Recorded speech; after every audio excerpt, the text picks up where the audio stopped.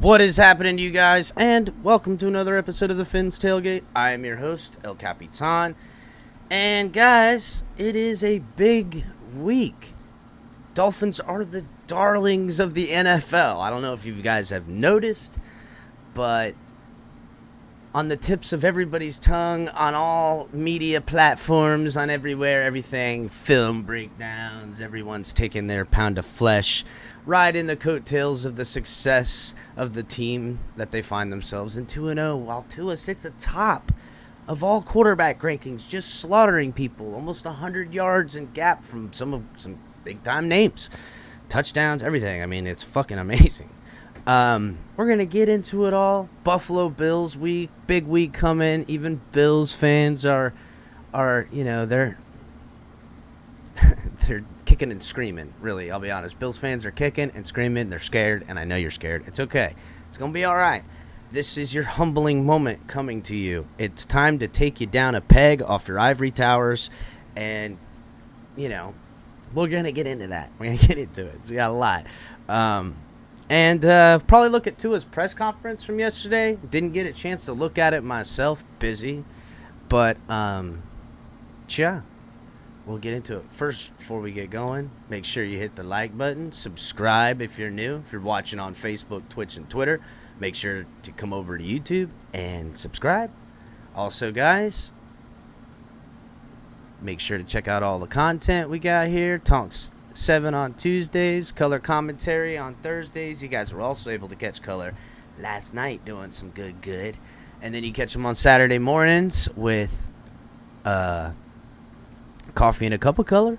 And on Wednesdays, he's going over there and Miss Finn's. Make sure to check that out. You also, guys, you got Saturday nights with Late Night Exhale. Ali coming at you. Yeah. And then me, El Capitan, all the other times, any times. On Fridays, we'll be doing cash and tickets. You already know. Brandon the Bookie coming by making some bold predictions. He's already putting together his stuff. Cash App, Venmo, support the show. Links in the description for all the good stuff. Fanatics link is in the description. If you use the offer code #TFTG with Backroom Collections, you'll get 10% off. And then there's also all the gear where you guys, for I think Brandon the Bookie, for like a month or so, he said that you can get any gear 10% off using TFTG 10. So make sure to check all that good stuff out. But thanks guys for getting in here. $100 donation to get El Capitan to twerk. Yeah, dog, that ain't happening. I don't know. Like, gotta give me a couple of drinks first if you get me dancing, bro. Like, let's get real. I ain't a cheap date either. So, and I don't get drunk easy. And then yet sometimes I get hammered as fuck, like real quick. It's weird like that. Metabolism's weird. Sir Alfred Ernest Ramsey, smack the like button. Thank you for coming in here. Ali, Chad, what's up, buddy? Family up in this, what's going on? Easy answer, Buffalo, MB41. Okay, all right. Most, what's up? Adam, Zippa, obviously. Lisa, Mike McDaniel gave us a glimpse of what he has unleashed this season. I agree, Lisa, and not only that, but you know, I if you guys didn't catch it on the Rich Eisen show, he had Andrew Hawkins on there, and he's spoken about working with McDaniel as a wide receiver in Cleveland years ago and stuff like that.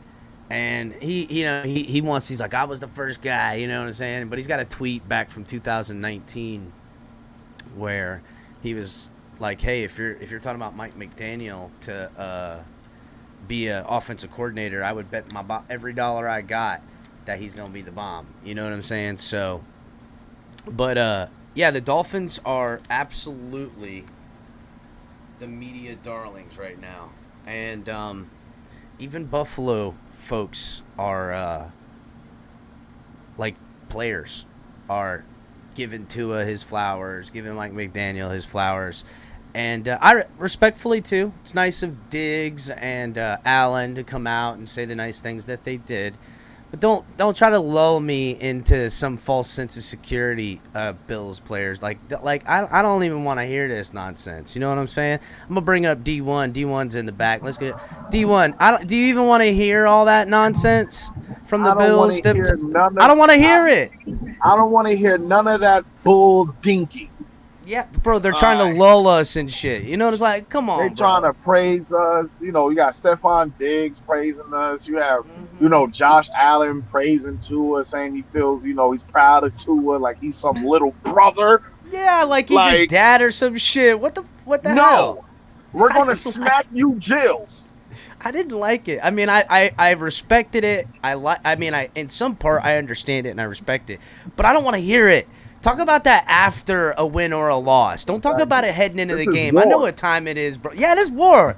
There's war coming up, bro. There's war coming up.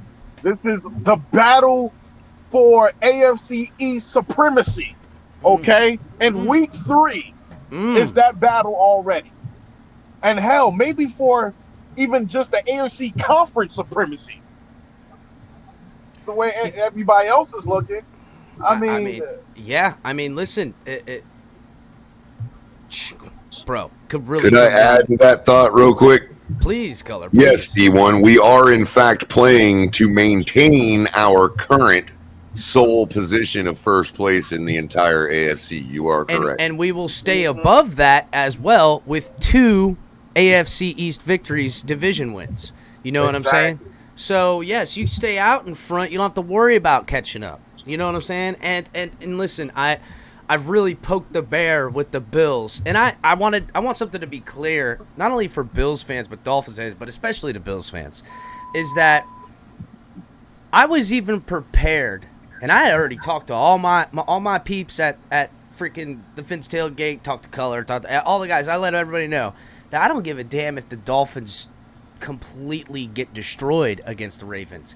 Come Bills week, I am converging. I am gathering the fans. the division, the fan base goes at each other. Something like all that's on hold, dog. All that shit's on hold for right now. It is time for the Bills. It is time for the Dolphins to take care of business. It's time to bring the Bills down from their ivory tower makeshift of lies, and it's time to take them down a peg, bro. It's just a fact. It's a fact. It has to happen, and it's time for, I don't want to say unity, but like shit can be put on hold this week. It's time for everybody to go at the throats of Buffalo to ensure everything else, because if the Dolphins fans go half at what they go at each other at times against the Bills, it first of all, their fan base is very on and so like they have this crazy thing that they're doing, right, where like they don't want to talk about anything that happened in the past.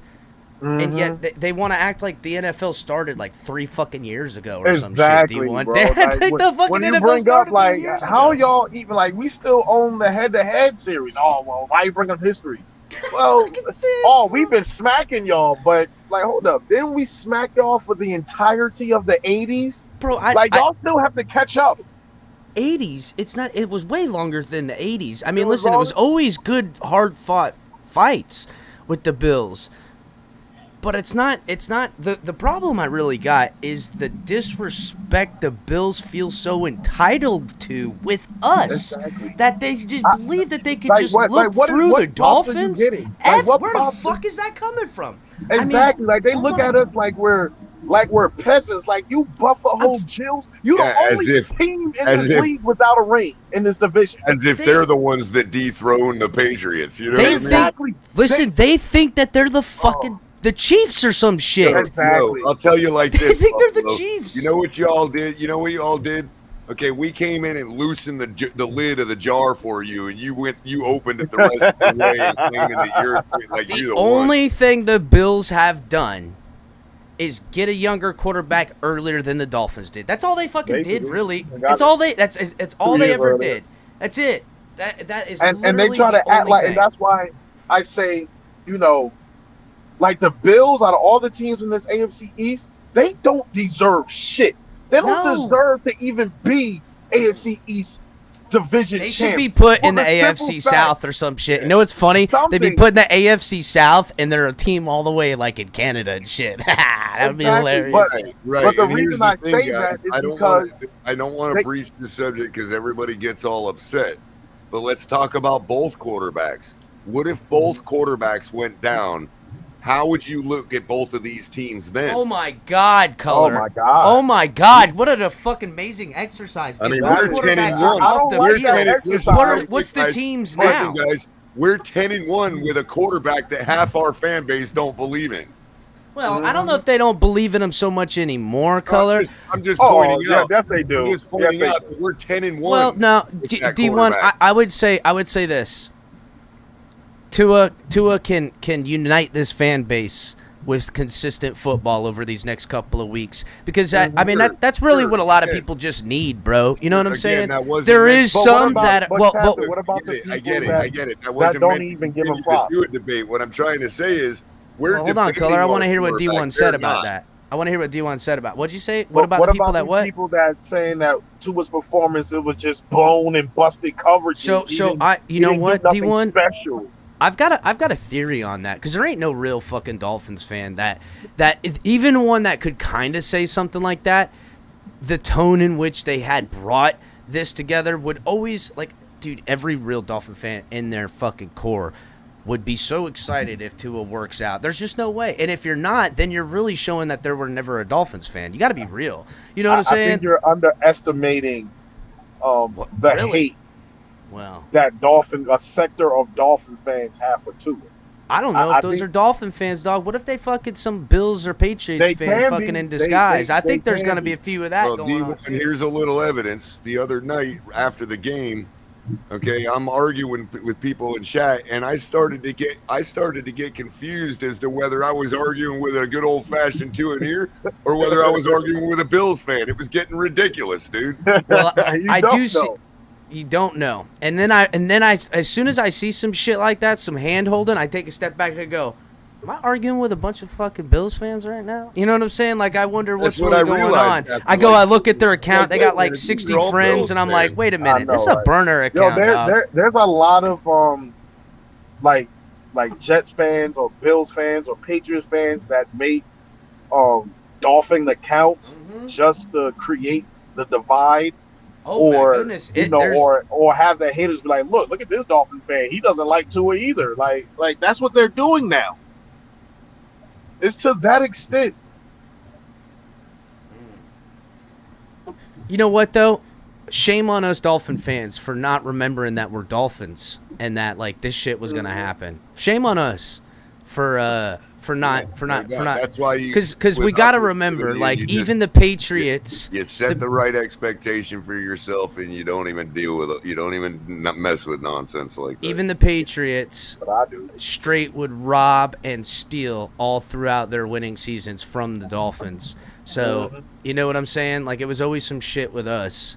And because we're everybody's fear. Team. No, we're their rival. If you ask Jet fans, Dolphins are their rival. You ask Patriots fans, the Dolphins are their rival. You ask the Bills fans, the Dolphins are their rival. We're every team's rival in this division. So we get the most hate. Yeah. Yeah, he's not wrong, Color. That's what happens when you beat all their asses Exactly. Like, we have winning records. And on top of winning career records. And on top of that, we're the only ones that had any minute smidgen of success against the Patriots over the last 21 years. And Color, and that's why they can't stand that. No. And Color, and that's why that's why in my heart of hearts, I believe the Bills don't deserve any of this. They don't deserve anything good. Them motherfuckers didn't put up a fight at all versus the Patriot bitches. Them motherfuckers were, I think, the year we won the division. The year we won the division, Buffalo went 7-9. Bro, they were 3-33 versus the Brady-led Patriots, bro. That's 20 years of playing each other. They only won 3 freaking games. At least the Jets put up the fight. I'd rather see the Jets up there more than the fucking Bills. At least the Jets beat the Patriots. They beat them in the playoffs. They beat them in the regular season. The Dolphins, we already know that the House of Horrors over here in Miami.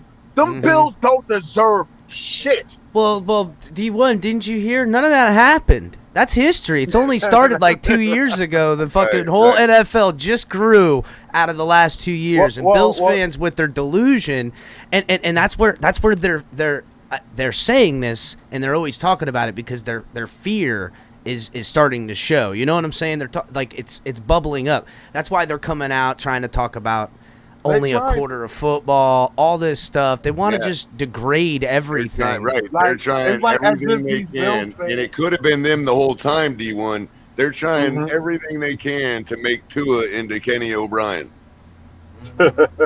Like, they got the Dan Marino, and so we got it's a weird history if you think about it, because they want to only talk about the last 3 years, except for last Sunday or the last 2 Sundays with Tua. Like, what the fuck are they talking about? They don't want to talk about these last 2 games that the Dolphins have been in. They just want all of everything else. Plus, the last apparently the Bills organization wasn't founded until like 2018. I guess so. It's amazing, bro. Since McDermott got there, that's when they started. Like, these Jills, I mean, and people acting like somebody put the picture up, the screenshot up. The second game of the Bills game last year. Bruh, with 12 minutes left in the fourth quarter, the score was freaking. It was 3-10. D1 Color's been saying that with 6 minutes left in the fourth quarter. The score was 11-16 with 6 minutes left in the fourth quarter. That second Bills game. So they acting like we're not just. D1, think about this, bro. It was 10-3 at the start of the fourth quarter. Okay, they outscored us 16-8, and we put up a goose egg in the third quarter. If we would have put up a touchdown in the third quarter, that would have been how would it have been different in that 16-8 fourth quarter? Exactly. I mean, albeit they want to the just offense, we haven't fixed those problems. You know what I mean? They refuse to acknowledge the absolute insurmountable upgrade the Dolphins have done on offense too. They don't want to remember anything Tyreek ever did to them. They don't even hear. Like they block count those 13 seconds. They count 1, 2, 3, 4, 5, 6, 10, 11, 12, 14. They don't even say 13 anymore. Between the 13 seconds of Dan Marino, it's been lost in their algorithm on their bullshit. It's fucking crazy. By the way, last night, Ali and I were doing the stat extravaganza part 2 to show how the stats actually show and back up the fact that Tua's growth. Okay, and lo and behold, we uncovered something very interesting because we were doing the exercise for our family, for our Dolphins family. Okay, but the Bills had to get all up in their feels like we were coming at them about it. Okay, 1,000,000,000%, bro. Yeah. 1,000,000,000%. And so they're chirping all night in the chat, and lo and behold, Ali and I come across this little tidbit that none of us realized. We started looking at Yak, and like, you know, we were comparing our wide receivers with Stephon Diggs, right? And everybody's at the top of the list, and Stephon Diggs is kind of ahead of both of our guys, but we got 2 guys around there, right? So, but then we moved to Yak, which we're not talking about. That's the only thing they got. Remember, they were already up the top of the list with Stephon Diggs and everything else, right? So we look at Yak. Stephon Diggs is 32nd in the league in yards after catch right now, bro. 32nd. Tyreek and Jalen Waddle are both in the top 5. Wow. Yeah, I can see that he hasn't really gotten any big plays once he catch the ball. You stop him from getting behind your defense, and the Buffalo Bills have nobody. That's right. I mean, I was discussing this with somebody the other day, and I was thinking, like, yo, the Bills don't really have a slot receiver that's good. Like, yeah, here we go. See, they're already starting. Diggs isn't a Yak receiver. Learn football, casual. Yeah, but both of our receivers are everything. Learn football, casual. Exactly. Listen, and I love the Buffalo Bill fans. They are always good sports coming into the chat. Really, it's the ones on Twitter are fucking sensitive as hell, bro. I mean, wow. And it's the lamest, like. Oh, they said they're going to break logic. our quarterback again. They're going to break Tua again. It is the lamest logic. I'm going to show you what I posted, and I've gotten almost as many. Our guys have air yards and Yak, so I don't know what MB's trying to say anyway. Like, this isn't, I didn't say Dolphins are better than the Bills or anything like that. I just said, you know, friendly reminder, and I posted a picture. I'm going to show it to you real quick. I think you even retweeted it, D1. I think you might have retweeted it. You see how fucking crazy they're going? I said, just a friendly reminder for y'all Bills fans. And it's got the Patriots with all their trophies, the Dolphins, the Jets, and then it just shows their L's. And that's all. That's it. And they are fucking going apeshit over this stuff. What they don't realize is all they're doing is inviting the Patriot fans to come out and smash us all. Yeah, I mean, I didn't take a shot at the Patriots because they suck right now. All I did was talk about where we sit in the pantheon of existence from this moment. Right. And they don't want to hear that. So, Capitan, you can literally tell the story of the NFL without mentioning the Bills. Yes. Well, you can't, D1. We had this conversation before. I said you really can't because you actually have to put those bullet points of the absolute amazing blunders in football to really, you know, put an emphasis on where their mark sits in the league. That's the truth. That's the truth. Even so recent as last year. You know what I'm saying? So it's just how it goes. So we're going to mention them as Super Bowl losers in the story of the NFL. Yes. They never won anything. Well, they will always be the redheaded stepchild, for lack of a better term. They both have a running back who are brothers of each other named Cook, right? Yeah. Who's the only other team that's gone 0-4 in the Super Bowl? The Vikings. Right. And who's got Dalvin Cook? The Vikings. And who's got his brother? Y'all are losing. Saying misery loves company. Whoa. I like this. Listen, Greg Fontaine says, Bills stand for I love losing Super Bowls. That's pretty good. What is? And then Bills, yeah, I love losing Super Bowls. Oh, Pretty good.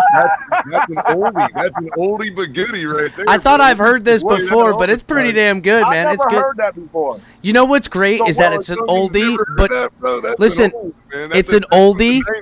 It's an oldie, and yet it was really fresh in the '90s, and now it still has a second wind relevant. because it's still true. It's still fucking relevant. Still relevant.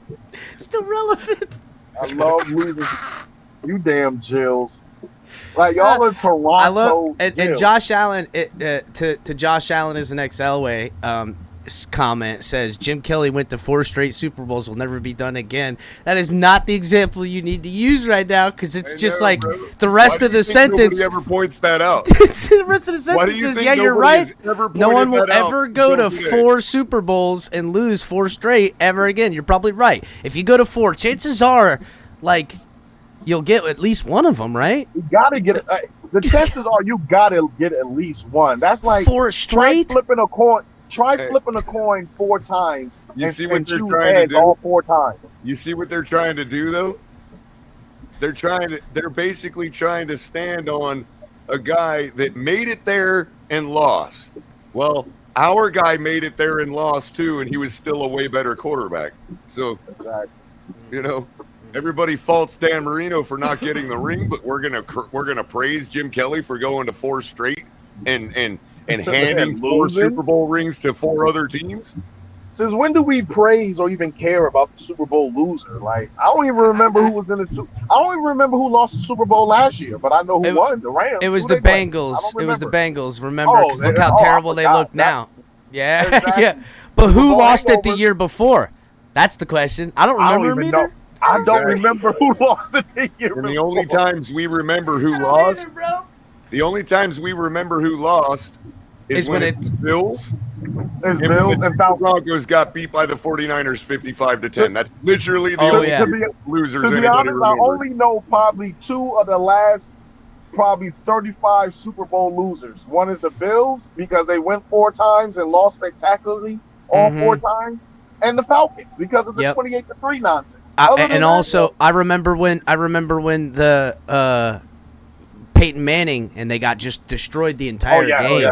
I'll never forget. That was fucking ugly as hell, bro. You know what? I'll I never remember forget. that It was one. like a slow train wreck filled with a bunch of children or something. It was terrible to watch.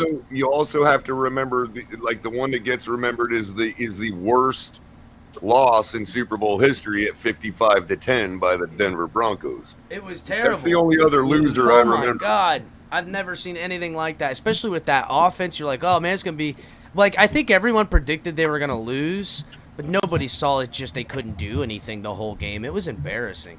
It was like in the 4th quarter they throttled off. They were like, yeah, let's just. They're already trying on their T-shirts over their pads and shit in the 4th quarter. It's fucking crazy. This is how bad the Bills are. What, the Patriots been to what? 8 Super Bowls? 1 6? Dolphins been to 5 Super Bowls? 1 2. The bum ass Jets been to 1 Super Bowl, 1-1. Yep. The Bills been to 4 and won none. You know what else is funny? The Colts aren't in this division anymore. Fact, and the Colts been to more. Yes, the Colts got one. He won. If Colts we want got one, bro. They're not even in the division them anymore. on the positive end, we've got 5 AFC championships. They've got 4. So we cashed trying 2 to of them find out it. for Super Bowls. They cashed 0 of theirs in for Super Bowls. Exactly. So think about this real quick. In that Capitan, 5th year of that. One more thing, Capitan. If we win a Super Bowl, sure, all that was in the history. We get it. Okay, all that in the past. But the difference between the 2 teams is if we win the Super Bowl, we're back to 500 in the Super Bowl, and it revalidates everything we've done in the past. Because 3-3 in the Super Bowl looks way better than 1-4. 0-4. No, I'm saying if they win one, they're 1-4. They could be 1-4 even if they win one. They're like back to relevant again in the Super Bowl at 3-3. Like you got to take at least 2 in the next 10 years to even make it like feel like you guys have been a successful franchise in the NFL. You got to take 2 in a 10-year deal before you can even start to pound your chest a little bit. So basically, the Jets are a more successful franchise than the Bills. Oh, 'Cause not they basically. always- Not basically. They have a Not choice. basically. It's 1,000,000%. It's a fucking fact. Can't base it. Listen, and to that point, I've got somebody over here. I don't even want to show you. It's so funny. This guy's rewriting history because, like, Damn, so Jill. the fucking so funny. This guy says to me, I go, Bills ain't never won one, and he like responds to it, and like, I want to say earlier he was trying to rewrite history, but then he says that the Bills have won Super Bowls, and I was like, what? I was like, so you're telling me the Bills have won? And he goes, yeah, and then he sends me a fucking picture. I just responded, just dying laughing to it because it was too funny to not die laugh to. I mean, look at this picture right here. Hold on, let me get it for you. Where the fuck did he even get this? What? Oh my god! Oh my god! Look, all I did is this is my response, Does he dude. realize I'm like, that's that some funny shit, bro. That's hilarious. he does know that wasn't called a Super Bowl, right? It says right on it. It says AFL right over there in the fucking thing. That's And even hilarious, if bro. even if you look at their individual leagues, they didn't call it a Super Bowl. It was literally called the Super Bowl because both leagues decided to find out whose champion is the best. So they had a Super Bowl. And they didn't even call it a Super Bowl the first time they met up. It was the second time the AFL and the NFL teams met up. Right, and it was the champions of each league. Now it's just the champions of each conference. It's the champions of the world, Craig. Not just the Craig. parking lot, but the fucking world, bro. It depends on Don't your fucking definition of league don't and try to conference. rewrite history claiming you got some shit when that But- ain't how it you're- goes, so bro. you're telling me they're trying to rewrite history. They're trying Yep. to brush off history. They're doing any type of mental gymnastics for them to not think of their organization as a freaking failure Their for over fucking 70 timeline's years. insane, bro. Their like- timeline's fucking holy fuck. Like, Holy God. you Wow. Jills fans, man, y'all act like Canadians. Y'all remind me. To be honest, I honestly, when I see Jills fans, I just think. Oh man, D1 was getting ready to go off. Yeah, I and lost you, him a by little the bit way, there. guys, Lost you a little bit, D1, because you were getting ready to go off. It was how many hilarious. did they have, Capitan? 2? To what? AFL championships? Yeah. Right. So they've got 2 Lamar Hunt trophies. The trophy is named after the Kansas City Chiefs owner. Good for you. Buffalo. So this was the they best own you. comeback. This was the best comeback. The last time the Dolphins won a Super Bowl cost them 39 cents a gallon, and then here's a Monte Carlo for 35. That was the best burn coming back. I gave Buddy props. That's pretty funny. That was That's a nice car though. I got you, but that's a good burn. That's a good burn. My joke. That's my joke. Somebody took that from me. Oh, I really, did that D1? like 8 years ago against Patriots fans because they went through like a 10-year period of not winning a Super Bowl. Like they took that from me. That type of trash talk. Yeah. Again, what the Bills do best, they hear Dolphins fans talking trash to each other, and then they just steal it and rewrite it. And Exactly. I'm like, what is going on here? We got Russell and Shat that's just like beating down our door right now. Please for drop some the link. kinda- Okay. All right, Russell. Kind of hot take, bro. All right, Russell, got you, homie. I didn't even see you getting in there. Thank But you. only brother. Russell for right now. We ain't ready for the Yeah, melee yet. we'll bring up the melee and the whole thing later. I mean, I guess you could come and hang if you want, but Jesus. You Jills fans. I know I'm I telling you. enjoy it, man. I enjoy the enthusiasm. To me, and honestly, they at least fight fair in a lot of ways. I know it makes no sense. We and gotta get D1 I to gotta- show up for Saturday night's hype show, bro. Oh, the smoke show? Yeah, I know. Yeah. I'm down. Yeah. Thank you. What's up, What is Russell? up, fellas? Okay. What's up? So, What's up, Russ? all right. Don't tell You me need you're to coming change- up here and telling us they got 2 injured DBs, bro. No. Look, the title of this video is wrong, El Capitan. Uh-oh. And I'm going to explain. You guys are not looking at this game in the big scheme of things. And I want to put this perspective out there because I know you may call me crazy, and I have it in pencil and paper, and I will even show it to you. All right. I want you guys to understand that the AFC Championship game is going to be this game. I have it. Wow. I have it already booked. I'm calling it now, and the reason why I say this, Russell, game you really and think the title- Bills are going to meet us in the AFC Championship game? That's a I bold do. prediction, don't you I think, do. guys? I do, but hold on. I'm getting to the big scheme of it. Okay. This game isn't about who's top of the AFC East. This game is about who is number one top dog in the NFL. And no, I'm not skipping over KC, because if Miami beats Buffalo, I already put us above that. Because I think Buffalo would stomp Kansas City right now. Yeah, but don't forget, Mahomes is out there laying down. This 5 isn't TDs about a game this. too, I bro. know. I know. The Chiefs don't have a deep. I don't trust their And he's been defense. doing it longer. I don't trust their defense either, D1. And as the year progresses, it's going to get harder and harder and That's a harder good to point. keep up. But That's this isn't just about the East, guys. I mean, they already, in power rankings, already have Miami anywhere from 5 to 8. Bills are number 1.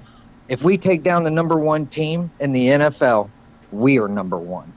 Especially Well, considering you we're going to be 3-0. You know the We're We're power going to be rankings 2-0 in the have politics division. involved, you know. We have literally won every conference game we've played Yes. at this point. We are going, and not only that, but coming off that high if we do beat Buffalo, because I want you to know that I also have another bold prediction. I think All we right. put up 52 points on Sunday.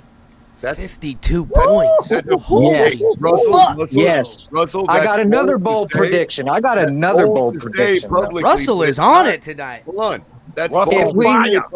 Russell, that's bold to say publicly, but not really that unreasonable. Well, here's another bold part of it. Tua's But going to hold throw on. another 6 touchdowns. Oh, whoa, with another 6 TDs. He's going to outperform Josh Allen on Sunday. He's going to be the reason we Holy win. fuck, Russell, bro. What did I say last Here- night on my show that needed to happen? Have We need Have to y'all spread looked at the those- games We need to spread after a those quarterback 6 throws 6 touchdowns across touchdowns? 4 quarters. I and got we one better absolutely for roll you. the Bills. I've got one better for you. If we win this game, we're going undefeated. And we're going to repeat the Oh, 72. Russ, come on, That is Russell, how bro. confident I am I in don't this know, coaching Ali. quarterback. I'll tell you what, Russell. Come on. Russell, Because listen. not only that, you're we right, will also Russell- go into Buffalo and beat Buffalo. If we go undefeated and shit like that, I'm gonna get a 1. I've already said this. I'll get a 1 tattooed on my throat, bro. Fucking Yo, 2 check of 1 this right there. I know what, every honest, word that come out of my mouth will be Hold on, will guys. always be on the preference. Hold on, I'll end hold the on. sentence Let of me- yeah and Tua. Let me Would you like to know why I believe Tua is No, turning the hold on a corner? second, Russell. Let me rebut you real quick. Let me DP Go right Russell ahead. for a second, which means let me put some reasonability on his take. Look, if we beat the Buffalo Bills and if we beat them handily this week, sure, it's only 3 games, but at that point, we are truly undefeated until we're not. So it's not that crazy a take to say that we'd continue to win all the way through. And to piggyback on what If we Russell beat said, the Bills, I was- if we beat the Bills in a handily fashion, who can we not beat? I don't need to beat them handily. I just need to beat them. Exactly, and I was saying this to my boy the other day, and we both agreed. Like the Bills, well, we got 14 games left. The Bills is the toughest team on our entire schedule. Mm. They're the toughest team. That ain't no If we lie. could When you show look the at it Bills- reasonably, I always kind of put on glasses with the Bills. Like I can't, like I gotta go. Oh God, I have to respect this team that I just can't look at. And That's I, because We they have still the to. little It- brothers in your And eyes. we have to they respect can't, their bro. quarterback, Like, period. I do. But even then, I mean, to Color's point, you take the quarterback off the field, and I know that's not happening, but like that's where everything comes. You cut the head off this snake, they're fucked. You know what I'm saying? That's with everything. You smother him, take away his targets, everything you got to do. This D-line pops off. Jalen Phillips comes there. Van Ginkel comes back with a freaking vengeance, and they're in trouble. they're a glass They're in house, deep. bro. They're a fucking glass house, bro. That's my thing. They're a glass house. So, do you want to know why I have the belief that Tua's turned the corner and why I think Please. he can repeat this? Please. Did you It watch was- my show last night? Pat McAfee and Matt Hasselbeck. Tua is probably going to end up being one of the smartest quarterbacks in the entire NFL. And I knew, like, I've got chills. I've had chills ever since I rewatched the All 22, and ever since I watched Matt Hasselbeck explain it from an actual player perspective who played the position. Tua's turned the corner, and this is going. Dude, this is good. This. I've got chills right now. My hair's standing up. Russell, if you want the stats to back that up too, catch my show last night. It'll give you even more chills, buddy. So, I'm sure it will, because I think Tua is going to break. What I did was he's going to break records this year as a quarterback. Russell, what I did last night was during the offseason, I pulled up the stats from Pro Football Reference and showed everybody why I wasn't being unreasonable by saying Tua, has deficiencies, is not helping us win, all this other stuff. And then last night, because I've noticed that since the last 2 weeks of stat return, I want to touch on that real quick, Color. Tua is number Tua one. was much better in that first half of that game than people realized too. So I want to touch on what Color just said. My point is, what I did last night was I used the same benchmark and said, okay, this is why we can actually, that the stats are now backing up giving credit to Tua for not only last week, but actually the Patriots win too. And you can see the progression. You can see the progression. And also, the Patriots defense is better than the Ravens defense. It's a better 1,000,000%. 1 million. And as it's written come the end of the year, it'll show that it's probably much of the same to get out of it. It's going to end up top 10. Of course, they always do. And here's the big thing, fellas. Ever since I said that the Patriots defense was better than people think, I've been getting made fun of for it. Yeah, well, here's the bigger thing, even more so than Tua. Mike McDaniel will be the best head coach the Miami Dolphins has had since Don Shula. I think he might even be better than Don Shula. See, that's where you start, getting into. You want to know why? He's got time on his side, Russell, and I hope he can hold any conversation in that in the future. But I will say this real quick, is that I after Color's show last night, breaking into analytics, knowing what we know about Tua, all this stuff. Did you guys catch the Andrew Hawkins where he was talking about wide receiver and learning on? Yes, I did. Okay. On Richard Seisman? Yes, yep, I did. So my God, it was beautiful. It was a beautiful friggin' thing. Very good. But also, he then talked about, he made a great observation. He goes, well, that was as a wide receivers coach. Since then, he's done, running game. He's done offensive line. He's now offensive coordinated. So like that same techniques of how he's using things, differently to break the game down is getting better out of the position groups and crafts and everything like that. So, and I'm thinking, okay, Tua played in Alabama. When your wide receivers are doing exactly what they're supposed to do and everyone's doing it to a perfection and there's understanding and a game plan, that's when Tua's operating at his best. So this correlation of where Tua's even struggled looking back is because of the, I don't want to call it miscues, but just not the coaching that's supposed to go along with lack of execution and coaching. Even not lack of execution, but like even when Tua last week was talking about not being able to see people. And I mean, listen, I poke fun at it. I poke fun at everybody and everything. Just not on this week and not on weeks that are like this. I don't poke fun at no one for nothing. I know, but I like to. D1, it's fun to play around. Hold on, Color. Let me finish this. I don't want to read Matrix for a second. But so, if you look and take back everything in the context of where it's showing at this moment, it's about the things that Andrew Hawkins was really kind of talking about. Is that because these wide receivers are playing this way, this timing is in a certain way.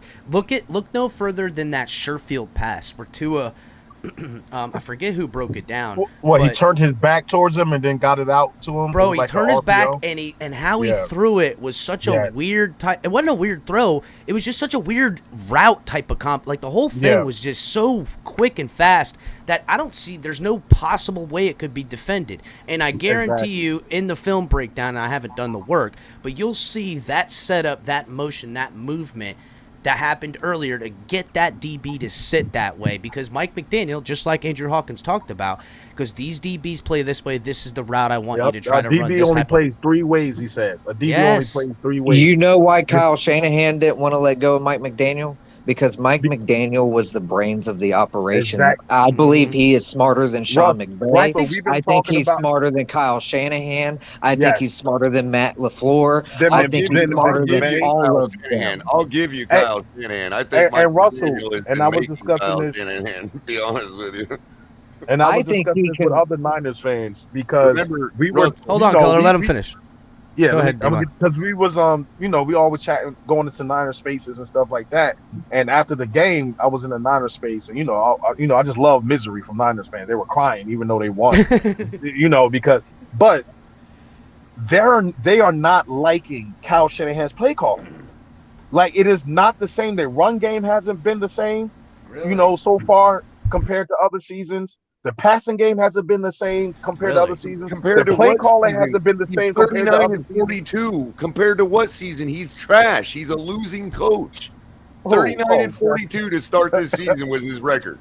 Yeah, and we're saying maybe McDaniels really meant more, because throughout this whole offseason, the Niners fans kept downplaying. It seems like the time is telling it too. Exactly. Oh, he didn't make play calls. Niner fans would defend that. He wasn't making the play calls. Shanahan was making the play calls. But as the offseason went on and more reports came out, freaking McDaniels will make a play call and Kyle Shanahan won't even question it. He just runs the play. So, D1, I don't even think it has much to do even with play calls or scripting so much. I think it comes down to the thing that the coaching, the design and the coaching of, listen, in how this play was executed. You, wide receiver, will do one of 3 things against this guy in this play. This week you're going to do this, and I want you to go like that, just to have the execution of it. And Tua being the type of, and you hear coach and players about his superior accuracy within the scheme of the timing. And you can see that they're now, because as it's progressing, they're practicing some of the other things that go along with it. Where to go if this breaks down. That's where we're seeing the growth in the scheme, in the players. I did the breakdown of all 6 of Tua's touchdowns, and I didn't say it so much on this, but there's almost a design thing where you see that Craycraft touchdown. He's in the slot on the other side of the field. Yep. Tua looks at him, almost fakes, spins and rolls out and moves down. And Craycraft came all the way on a drag across the fucking thing for them to find each other in that window. That was not only practiced, not only designed, but executed at the fucking highest of levels, because he's where he's supposed to be when he's supposed to be there. That is so fucking hard to beat. And even it is so hard to beat. About the game-winning touchdown where that's right. Yes, where Waddle and him didn't have to speak, and he leaked into the back. He leaked into the back. Perfect throw. And that was all freelance. That was all freelance. That wasn't part of the play. Waddle was supposed to continue his route outside towards the sideline. To roll into the end zone and catch it in front of him. But the DB had the inside angle to hit him, and Waddle knew it. So he dropped back. He dropped back and drifted. That's 2 friends making a play. You don't always get that. But how about the play call from the coach to make sure that he was throwing him the fucking football? But you know what? That's the dial-up. That's the dial-up, D1. Actually an example of throwing your receiver open. And also he created that. Yes. That was created. Well, that was off-script creativity from the quarterback and the wide receiver, and I give them the whole kudos in their execution. But think about that was the play call that they wanted to get it. If you saw, he was supposed to kind of almost come back and have blocking. It wasn't there. That it's like it didn't get out to it, and it's just like that touchdown run earlier where the O-line came out in front and blocked. It wasn't supposed to be there because there was more room because they were on the other end of the hash mark. So when you saw that came back in, here's 2 guys that when he sees him step off his key, he knows it's time to ad-lib. But McDaniel made sure that the play was going to come down to these 2 guys that if the ad-libbing need to happen. I mean, what a fucking symphony. But we've been told what a that symphony. Tua can't create. He can't extend plays. He can't create. No, wait a minute, D1. In fairness, some of us have just said he hasn't yet. That's all we were saying here. I would say He has more of Tua- this. Tua Now, and can't- athleticism what I'm saying is is- overlooked. What I'm Can't saying or is- hasn't Hold doesn't on, really real quick, doesn't Chris. really. What I'm saying is he hasn't before, and that's all we were pointing out. Okay, Mhm. now he is, and we're pointing that out and being called fraudulent. I'm But you gonna. know But this why is my. he Oh, is? D1, real Do you- quick. This is what I want to clarify it for all of us. It isn't can't or hasn't. It's neither one. He just wouldn't. did it. No, he wouldn't because he couldn't.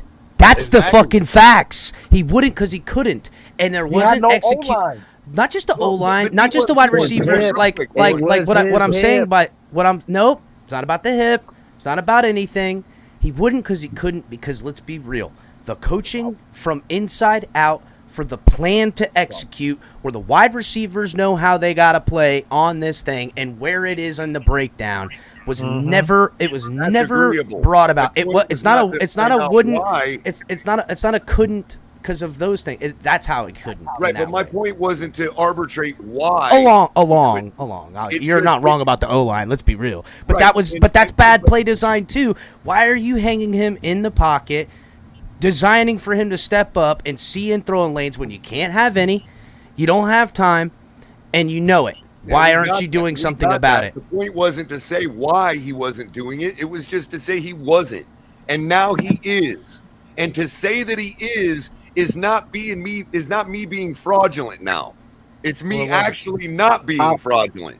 I'll, Well, I mean- I'll say a couple things. That play to River Craigcraft, he looked just like Russell Wilson on that Color- spin out.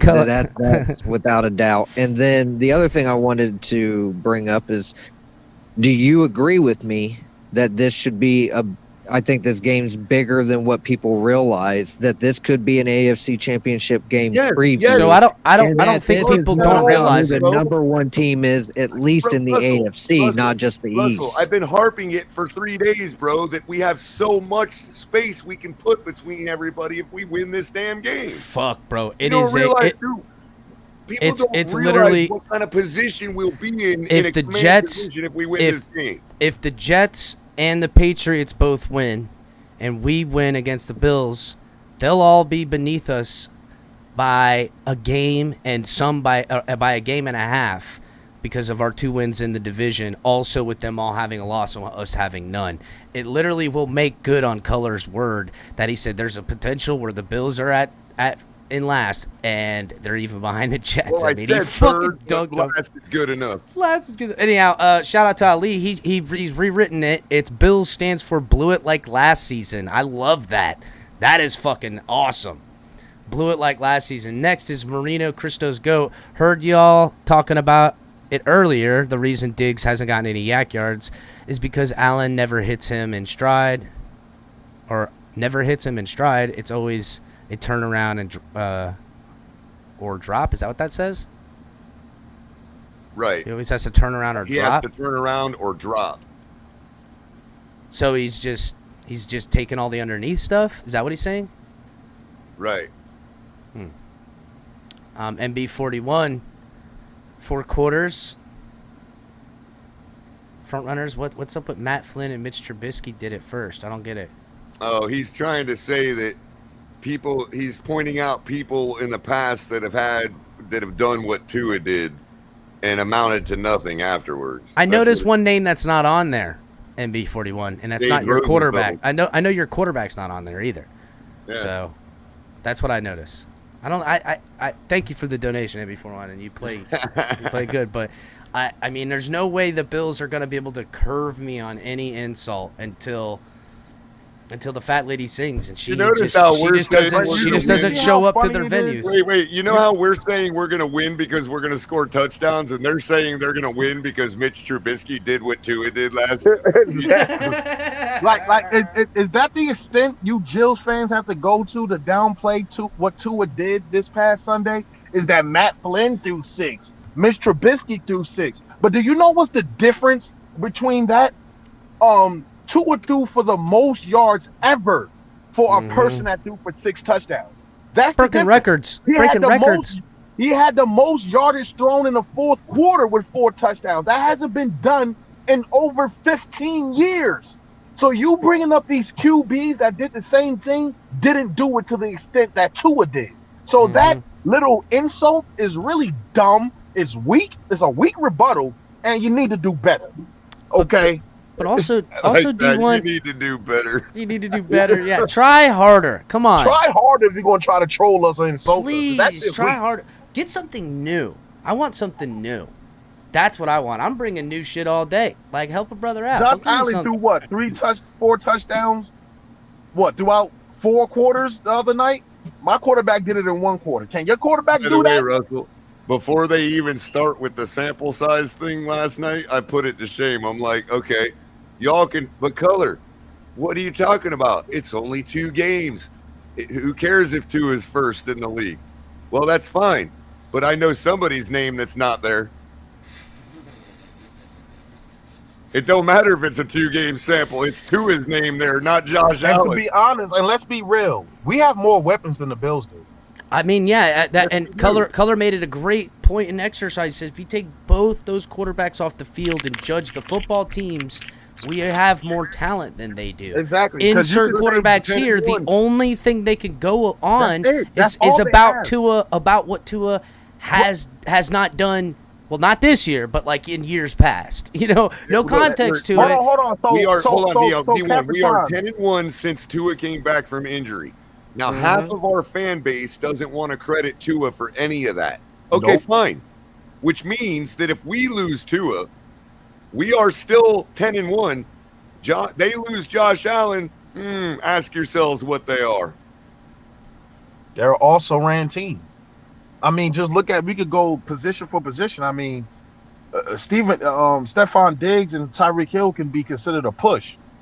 Waddle shits over Gabe. It ain't even fucking close. Because I of mean, Gabe Davis. And Gabe Davis has some McKenzie- talent, but he's not McKenzie, fucking Waddle. Isaiah McKenzie, Section Wilson's better than Isaiah McKenzie. Oh, You know, Gesicki is better River than Dawson Craycraft Knox. is better. River Craycraft is better than Isaiah McKenzie. Dunk. Bro, our rookie Easy E, who hasn't seen the field, is better than Isaiah McKenzie. Our we bench got is so full, I motherfuckers can't on even- the bench that's Yes. better than your receivers. Thank Our And you. it's third like- running back, our third running back, who don't even dress for games, is better than their It's number better 1 than running back. theirs. Fucking say it, bro. what are Miles we Gaskin doing can't here, even bro? get on the field right now.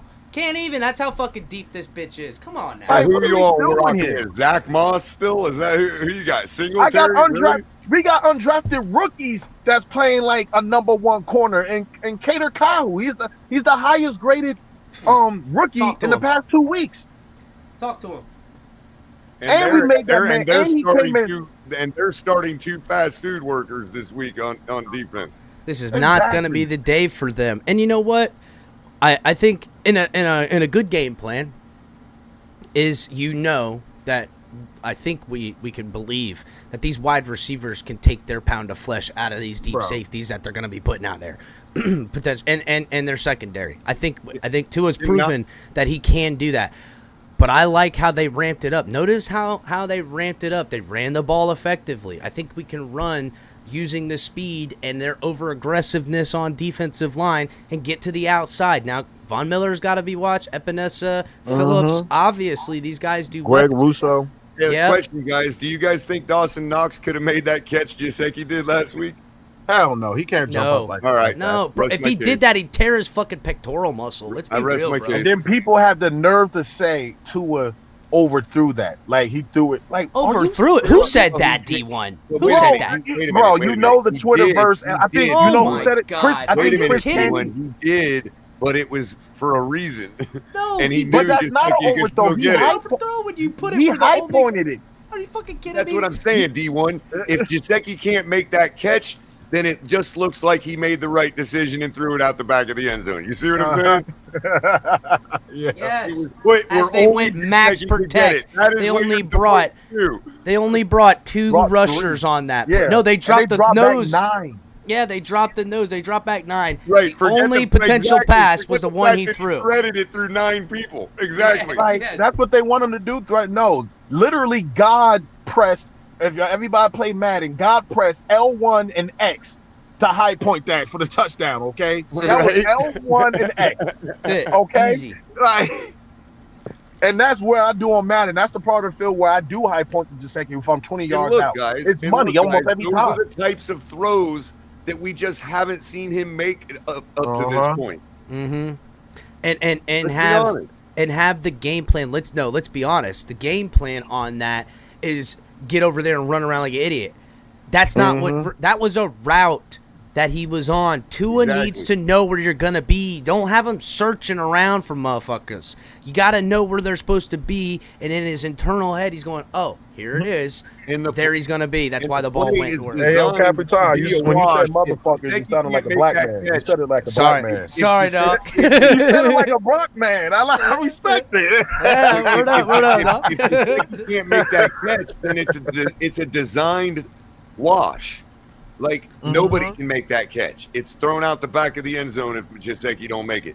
That is what a quarterback is supposed to do. I've heard so many excuses or everything to downplay all Tua's throws last week. Oh, it's busted coverage. No, there was only one busted coverage. So if the Bills fans want to take away the last 2 wins from Tua, but they also don't want to think about the last loss that they took in the playoffs either. I mean, this is just, there's like only a finite amount of history we're allowed to live in inside here. I know, it's like talking about like 26 But Capitan, they only know Tua for the past 2 years, but I thought they don't know shit about history. Like, they don't want to care about history. So as of right now, this is a new Tua. This is a new year. This is the present. This is the recent. And as a recent, my quarterback is damn near first in every damn QB category there is right now. No, D1. That doesn't mean anything. Right. That doesn't mean nothing, D1. It's not going down. His first game against the Patriots, he had a 104 passer rating. Exactly. Sunday against the Ravens, he had 121.6. Bro, and people were killing Tua for that Patriots game. Do you know how fucking good this offense is going to be if a bad game from Tua is completing 70% of his passes and throwing for 270 and leading the whole ball game? So this was my assessment. I think I said it the day before yesterday. We knew this team with the way Tua played quarterback could win games like how they did against the Patriots. Tua played like how he did against the fucking Ravens. And that's something we can know for certain, which I think we're going to find out this Sunday for certain we can see it. You're fucked, NFL. You're in trouble. To Russell's point, you're in trouble now. You're in trouble now. For the simple fact. And here's Russell's point, D1. To Russell's point, if we beat the Bills and beat them handily, there is no indication that this is going to stop anytime soon. That's right. To Russell's point. There's no indication that who is going to get in the way. Now, could a game get dropped for a bad day? Yes, but like it will only be viewed in a different That's why there's so much riding on this game. And the Bills have everything to lose. If they win against the Dolphins, it is what it is. They lose and they're fucking that's it. We're in their heads forever. It comes down to basic logic. You can't lose your division if you're winning ball games.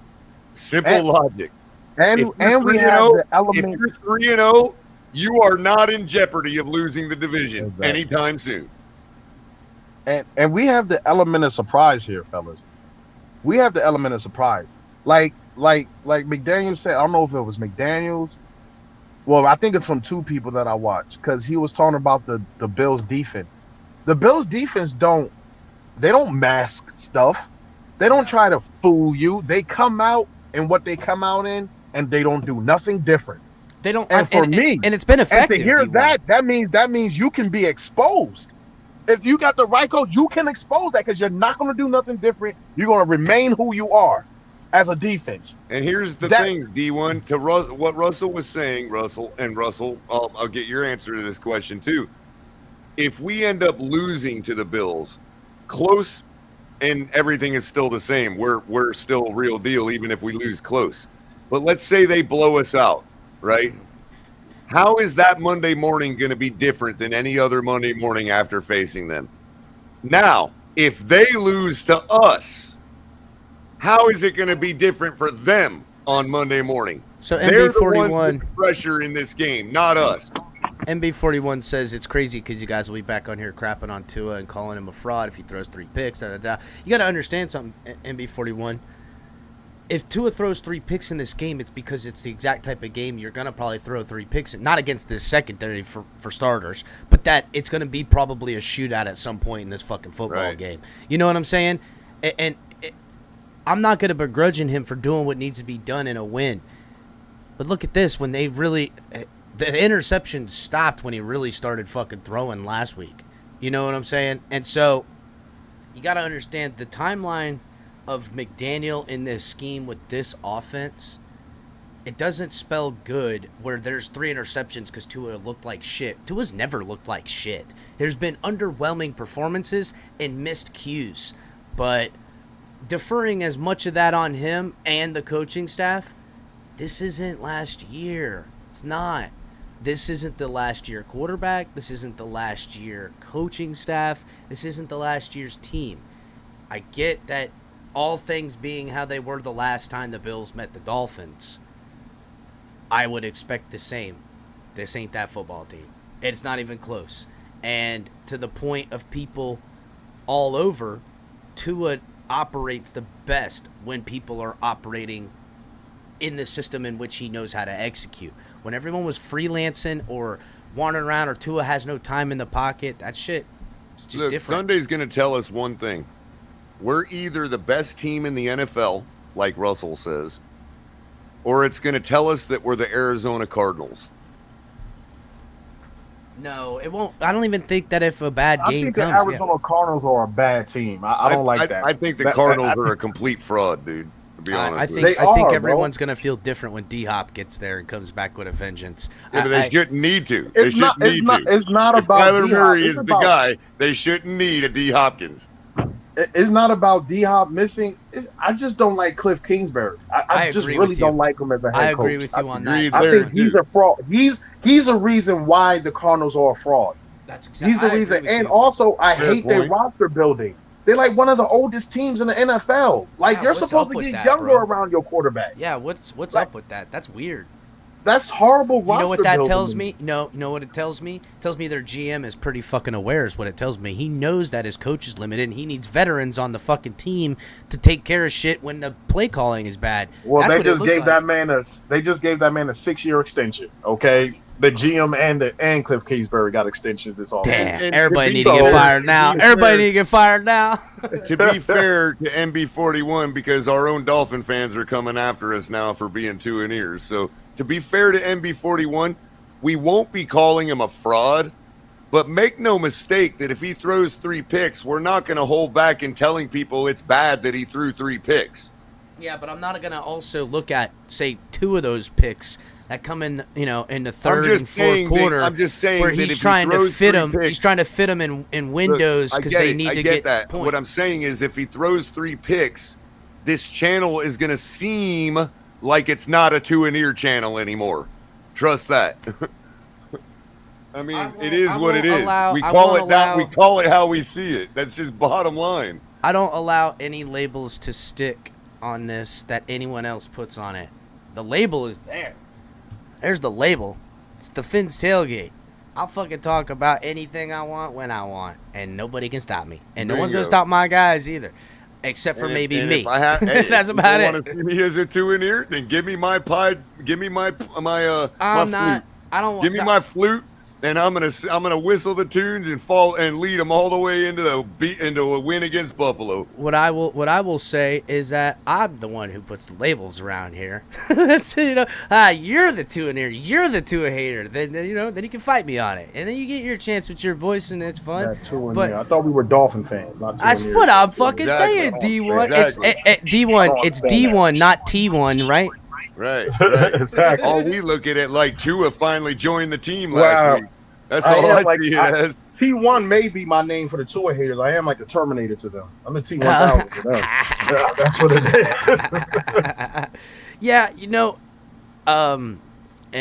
Yeah, backpedal, whatever you want to call it, bro. You just ain't seen me here long enough to see and know even a 10th of El Capitan. No fucking clue. None. Way party different than I act on here. Fandom I'll be hard as fuck all the way. If I was a Bills fan and Josh Allen was my quarterback, I would be cheering up and down and going at my team the way I am. But at the same time, I would be critical as fuck on them because they're gonna lose this Sunday, They're really and I would hyping be up ready a to be team. They're really hyping up a team that lost in the divisional round, bro. That shit crazy. I'm It's not like they saying, made man. the AFC Championship. Well, that's last stricken year. from the record, D1. Stricken from the Oh record. yeah, I forgot. Stricken from yeah. the record. Stricken from the record, dog. Doesn't forgot. exist over. That shit don't exist.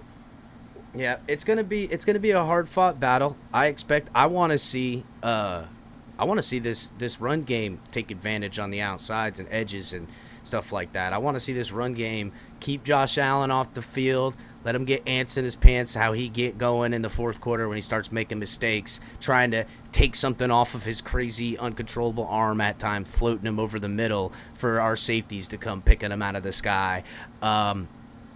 Bold prediction, Eric Rowe gets a fucking interception. There's a bold prediction for you guys. Eric Rowe takes one out of the air on Sunday. I never heard D1 critique Tua. Why you need to hear me critique Tua? All of y'all do the job for me. Why do I need to critique him? First of all, there's nothing at this moment. I'm not gonna sit here and over critique Tua. Why would I do that? Not after what he just did. It's Thursday. Yeah. Game week. Yeah. What are you talking about? Mitch, I'm a Dolphin. Yeah. Listen, I don't care if the Dolphins didn't score another thing and we lost 7-39 or 41 against the Ravens. Today and as of Tuesday, it is converging on the Dolphins beating the Bills to put the Bills back in their place. That's all this has ever been about coming to this week. Can somebody please correct MB41 because he said, and y'all hyping up. He's a Bills fan. There's no reason to correct him. Allen. You can't correct him. We He's a have Bills fan. we have beaten Josh Allen, so I don't know what you're talking about. You Jills fans just erase shit from history. You really do. We've beaten Josh Allen before. Duh. They're just cherry picking history. And honestly, here's the thing, guys. Even if we do lose this game and it's like by 3 points, I'm not mad, and I'm going to explain why. It's because that we just went toe to toe with one of the best teams in the NFL, and if they really are as good as they claim to be, all right, we're in that top tier too. That means we gave them hell. I'm okay with that. It's getting blown out. I'm not okay with. If Buffalo was to turn around and beat us 35-10, 35-14, I'm not good with that at all. This team, I agree. Because as of right now, the Miami Dolphins are averaging 31 points on offense per game. No. 27 27.5. Be fair, Russell. 31 points is overall. They scored 27.5. Okay, I know why you're saying that because the defense scored. Okay, I got you. Okay, fine. I got you. Real quick, to your point. Hold on, to your point. I'm not trying to disparage your point. What I'm trying to say is we're actually at 27.5, which is up from 20. So it's a whole still a good touchdown thing. and some. Yeah, that's a big deal. So Mike Which, by the McDaniel way, is I worth an wanted extra this touchdown. offense. Apparently, I wanted this offense to average at least 28 points a game, so we're close. The Bills And averaged if you remember 35 these points a games, we game. only needed to be at 25. Yeah, we only. Well, see, this is where I get my marker from because the Bills average 35 points per game as of now. That means this team needs to score at least 35 points. So, in the reality, teams don't friggin'. I mean, that's a high average come 17 games. But I will say this. I think this team would be successful with 24 to 25 points a game because of the defense. Well, to they your get point, they Captain, get far and beyond that. And I think, Russell, you came when you said that. I said, listen, they get to 28, 29. This team is unstoppable with this defense and that offense. Well, Getting Chris, those to types your of points. point, the contenders all hover right around 25 points per game. That's right. That's right. The contender. No one averages like 28 points a game in a season. It's a lot. Like they have, but like when? Like how many times did that even happen? That's a lot of points. I'm just saying we average around 25, 26 points a game. Unless we're going to be the 2007 Patriots and average 35 points a game. Yeah, exact. Which hey, Or why like not? the Greatest Show on Turf or the Peyton Manning Colts teams. Yeah. Yeah. And that's what's so crazy about that Baltimore game because honestly, you know who they reminded me more of than any of the teams y'all just mentioned? The 1984 Dolphins. That's what That it ain't no reminded me of. And here's the thing.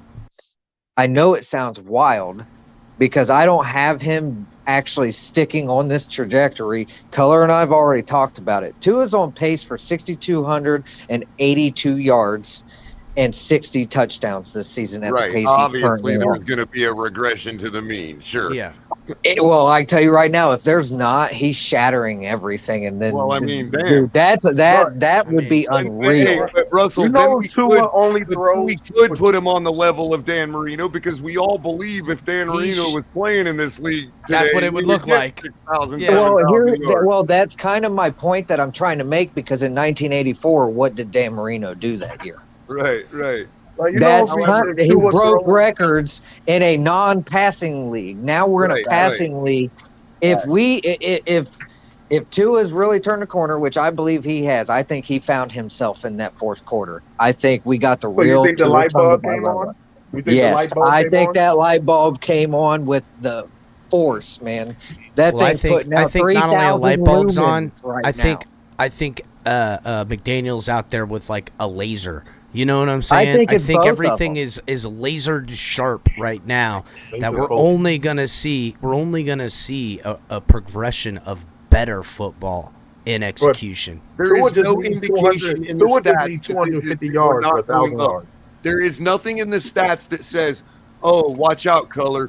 This is a trap game." No, there's nothing. I don't believe a division game could be a trap game. And even if we, like, to Russell's point, even if Tua regressed to the mean this week, it's still enough to beat Buffalo. Yeah. Give me 3 touchdowns, 330 yards, no interceptions. I bet we're at least in that game. Well, what do we know about Tua? Even in the regression to what is perceived to be where he would play on an average, it's still good enough to beat Buffalo. That's my point. Exactly. With this football team, even if he, comes out flat, he's never going to be terrible. He's not going to throw 3 terrible picks in this way. And Chris, I think him coming out flat. Everybody's looking at the one stat about yardage, and he's number 1 in the league, 739 yards. But I think there's a more striking stat, okay, that includes the Patriot game, that is a lot more telling to what's going on. Right now, yards per game in 2 games, Tua is number 1 at 369.5 yards per game. Ridiculous. The next person on the list at number 2 is Carson Wentz with 325 per game. Josh Allen is at 307. Now we can say, oh, well, one of those games was 469 and the other game was 200 and something. Those are the stats right now, though. But my point is, both were wins. We led the game against the Patriots the entire game. Okay, that 300 and put it this way, and this is how I framed it last night on my show. If you were to tell somebody who didn't watch the Patriots game, you give them 2 pieces of information. We won the game, and we led the game the whole game. You don't tell them the score. You don't tell them anything. You tell them we won the game, and we led the game the whole way. Now you tell them that Tua is throwing 369 yards a game, and I guarantee you that anybody that's ever watched a game of football will then say to you, well, he must have had 2 games with over 300 yards. That's how you can credit Tua for the Patriot win.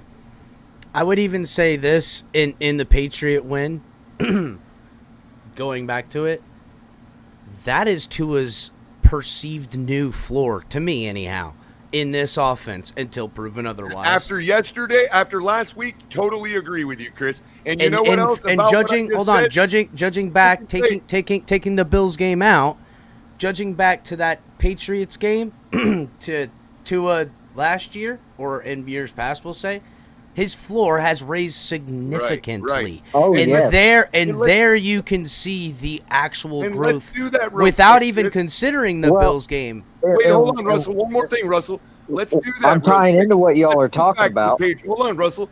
Let's look back to the Patriots game. Tua was pressured 41% of the time in that game.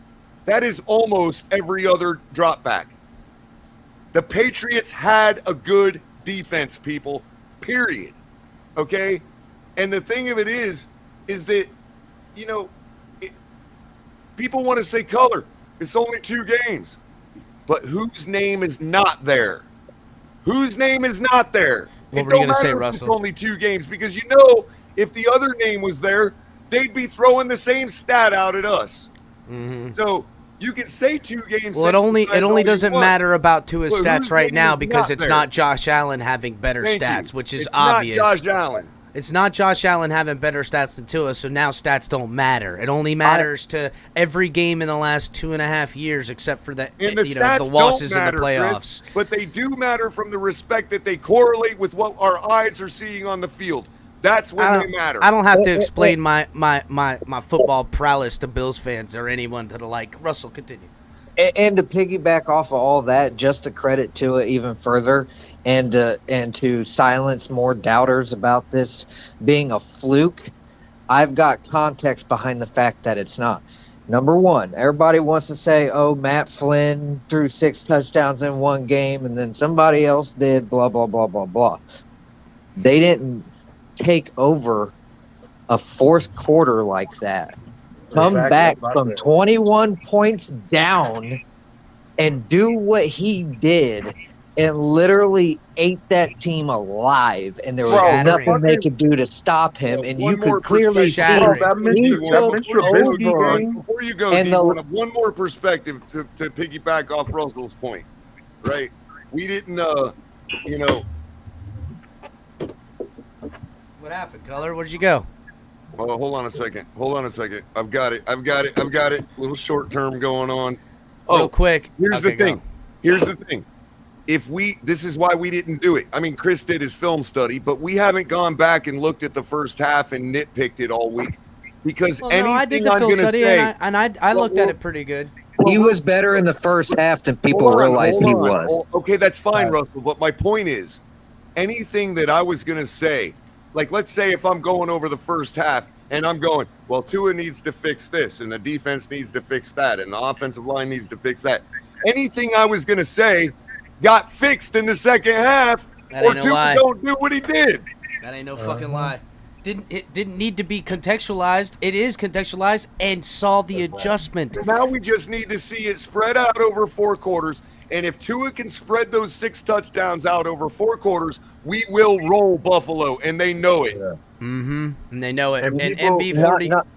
And MB41 says, if history repeats itself after Tua has a peak game, he'll regress significantly in the next game. Look at his peak game last year against the Falcons, and then the Bills game. It's bound to happen. I don't know if I would even 10-3 in the third quarter against the Bills in that very game. So bring it on, MB. Let's pull up the box. If you want to talk about history, we was looking up the quarterbacks that threw once they threw 6 touchdowns, what did they do that following week? And there wasn't really a drop off in performance. Like a lot of them went on to throw like 4 touchdowns the next week, even after the 6 touchdowns. Because clicking like that, the way they did, ain't a fluke. Mm-hmm. It ain't a fluke. And also, since people want to bring Mr. Trubisky, and since people want to bring up Mr. Trubisky, do y'all know who he was playing with those 6 touchdowns he threw? Do you know who he was playing? Was it the Lions? No, he was playing the fucking Tampa Bay Bucks, who went 5-11 that year. There you go. Thank you. So unless the Ravens are going 5-11, then where's the context when people bringing up fucking Mr. Trubisky did it?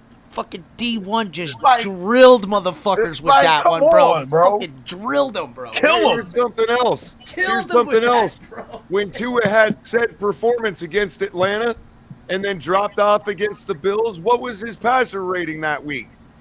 It wasn't what it is now. He's at 116 right now. You're telling me a quarterback who went from 104 to 121 for an overall average of 116 over 2 games is going to all of a sudden regress in his performance that we saw last week as far as, he's going to, like, to MB's suggestion that, he's going to go the opposite next week. Why? What indicates that? Beyond that, Color, what? 116 right now. What? How much of a regression could it be for me to even feel confident that the Bills are a better football team if Tua plays? It would have to be an absolute shitter. You know what I'm saying? And he's given me no indication over his career in the Pantheon, even going back, that that's the kind of football player he is, to absolutely shit a game and lose it for you. That's not his style. What did he not have time to make things? Did he not do things that I wish he would have at times? Absolutely. But you're talking about him handing Buffalo the game to have the type of win that they're talking about. The top 2 quarterbacks are in QBR right now. Josh Allen number 1, Tua number 2. 87.1 to 85.7. This is gonna be a game, ladies and gentlemen. And we got a big one. That right. We got a big one. They are seriously mistaken. Both teams are going to score over 35 points this weekend. You know what? You're probably right. Take the over, guys. We are going to be in a shootout with the Bills, and we're over 1,000 yards of passing yards in the game with almost a full defense and the Miami Heat. I'm sorry, we got this game, people. It's ours to lose. It is our game to lose. Not only that, but I truly believe that Mike McDaniel is going to have this team prepared and ready. I feel like Mike McDaniel got a couple of aces in the hole. Failed to do. Game plan a month ago. No, he's got this game circled. Oh, and another narrative that I want to kill right now. Tua has outperformed Mac Jones in these first 2 games, way outperformed him over his entire damn career. I'm just tired of the people saying Mac Jones is better than Tua. You know how many people were saying that? You know what? Josh Allen now, Russell. We're saying it, Cap. Still on the old bandwagon, bro. I always went at them too. I'm like, bro, don't come at me with Mac Jones. That's like trying to fucking get to like, grade school or some shit. It's just Mac Jones is more like in the realm of Ryan Tannehill. I like that. And I think Mac Jones could actually get over the hump where Tannehill couldn't. I think Mac Jones' absolute pocket presence is a little bit better. I think he's somewhere between Kirk Cousins and Ryan Tannehill. That's a good Russell. That is exactly the name I was thinking of, because I was going to go. He could be a Kirk Cousins, but I don't think he could be a Kirk Cousins. I think he could be, I don't think he could put up the same stats that Kirk. That's what I'm talking about. He could win more because of being a Patriot. You know what I mean? Yes, they're just a better organization in most cases. But I'll tell you right now, they're not good right now, and they're not going to be good this year. But I tell you what, I think, and I know D1's going to hate this because he'll never concede nothing.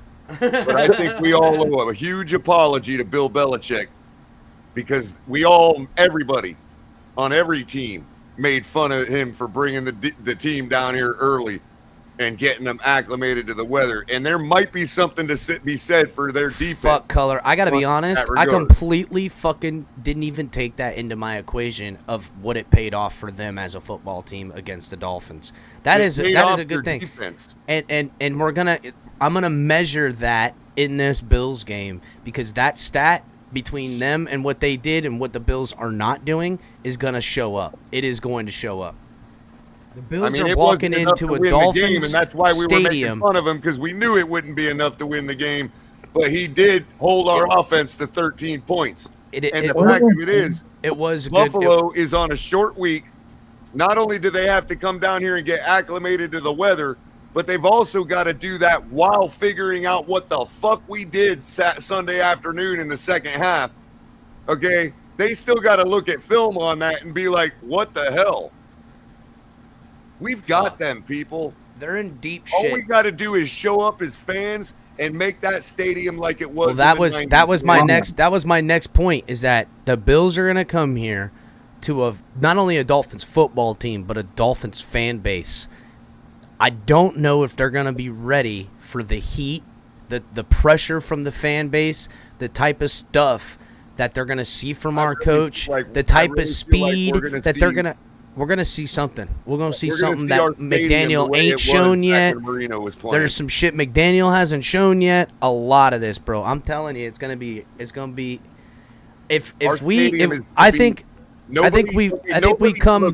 nobody under 30 has ever witnessed what our stadium is going to be like Sunday.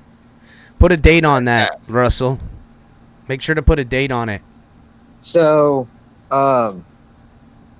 this is how I had the playoff seating going. Obviously, I'm probably wrong on a couple of these because I have the Bengals in this. and I'm not so hot on them right now. But this is what I originally had before any of the season games started.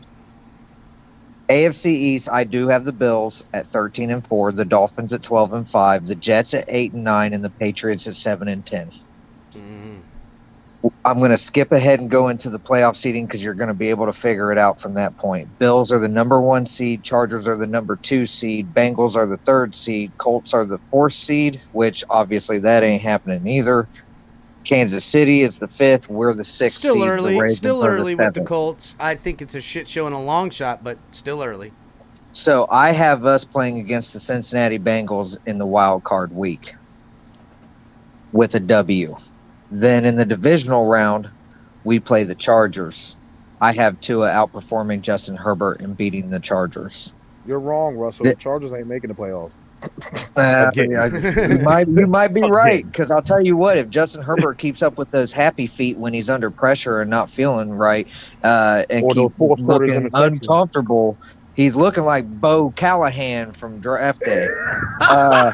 He looks exactly like Bo Callahan. Right? Tell me I'm wrong. So you're telling me Keenan Allen didn't come to his birthday party, huh?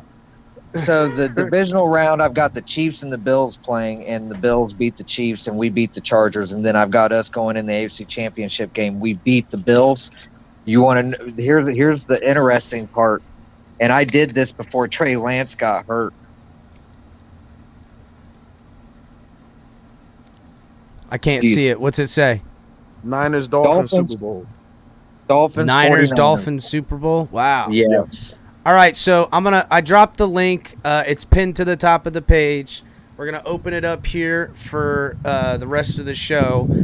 We will have timeouts in effect because I want Bills fans to be able to come up here and fight if they want. I want them to be able to have their voice, they don't want chat. this. Mike. I know they don't, but it's okay. They can at least silence certain people at times if they feel so necessary. And in fact, I will accredit MB41 with a free timeout starting right after I do the rundown, and I'm going to bring everybody up. Well, I guess I'll be seeing you guys in 10 minutes. Real quick, before we get started, I do want to bring something up with my prediction. Oh, Do you yeah, want go to right ahead, know? Russell. Do you want to know how significant it would be for us to play the San Francisco 49ers, in particular, in the Super Bowl and beat them? Because it would. Well, first of that all, would it be would almost be heartbreaking because you'd probably see Shanahan get fired and McDaniel would get his ass fired, and then it'd be funny because we'd hire Shanahan as our offensive coordinator. What? yeah. Well, no, there's something more historic about this. There's something more historic about this. Russell, you want to know you're who saying the another? happiest?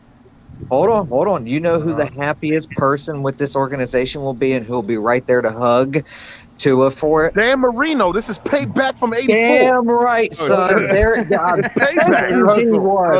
Thank you. Look at what Robert has written here. Russell, my audience has my back, bro. I don't even remember saying that. So thanks. I remember Robert. Color saying it. I remember Color saying it. If we play the Niners, I think whenever we play the Niners, I think we're just going to have the upper hand. Literally, I do too. McDaniel could just go to the defense and tell them everything that they're going to do. like they can tell them everything that they're going to do. All right, real quick, make sure you guys are hitting the like button, subscribing if you're new. Check out all the great content. Talk 7 on Tuesdays, color commentary on Thursdays, Saturdays, and sometimes some surprise shit. You got Ali on Saturday nights. You can catch me all the other days and times of the weeks. Guys, I've been dropping film breakdown episodes, stuff like that. Make sure you guys are checking them out, commenting, hit the like button. It helps, get it out there to other people. The Fins Tailgate, Cash App, Venmo. All the links in the description for all the crap you guys already know. Get yourself some swag. Get one of these badass flags at the tailgate. And then Backroom Collections and Fanatics links are in the description. And as well as, all the other gear that's on the other stuff. Mr. Paul, what's going on? Hey, how's everybody doing? Fired up. We're fired up. Mr. Polk. How do you think the Bills fans feel? I don't see a single Bills fan that actually had the guts to come up here either. There's been some. I was couldn't hear what you wondering said. what Not Mr. right Paul now, thought there about- isn't. Hold on, Russell. I was wondering what Mr. Pog's feelings were on how the Bills fans are reacting to the inevitability that they're about to get a big old spoon of medicine. Well, here's the thing. I think they fear that because we're going to slaughter them and grill them, Mm-hmm. that they're in panic mode. They're in panic mode. Hey, somebody doing having a nice big old barbecue before the game needs to get some buffalo burgers because us Dolphin I'm getting fans some want to bison. eat. I'm getting some bison, bro. We're gonna grill We them here wanna with the eat. fams. That's Gonna what eat the the Dolphins buffalo are going to bringing do. the They're going to bison. eat. Show us your avatar, Ali. He's bringing the Buffalo bison. wings. Buffalo, There it is, exactly. right You see there. them leaking out. Everybody get the rotisserie ready. See him leaking out. He says. 9 points. That's what I'm talking Leaking? about. Leaking. Yo, so I just want to comment on something real quick. You guys were talking about the heat.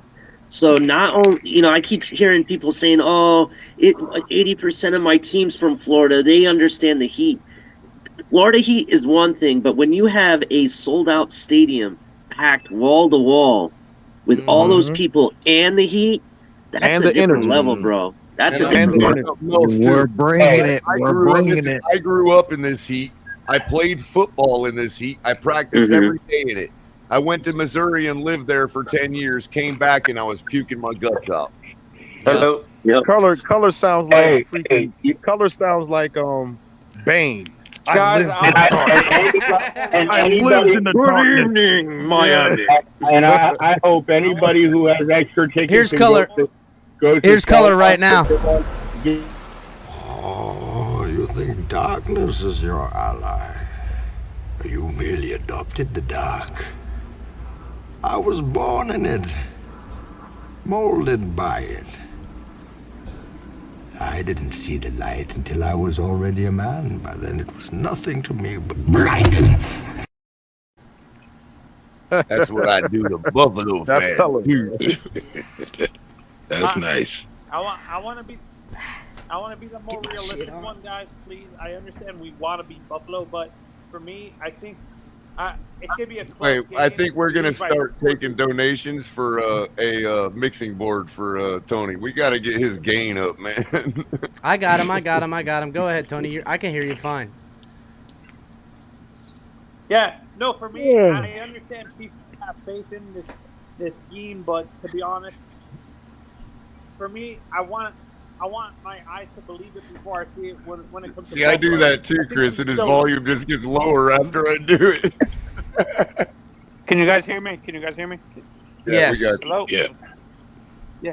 Yeah, no, for me, honestly, I understand you guys have faith in this offense, but with Buffalo specifically, I want my eyes to believe it before I see it. Honestly, I think we lose. We're splitting. Tony, Tony, I love you, think- dog, but I- it's all certainty at this point because it's Buffalo, and and this week they get exposed, and we will converge in a way that not only the stadium, but like through the airwaves, through everywhere, will reverberate absolute setting of the balance beam We back to even where got back referees. to I where it see any belongs. empty seats on my television. Tony, we've even got referee help banked, bro. I mean, Tony, are you hanging out with too much? Are you hanging out with Pete too much, Tony? No. no, it's not that I'm hanging out with Pete too much. I've dealt with being hyped up after one win, then we get destroyed the next game. I don't want to do that, honestly. Tony, did you watch Color's show last night? Did you watch Color's show last night?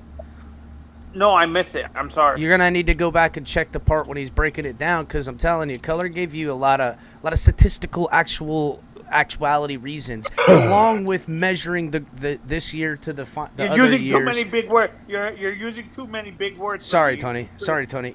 It's through the numbers.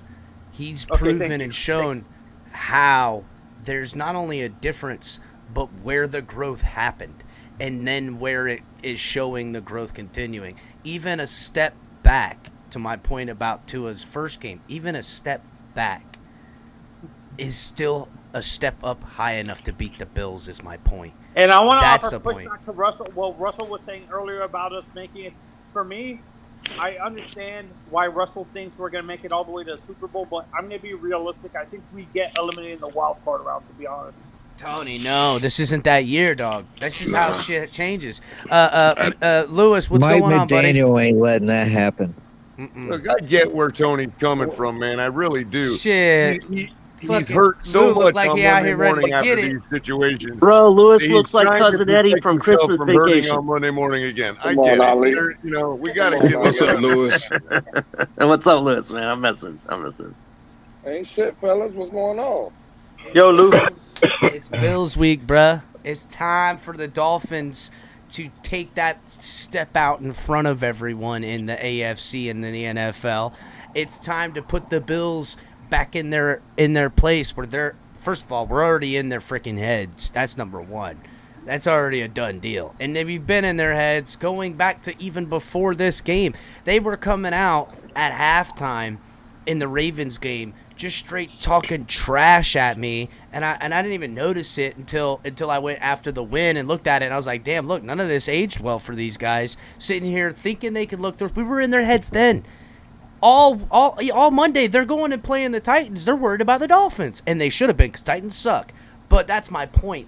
They don't want to admit it. They want to cherry pick from history where this football team is, and they just don't want to accept that.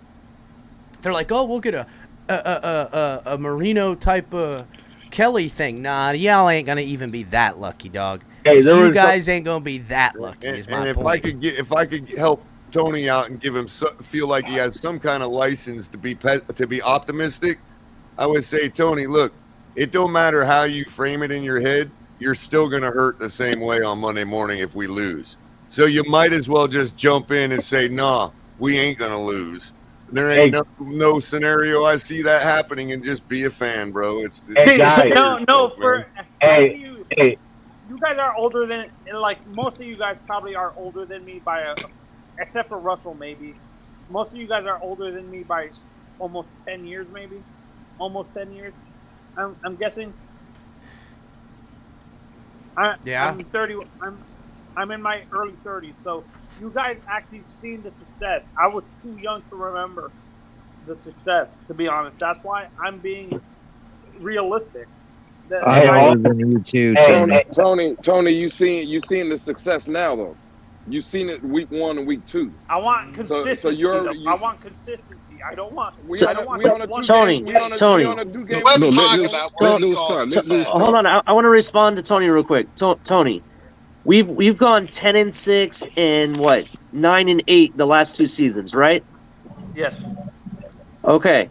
So we've gone 2 seasons with a winning record in a row, and when in those time frame have you seen statistics or stats or numbers that we have put up in the first 2 games compared to those 2 seasons? Beautiful. We haven't seen that, and that's why everybody's so full of confidence, because right now what Tua did, people don't realize what Tua has done is put the Miami Dolphins in a rocket ship that's going to take it to a new universe. That's what this team, Tua falling and not working, and us shuffling quarterbacks and all things going wrong. This team still wins 8 or 9 games. Is my point, because of talent and coaching alone.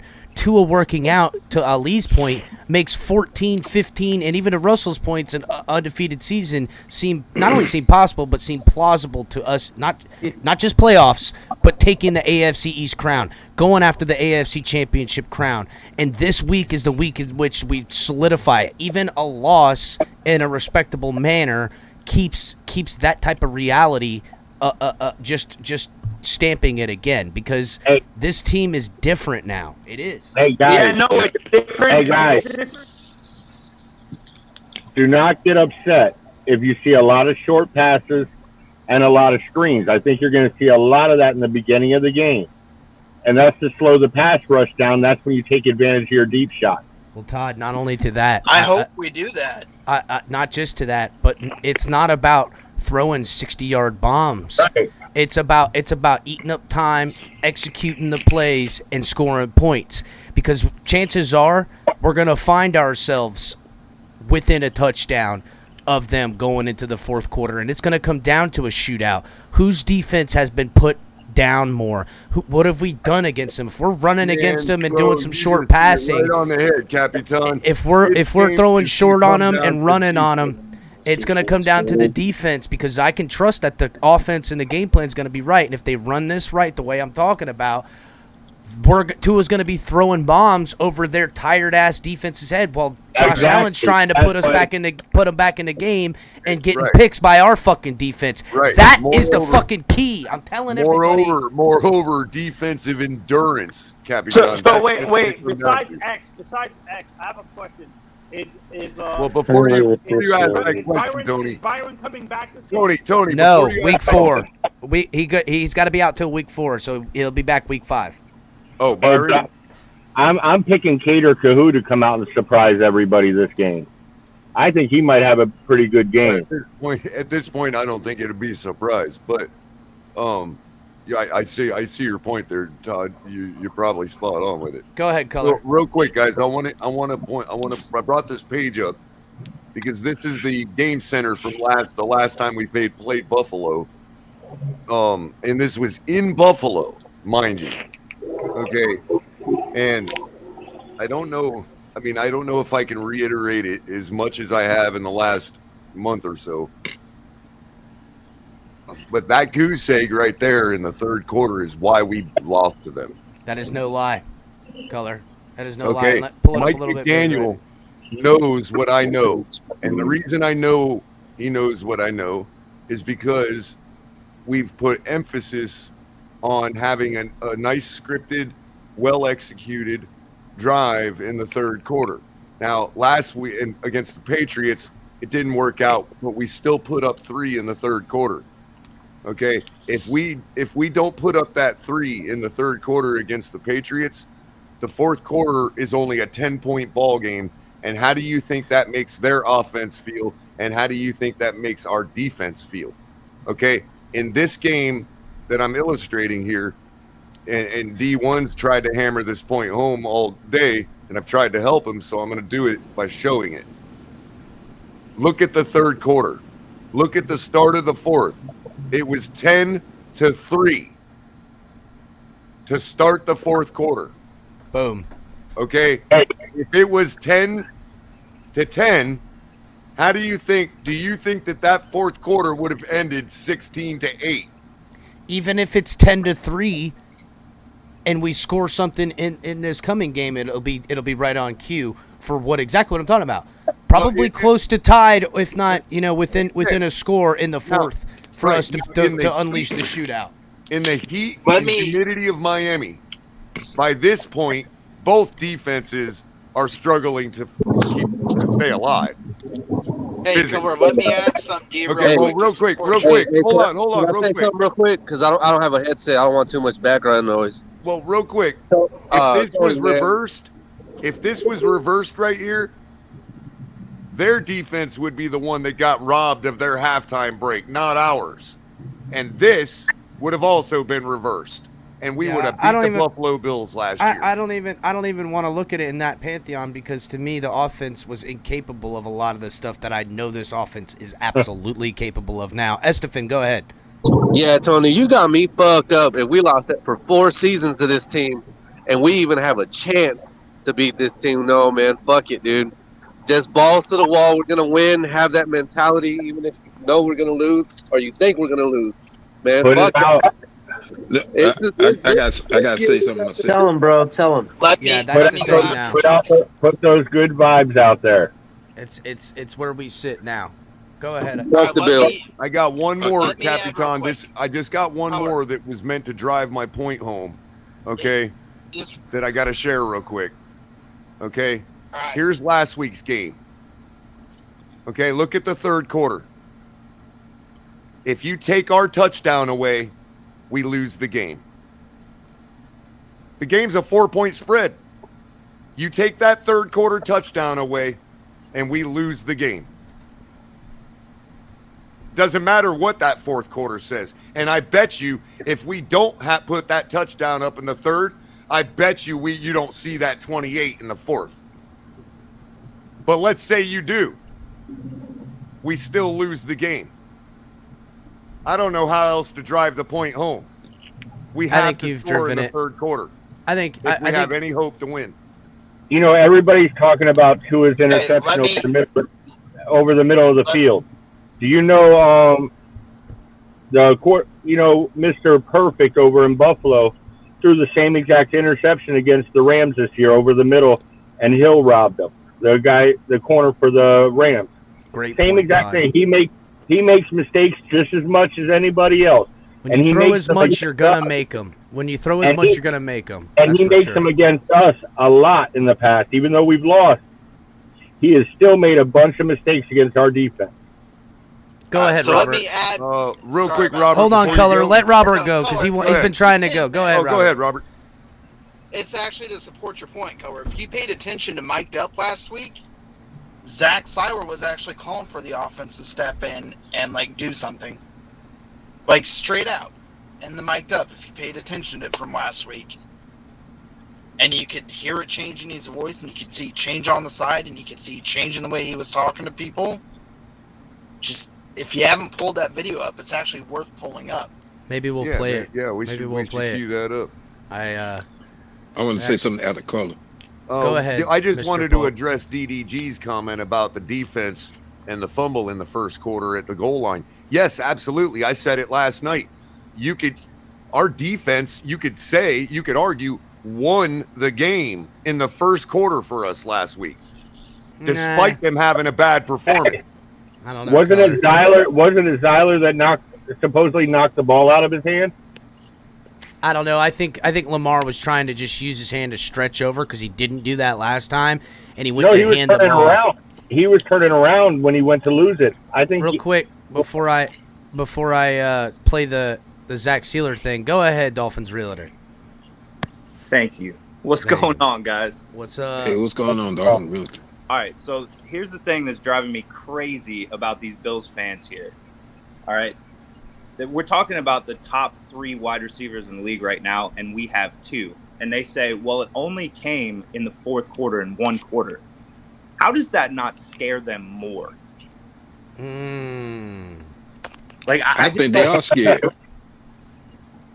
I don't know. You go ahead. This is you're right. How are they? Their point is a better point for how dumb it is. You know what I'm saying? And those yards came against proven corners. They're throwing out rookies against us. Yeah, it spells disaster. It spells disaster. And that Humphreys and Peters were, in and out. Well, I mean, they were gasping for air. We were killing them. What are the rookies going to do against those receivers? I know they're throwing out something that is like, okay, that's still better than what you all are putting on the field this Sunday. So MB41 says last year's game was only competitive because the Bills' O-line was heavily depleted and Knock didn't play at all. Throw a bunch of cover 0 blitz at Allen and the Bills adjusted and torch you.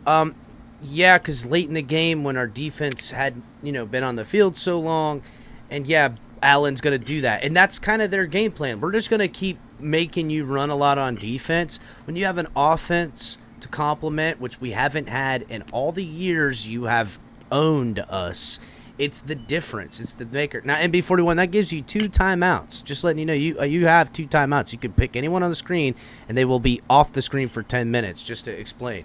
And if anyone wants to bring that person back, that's $20 to bring them back. I don't know if I'm doing $50 all day. Maybe I will. Fuck it. You want to kick somebody out $50 all day? Then everybody's fucked. But well, Chris, you said Paul, go ahead, Mr. Paul. Before we play the video, Mr. Paul. Yeah, no, Chris. To tell you the truth, you said just what I wanted to say. I was about to say the same thing. That we had Buffalo beat in the first half because, like I said, Josh Allen was on the sidelines, face red, screaming and getting in offensive line facing what have you.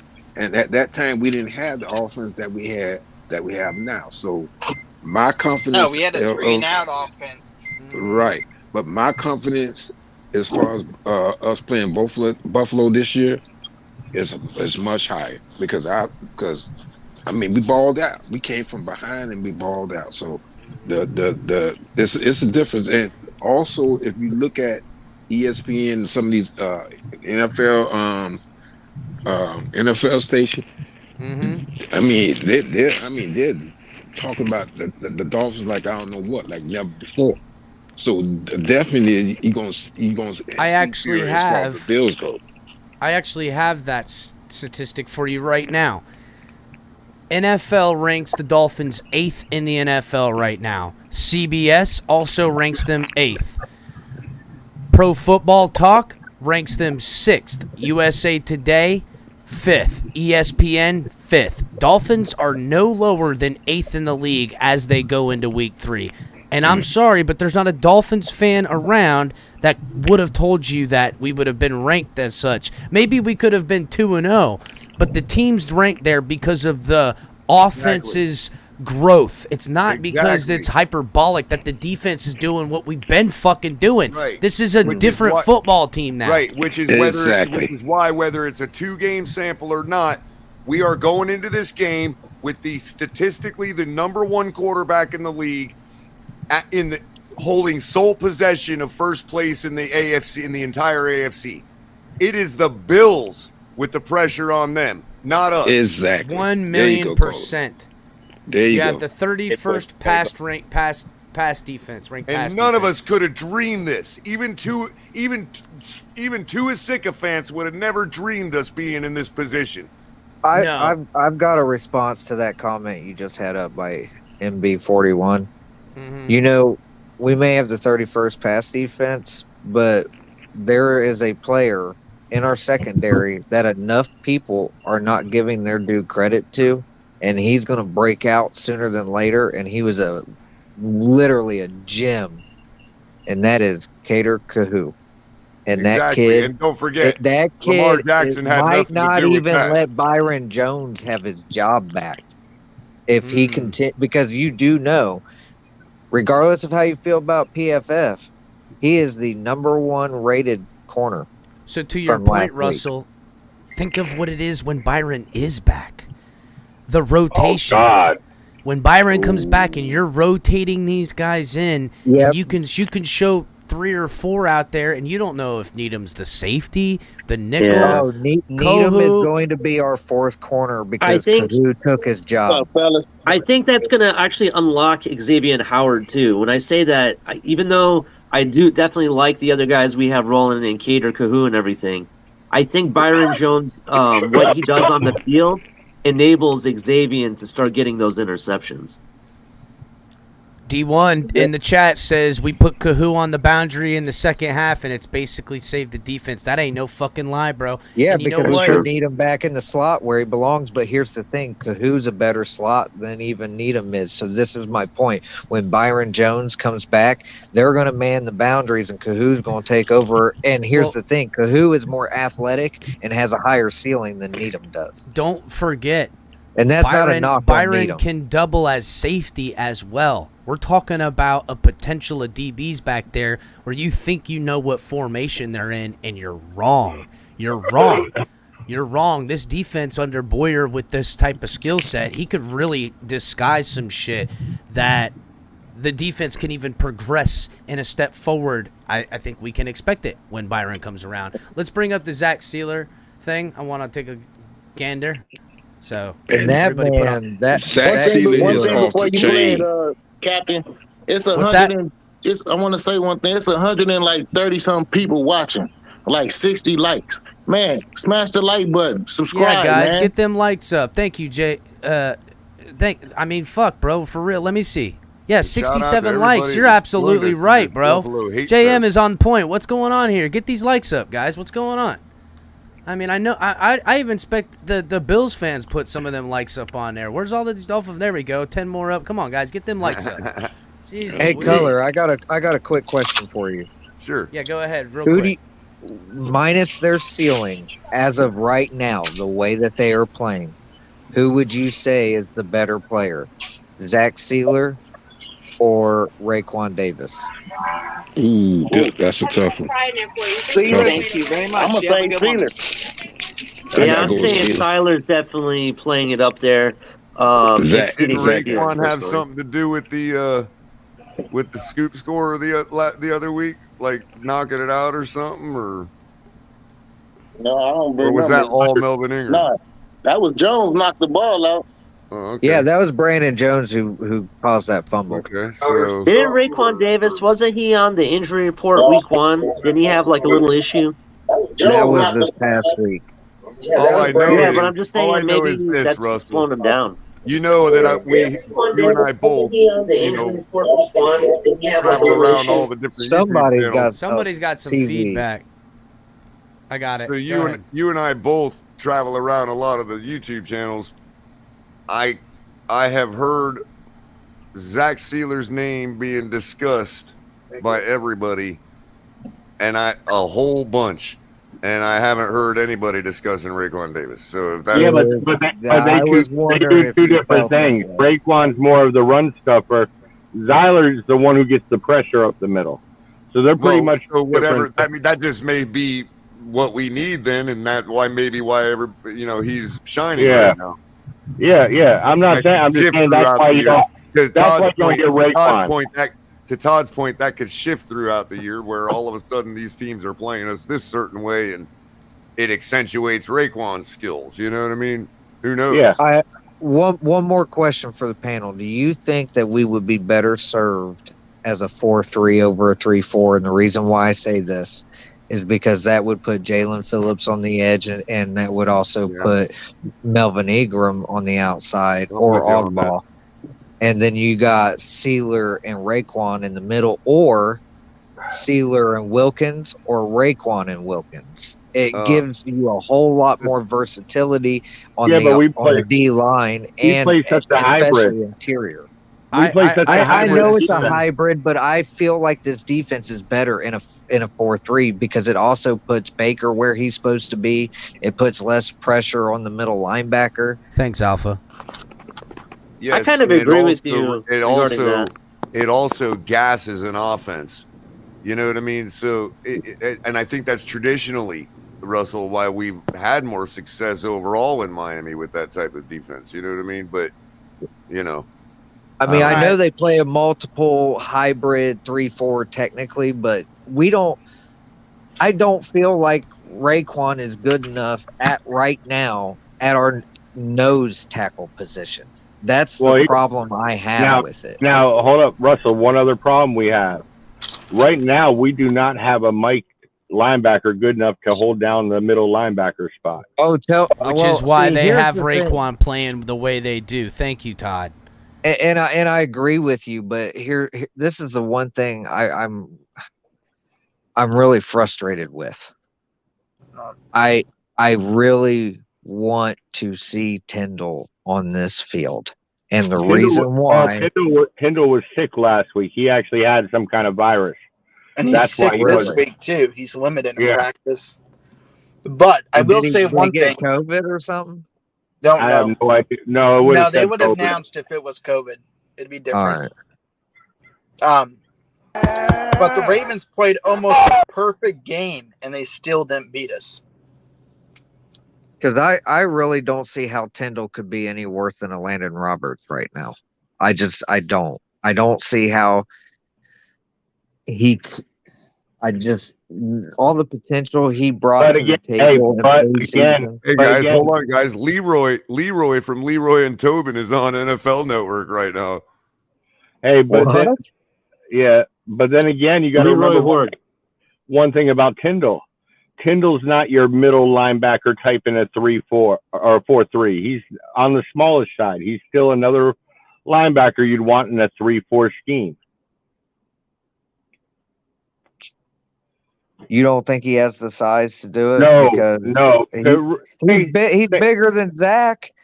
And Zach was an outlier does not break a rule.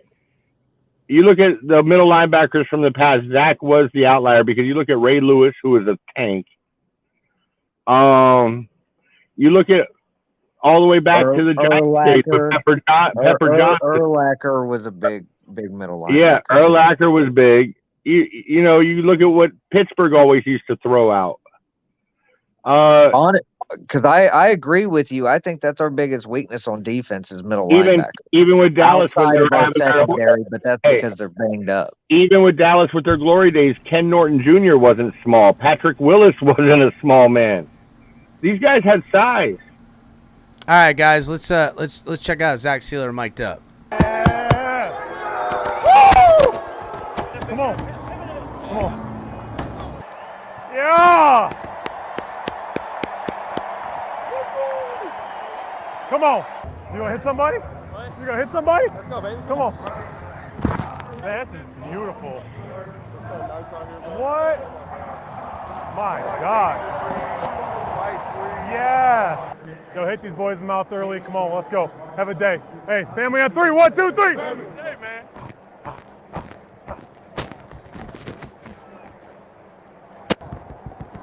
Police. Me. I'm the police. Mic'd up. Beautiful day. Oh, yeah. Yeah. Best believe it. Best believe it. Let's go. He did not score, bro. Hey, yeah, pick it up, pick it up. Woo! All right, get up, get up, get up. Every inch counts. Let's go! Yeah, Troy! Let's go! Let's go! Man, this is football right here, bro. This is great. Our game right here, Will. This is a great game to play in right now.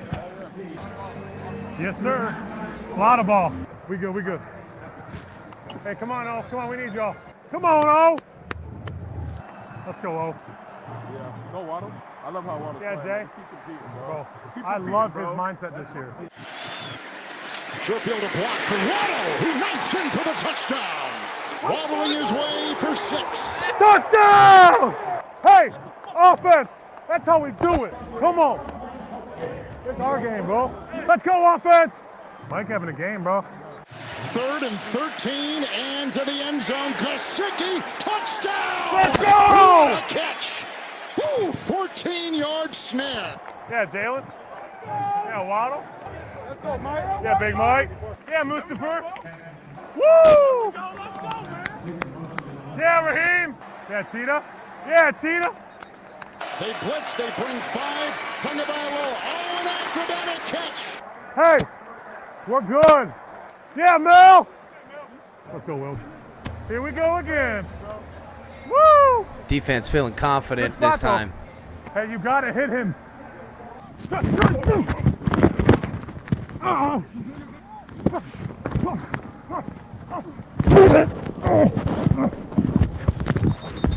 Come on! Let's go! Let's go! Come on! Let's go! Yeah, Mel. You good, bro? You good, Ben? Yeah, you good? Yeah, great. Hey, how we play. Let's go, O! Come on! Let's go! Tagovailoa. Here they come with Washington. There he goes. Owe chasing. Touchdown, Craycraft. Yeah, River! Damn, dude. I love football. Isn't it crazy? Hey, water.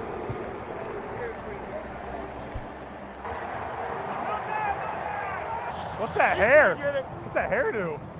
Yeah, whoa. Man, drinking a protein shake. Hey, he growing up, man. Raekwon growing up. There we go, there we go.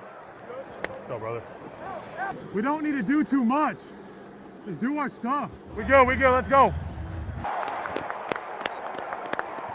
Good job, offense. Good job, boys. Good work, good work.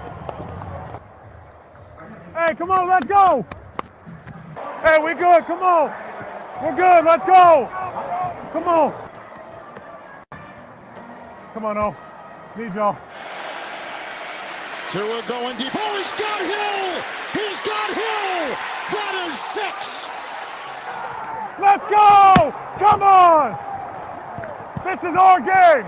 Let's go! Come on, dude. I just want to pause it real quick, and I'll continue it in just a second, but that's the big difference right there. Not just what the offense did, but look at what it does to the defense. This team it changes everything. There's the outside of just a bad performance from the team. How many in every fourth quarter, we're going to be in these games from now on. How much have I said this over the offseason, Capitan? How much have I said this, man? It's not only what we needed, it's what we got. That's well, confidence breeds confidence, guys. Before you just the energy, just the energy. And before you start it back up, I just want to say three things before I forget. The first Waddle touchdown, that first one that was shown where he went through like 3 or 4 tacklers to get in, that was absolutely brilliant. Offensive line coming upfield. Liam Eichenberg just straight up-ended homeboy, the safety. Number 2, the ground level shot of that pass to Gesicki looked like a rifle coming out of Tua's arm. Tua put that bitch. No one was going to catch it other than him because it was so fast you couldn't catch it. And number 3, the ground level view of that spin move play and pass to Craycraft tells me that Tua might be starting to have fun. And that could be very dangerous to the Buffalo Bills. That's Russell Wilson 2.0. I done said it on that play, guys. I'm telling you, his athleticism is underrated, and people need to recognize. I've been telling the boys, color included, Ali can contest as well. How long have I been telling you guys? Wait until this season. Don't be surprised he comes out and he's looking like Russell Wilson 2.0. Did I not say that, boys? All day, every day. Yep, I even remember you saying that. Yeah, and here's the thing. I have been saying this from the jump. Once he was 100% healthy, he is faster and more agile than people give him credit for. He looked that spin move alone, that spin move that he's done 2 games in a row, because he also did it partially against New England as well. That I'd never seen him do that, in previous 2 years. Well, to add on to that too, you can tell just by watching this video, there are 3 or 4 points to where this defense, if the offense wouldn't have done something, they would have given up, and it would have been way worse. Yep. Way worse just by watching this. And color, I'm not saying this to down Flores, but if it would have that situation, I don't think Tua would have been on the field in the second half. You know what? You're probably right, Todd. You're probably right. And we would have lost that game. At the same time, Todd, I mean, I really can't say I would have blamed him at halftime last week. Well, to put context to it, it's not blaming him because they're so limited on offense. The only shot they could get is that hope putting in a completely different quarterback with everything else could potentially have done something. Other than that, which one? The Tama Samoa 78. Read that out loud for everybody to hear it. An NFL executive said that Tua reminded him of a young Aaron Rodgers on Sunday. Holy crap. Ooh, that's a big compliment. That's a huge freaking compliment. Wow, it's hot praise. Hey, do you guys mind if I say something? You see, Todd, go ahead real quick. Hold on real quick. You see, Todd, this is why, because as I believe, but I didn't want to offend you. I'm not trying to say anything bad about Flo. I'm not saying you are. I just want to clarify what I said. Okay. Yeah. I don't think because we can't blame Flores for instance, because I would have benched Tua at halftime last week. Okay. So I'm not going to blame Flores with that just because Mike McDaniel made what turned out to be a better decision in just opening up the playbook and taking the pressure off to it by saying, hey, you can't lose any more than you are now.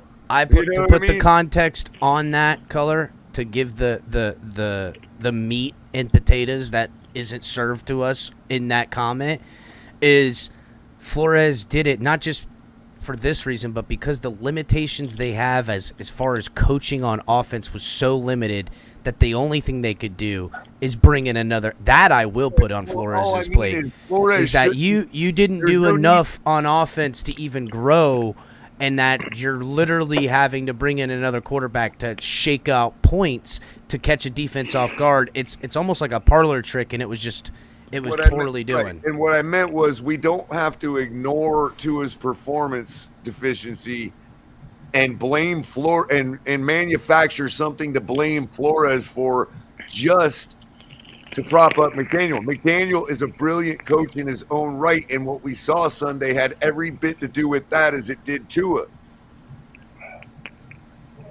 You know, so we're not talking about it. We're not talking about, in other words, Mike McDaniel would have done what he did, and he would have handled Tua the way he did, regardless of how any other. What I'm saying is the difference in Mike McDaniel and Flores on every reason is that Flores' staff all around on the offensive side had nothing else to provide by the second half, and that is an indictment on the coaching. They couldn't do anything else other than change the quarterback. Fair enough, but Mike McDaniel still doesn't need that pointed out. No, I got that. I understand that. You could say him that to have his own merit.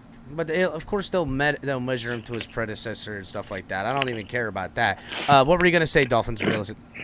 All right, let me try and paint this as good as I can. So football is a measure of energy, right? It's about stopping momentum. And we see Derrick Henry and Christian McCaffrey and these guys going for 30 a game, and then they get hurt, and that's not very efficient, right? The quarterback perspective, too, he has to start at the line of scrimmage, and if you're asking him to run down the field, he's going to have to get contacted more. I think Mike McDaniel sees that the bigger plays can happen from the wide receiver perspective, and that's why that energy it translates speed into I'm going to gas you out, and then I'm going to gas you. I can't agree with you more, Dolphins Realtor. It's an energy of will to take away or to absorb and reuse, and you're not wrong. I agree with that. And if you're in the stadiums or played the game, you know what I'm talking about. Let's continue. D, hey, let's go, D. Come on. On the ball. Ain't that the truth? Ben, don't break, right? We go, boys. Don't matter. Do your job, but play our ball. We fine. Hey, don't do too much. Just play your game. Hey, times are changing. Let's go. Hey, let's go. This is our game, all right? Come on. Hey, Ben, don't break. Let's go. Tagovailoa, blocked by Armstead. Going, he's got him! He's got him! Tyreek Hill! Come on! Here's the energy I'm talking about. 300-pound linemen are sprinting down the field because they're so fucking psyched up. Let's go, O. Tagovailoa, blocked by Armstead. 2 into the end zone. Caught for the touchdown! Caught for the touchdown! Yeah! Miami has taken the lead. Sorry. Come on! Hey, that baby. Yeah, I almost had Clap so hard he scared the ref. Here, let's go, boys. Let's go. Man, I love y'all, boys, bro. Feel it, bro. Ben, don't break. Hey, y'all ball today, bro. Over 500 yards offense, bro. Lamar will uncork. Deep. Downfield. Incomplete. Zeros on the clock. Yeah! Yeah!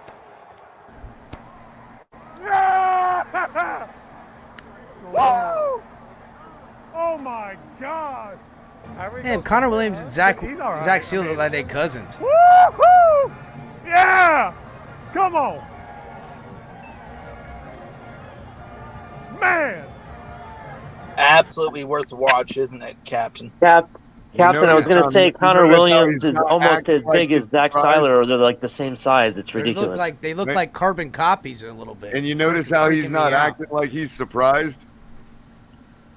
Oh yeah, no, like that's the thing. You know, well, I mean, we're surprised, but they're jacked up. I didn't feel an air. I didn't feel an air of assholeness in it. That's right, for sure. but he wasn't sitting there going, "Oh my God, I can't believe we just did that." You know what I mean? No, they're not surprised. They know they're a good fucking football team, bro. That's right. You know what I like the most? Remember the old days when you watched a game, you thought you could win any game you went into. That's the way it's starting to feel. Oh, bingo, Todd! You nailed it, bro. There it is, bro. That's where it is. And you know what? I will say, the defense last year and the past 2 years made me have hope again in the Dolphins' effectiveness. The lack of offensive execution kept it tempered. Now, Different story. Different ball game. Fuck around, won't be around, bitches. That's what it is. Fuck around, won't be around. Get in the way of this motherfucking football team, and we taking it out of that ass. Tua showed me after that Craycraft touchdown on the sidelines. He took his helmet off, and I said it on the live broadcast. I was like, oh, there it is. There's the guy I've been looking for. It didn't come down to numbers or wins, but it did result in those things. But that wasn't what I needed to see. What I needed to see was the eye of the tiger, a motherfucker who was on fire, whose will was going to snatch the soul. And at that moment, that's when the soul snatch had already happened. It just time needed to catch up for Tua to finish his motherfucking business. Hey, Capitan, how y'all doing? I was going to say this. What's up, Crypto? You know, anytime things, I just want to give it some true context about the whole what if scenario about people would have gotten benched because, you know, I always like to go dig up true facts about when things get out of hand, when mantras and memes get planted out there. I'd love to hear the fan base tend to get selective amnesia when it comes to that situation because, first of all, Tua Tagovailoa only trailed by large deficits 3 times ever under the Flores regime, number one. That was against Kansas City and Buffalo twice. So, in that aspect, he wasn't benched in neither one of those games. In the Kansas City game, he came back from a 20-point deficit, brought us within 6. Andy Reid went for a key 4th down that kept Tua from getting the ball, from that being a historic comeback. Number one, that was in the last regime. So, let's not get selective amnesia and say he would have just automatically been benched in last week's game because the coach didn't have confidence in him, because the last regime coach had confidence in him when he trailed big against Kansas City. That was recent history. So I just want to put that out there before we just. It's okay to give McDaniels credit on his own merit, but we ain't got to criticize the last regime just to prop up this guy. Well, that's kind of why.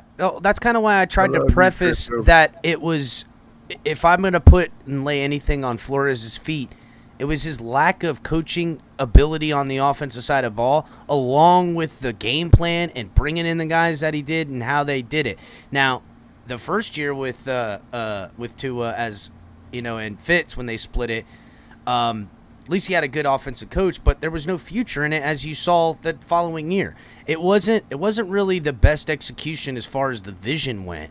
And that even though he had an inept offense, he never trailed by a large deficit like that under that because of our defense. That's right. And so you can give credit to coaching by not allowing him to trail by large deficit in the first place. And I won't put it in a negative connotation in that way. What I'm saying is that, of course, he's a defensive-minded coach. He's going to lean on his defense to do the things that then puts the offense in situations he can execute. I think what I'm putting on his feet is the limitation of vision for offensive attack and hiring and allowing. Yeah, but El Capitan, you got to realize that rocks came with the farm. We knew that when we hired it. We didn't hire him because he was an offensive mind. 1,000,000%. And to credit to Chris Greer, he was trying to get McDaniel over here as the OC. I personally no longer really want to discuss Flores. He's no longer part of this. That's absolutely right, Russell. That's why I had to set the record before selective amnesia settles in. I feel how I feel about Flores, and I leave it alone, and I'm done with it. We're on to bigger and better things.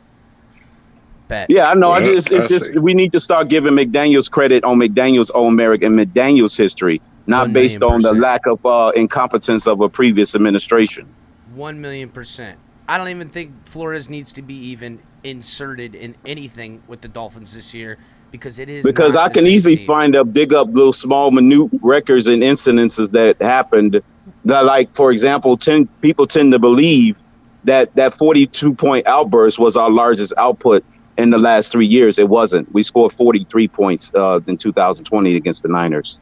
Now, I actually do have a quick question. Can anybody give me an injury update regarding our team? Did they release a new injury report today? Because I know they did yesterday. X has the groin. I've seen that this morning. Let me see if I can pull it up. Y'all go ahead and talk. By the way, guys, I want you to hear this. So when we go to face the Steelers, they're going to be interviewing Brian Flores. Oh God, you know it. And they're going to be like, and they're going to ask him, Well, how do you feel about how Tua has been performing and all that? Answer for him. And he's going to answer him the same way he always has. It's going to be this.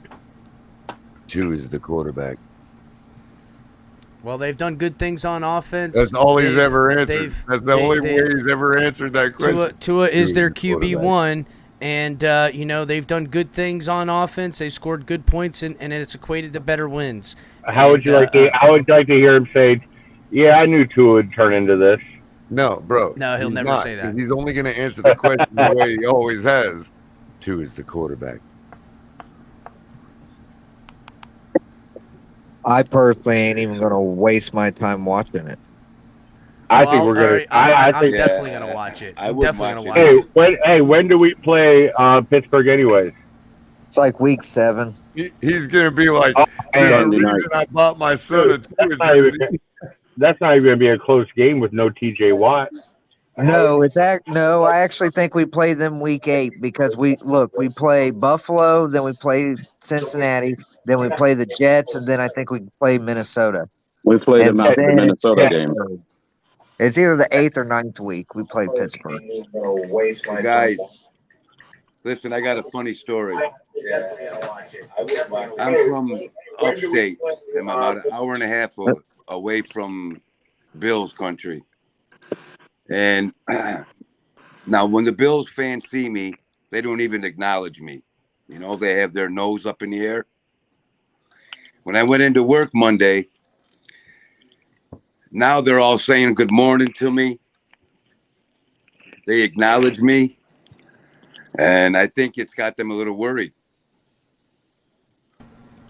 RJ, I gotta jump back in here real quick. Bills That's fans exactly are nervous my as shit. point. I see it manifesting on social medias. They're already brought down a slight peg because of the Tua's performance.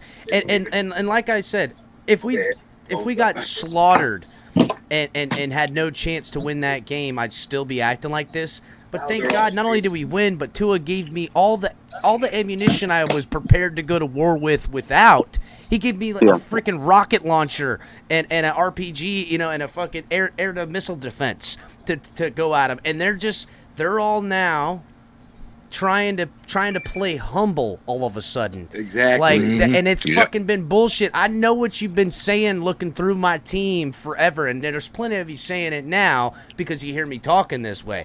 But you guys have been talking about walking through the Dolphins. Now all of a sudden you're going to fucking, they're doing, don't play, dog. Keep that same energy.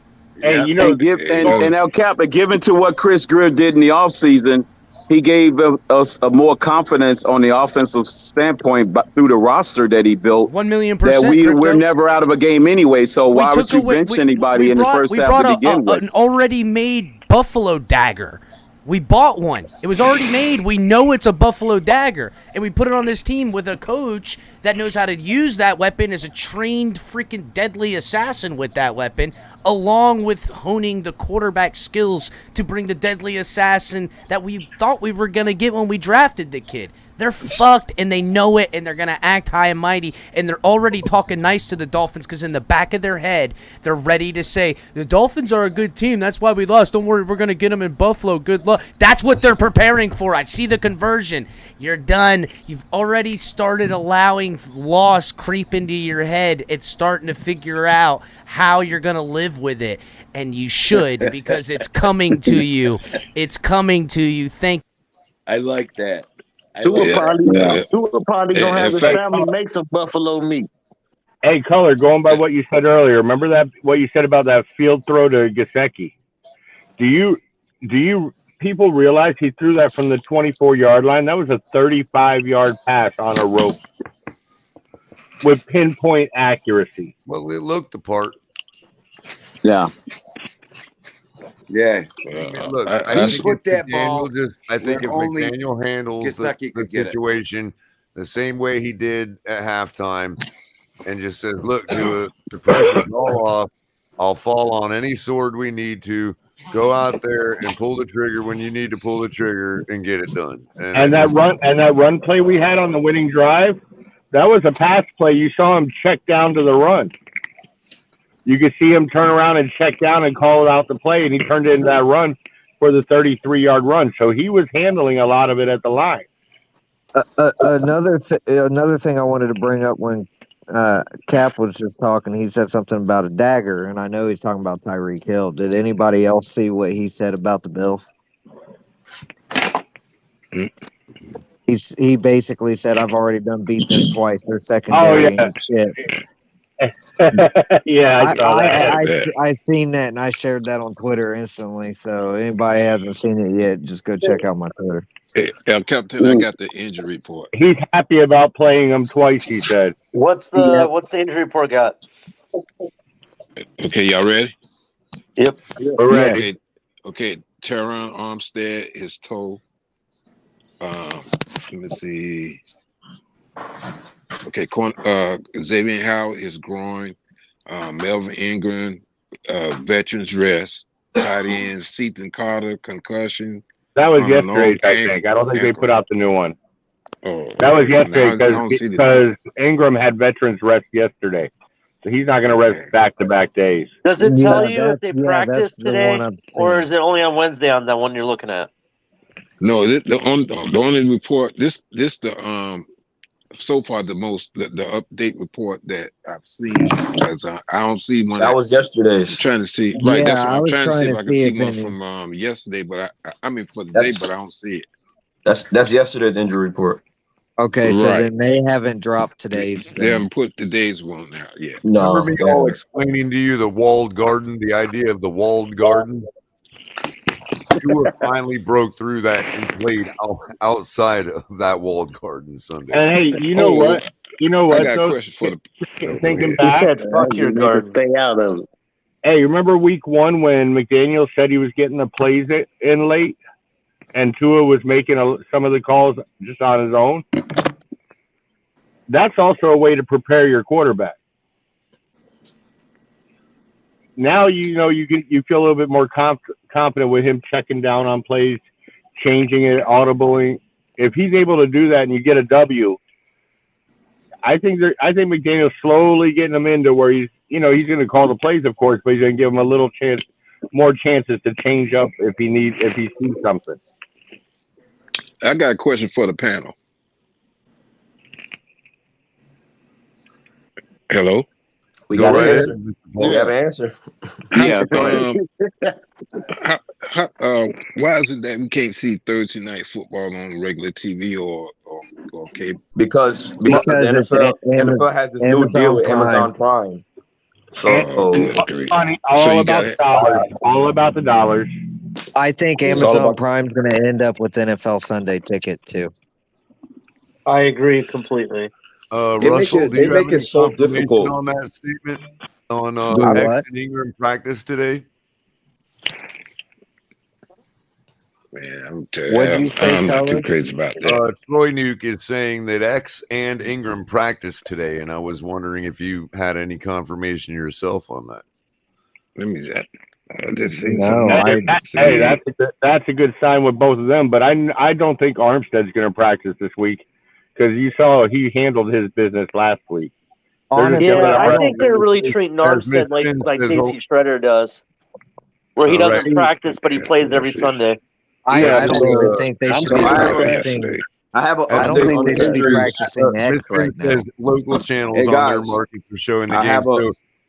I have the injury report for today. Daniel Ofusie tweeted out. So okay, cool. X practice, return to practice. Melvin returned from veteran rest. Didn't see Armstead toe. Hunter Long ankle. Sethian Carter. I hope I'm saying his first name right. Concussion is in portion. Open to media. Cedric Wilson ribs still in non-contact jersey. Another update, if y'all want. Dolphins receiver Wes Walker just gave an incredible answer to his wide rookie. Eric Azukama has been inactive in the team's first 2 games. To paraphrase, Izukama is not ready, and the Dolphins receiving room is deep enough that they don't have to force him into action too soon. Okay. Which makes sense. That makes complete sense. They're going to bring him along, let him learn the playbook more. There was a report out last week. Hold on, there was a report last week that he was learning a different position. Like they were moving him from the, what was it, the Z slot? I think someone said. Someone reported it that it's a different position in the wide receiver room that he's learning. You have to understand with McDaniel's offense, you have to know every position. Yeah, you got to know X, Y, right. So he's probably taking a little time, which is Dolphins fine. lifer, you know what else too by McDaniel is that how he coaches you in your position and how the designs are in the offense. It allows you to take the skills from one position to the other and find enough similarities to stay Mohamed effective. Sanu was brought in our to coaching teach staff. Eric Ezukama. I really trust our coaching staff from day one. Because they every time we doubt them, because I pay attention to all the YouTubers. This whole off season we keep doubting them, and for some reason they keep proving us wrong. Hold on, Todd, real quick. The only question I had rolling into the season was whether or not Tua was going to be able to find his footing in this with enough time to get it because of the pressure from the additions, the pressure from the fan base, the fact that the Dolphins have, sought other options without him, and how much Tua could keep that off, and in 2 weeks he's deaded that in the water, which only elevates the respect he should command from everyone because of through the ashes the phoenix rises and shit. He puts on the show and we beat the Bills. We have everything to gain from snatching the souls of everything. And it's a beautiful. With enough time to get it. Listen, I've been I watch the media a lot, the national media, and I've never seen the Dolphins been talked about so much. Can you imagine if the Bills lose Sunday? Oh, it's gonna be exactly. The media, but you know what's funny? They're still gonna doubt us. They're still gonna doubt Tua. I guarantee Dio, imagine this. Wait, that's exactly what I was trying to say last night. If we lose from snatching the souls close loss or getting destroyed, how is it different than any other Monday that we face the Bills? But for them, if they lose, and I've never seen the Dolphins been talked about so much. Can you imagine if the Bills lose Sunday? Oh, it's gonna be exactly. Hey, Cap. Getting some feedback, Dolphins lifer. So what I'm saying is, like, if they, on the other token, if they lose, it's a dagger through their hearts, their fan base's hearts, their organization, everything. For us, it's just, oh yeah, we got disappointed again. We took care of business. You know what I mean? Hey, Capitan. Right. Did you see the video with Rich Eisen and the receiver that used to work for? Yes, I talked about Andrew Hawkins. Yes. Yeah, that's the perfect video for everybody to see what Welker was just talking about. That's right, and it's to the point of where I expect his coaching as a head coach come from. Him taking those details per position group for the offense. The vision is there, which is one of the hardest things to find, someone with a vision and an ability to coach individually in the fucking deal to execute that vision, and he can, and it's been proven in the fucking if any of y'all didn't see that video, you have got to watch it. Gotta watch it. Real quick, we've got Ronnie Brown on the fin side, or not fin side, on the fish tank. You guys want me to pull that up?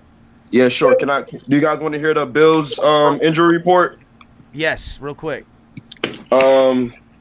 Sean McDermott said safeties Micah Hyde and Jordan Poyer, cornerback Dane Jackson, and defensive tackle Jordan Phillips won't practice today. Bills dealing with some key defensive injuries ahead of Sunday's game. That's all they at the moment. Jordan Phillips is former Dolphin. Yeah, Gabe Davis will be back, but I think that the four players you just mentioned will not be playing. The way I look at it is, you think Dane Jackson's going to be back? If No. those safeties don't play, that's No, huge. he's the guy that hurt his neck, even, right? Even, Yeah. he's not gonna be back. If Even those they safeties don't play, that's huge. They're playing back, banged up at the minimum. Let's be real. They've been playing banged up. I mean, this is not a game you don't want to be rolling out 100% to go against Waddle and Hill. It's not a game you want to mess around like that in. There is one thing I want to point out about that. There's something I want to point out about that, though. This is the only issue I have with not playing Buffalo at their very best. And it's because there's going to be excuses. But you're never gonna have everyone at their very best. That's football, man. That's football, man. No one's ever 100%. I get that, but you already know the naysayers are going to be saying, That's okay. the That's depleted okay. secondary, Russell, blah, blah, we blah, don't blah. want naysayers to go away. Hey, look, we're going to see them want to again, have though. that context. We want to have that context to measure the growth, measure the way that they either their opinion changes or they just cease to exist, because that's what'll happen. Let's go ahead and play this. Oh shit! Pressed the wrong thing. Hold on. We put this on. Everybody, try to put on mute if you can. Get it up. Boom, boom, boom, boom, boom. There we go.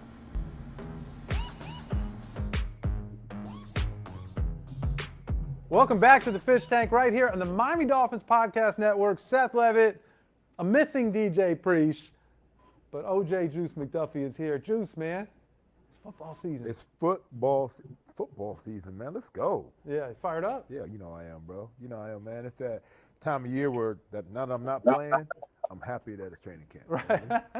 You get excited for training camp when you don't have to participate in training camp. Got it. Well, I'm excited because we are running it back. Rewind that. Ronnie Brown is back in the tank, but the tank looks a little bit different than the last time you were here, man. Looks a lot different. But it looks great. It looks great, though. I mean, I'm digging the set. I mean, obviously, and you got to have one of the greats in the back. But it looks good. It looks good. It feels good to be back. But one thing that I noticed that we really didn't discuss last time was kind of your origin story, as they say. We talked a lot about you as a football player, but not your story growing up. And I think I was kind of blown away when we worked together on 23 Ways to Stop Youth Violence, where you kind of had your testimony and you told your story about growing up and some things you went through. And I had no idea. And so I don't know how much you're willing to share about that, but talk about, if you are willing to, growing up, the circumstances with your parents, and then you really kind of having a second family that maybe look a little different than your first family, and what that was like. Yeah, man. It's funny. And when we start discussing topics or whatever, my son is about to start playing tackle football for the first time. And so I've been trying to dig in the archives and find a bunch of old movies, let him watch. We watched Rudy, we watched Remember the Titans. Okay. So last night, we sat down and we watched The Blind Side. Oh, did you? Okay. And so it was funny because— I was going to say, if you said the program or something, like, no, don't watch the program. Yeah, not yet. We're going to get there, though. Okay, so The Blind Side. And so it was funny because, I relate so much to that story. And I usually, obviously, everybody kind of knows now, like they know me, but they don't really know, like background, upbringing, all of that stuff. And I think as athletes, a lot of guys, we all have a story to tell for the most part, whether it's coming from certain environments, socioeconomic backgrounds, whatever. But I just never discussed it. And so I touched base a little bit more, obviously 23 Ways. That gave me an opportunity to open up because I usually used to not have that conversation. But then as I've gotten older, I realized, through a lot of that stuff, we're able to touch people, or there are a lot of people with similar stories. And so, just watching that movie last night, I was like, golly, like there's so many similarities between, my upbringing, in just terms of, environment. I didn't grow up, I grew up in apartments, but then initially when I first grew up, I lived on Brown Road. We lived in a trailer. All my relatives. Brown from Brown Road. Yeah, so like all my, it was in Sugar Valley. It was the country, but all my neighbors were my family members. And then so, we eventually moved out of that, moved in an apartment. But just from a personal perspective, dad, mom, sold drugs. And so, there was a little issue there for a minute. Both of them got arrested. I moved in with my cousin. My brother was adopted unofficially, by a white family. And so it was a little different. And then just through sport, I met my god brother, Justin. And so it was very similar to The Blind Side. Obviously my mom lived with her, but the struggles, all of those things were, very similar in terms of upbringing. Obviously trying to make sure that she made everything available, aware that we needed. But it was just different. Like I didn't realize it growing up. Outside of, being jokes at the school, you didn't have the newer sneakers.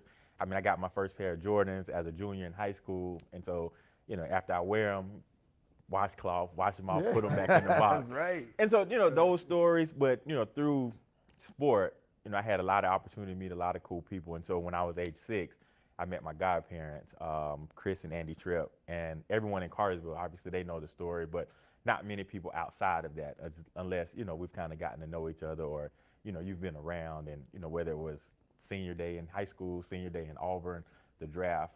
So everybody's kind of like, oh man, who is this family? And so, you have who to is kind this of white family? Yeah. Right. And so, and I leave tickets for my godbrother, and he'd show up, 5'8" white guy. Right. Hey, wait a minute, your brother was supposed, and so, I think there were so many similarities to that, I identify with, from a perspective of having someone to rely on, and just kind of seeing what the other side looked like, in terms of, my parents, they did the best they could. My mom, she was a stickler for education, was always on me, made me redo my homework. So she was always on, manners, being a respectable person, representing your last name.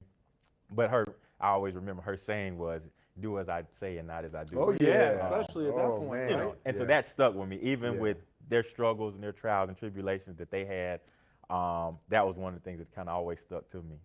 There's usually some driving factor that kind of, that began early in our lives that kind of pushes to where we're at. You know what I mean? And after hearing that story, I mean, tell me how that part growing up pushed you to where you got in life in terms of, high school, college, obviously in the pros, and just the way how it pushed you in life. Yeah, for me, Juice, I think I wasn't running to anything. Like you hear people talking about the money and all of this stuff. I think for me, I was running from something, like the environment that I grew up in. Because I think it's okay to not really do much, and to kind of fall in line with what everyone's doing. Not to say that's a bad thing, but for me, I knew I always wanted more. Like I knew I always wanted to do something else. And for me, that avenue was going to be sports. So I want to dig into, Juice mentioned financial or wealth management, financial literacy. And I've kind of known, even when you were down here and we were working together, you were just starting to kind of explore the banking system and starting to understand that stuff. And you've really made a post-career career in that space. But of late, it seems as if there's a heavy focus on educating athletes and young athletes on how they manage their money and financial literacy and those things. Why is that something that you are so passionate about? I think I think the more people understand my story, and just realize, like, I just fortunately knew that I didn't know. And so just looking at that, I mean, with celebrity, you're not usually, as an athlete, you're not usually born into it.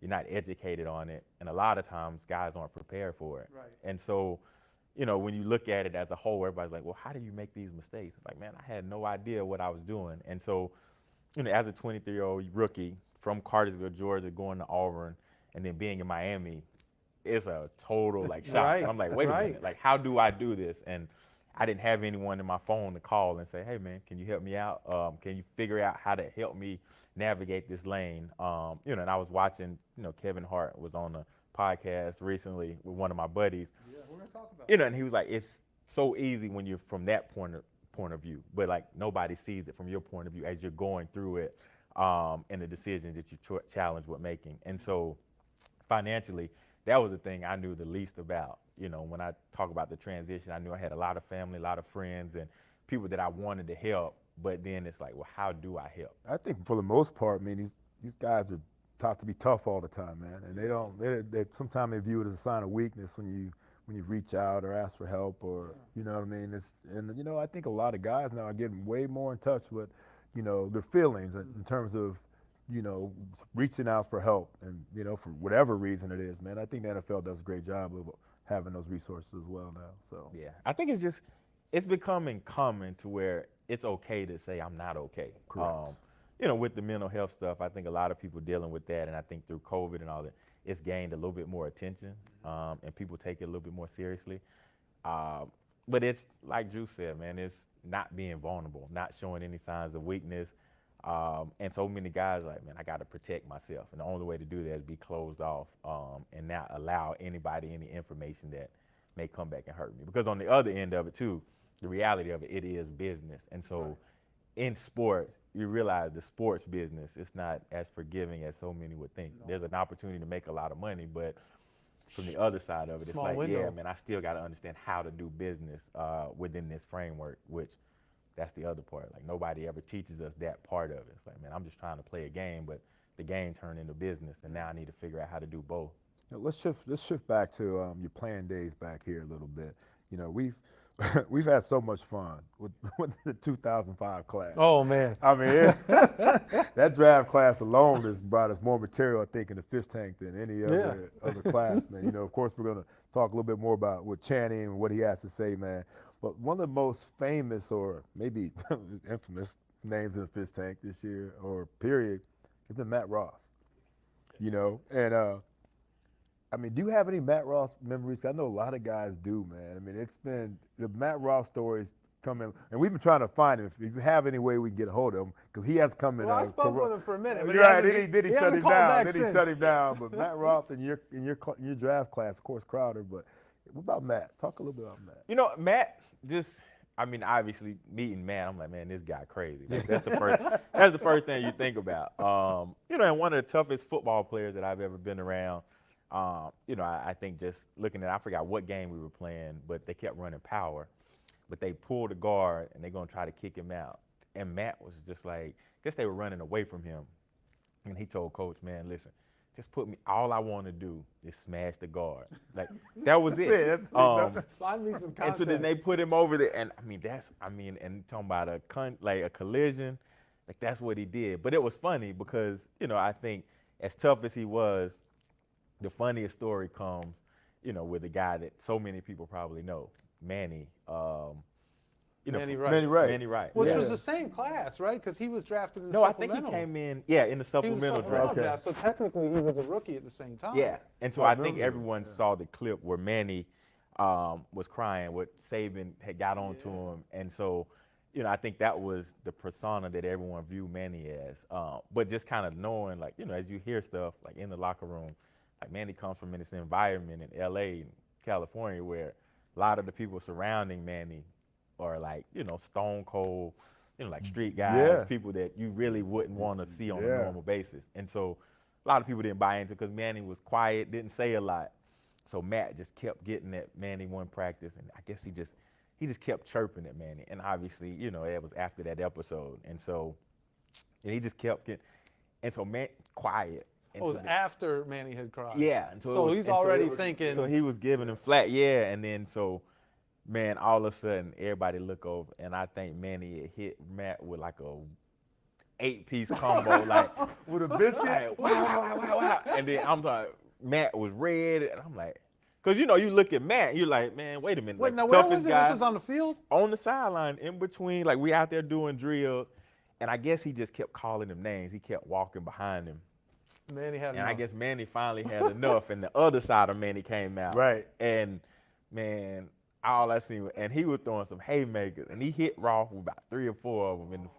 And so I was like, okay. He was not a small man. Right? But then after that, that's when the Matt Rolf clicked in, and so now we're after practice in the showers, and Manny now Rolf just pacing. And I'm like, man, what's up? And Matt's like, man, that's when we were up in Davie. He's like, man, tell him, let's go over here behind these apartments. He's like, I'm gonna break his neck. Like, he's like, man, and he just wanted to do like a cage match. Like, that's all. He was like, man, he's like, I don't care about them punches. Like, I just want to go back. Tell him to come behind these apartments and we'll finish that. Right. And I was like, we man, know the rule is once it's done on the field, it's over. Right? It's gotta be over, man. Yeah, but Matt, I think he didn't get that. But luckily, the apartments. Yeah. The apartments Right across the street from the facility.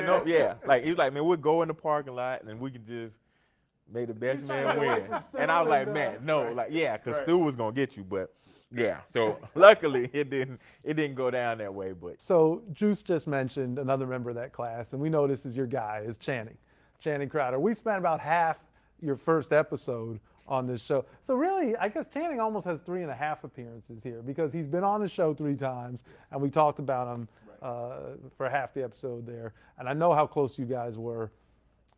But when you just mentioned it, you talked about his podcast. Do you see what this man is doing now? Like, he's become a cultural phenomenon. yeah, I mean, when you look at it though, like some people just find their sweet spot. Obviously, we all know Channing likes to talk. He's always been a talker from the locker room to, even post-career doing the radio stuff. And so, I mean, he's found that sweet spot.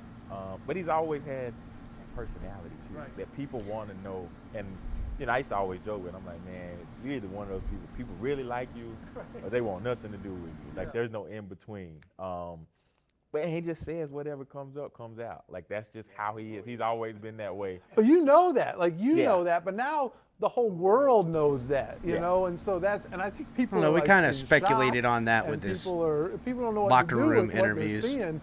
And would you say this is exactly what you saw day in and day out from the time you set foot here in Miami? For the most part. Like, we got drafted together in 2005. And so, obviously, a lot of people, even, yourself included, like, man, how you and Crowder hang out?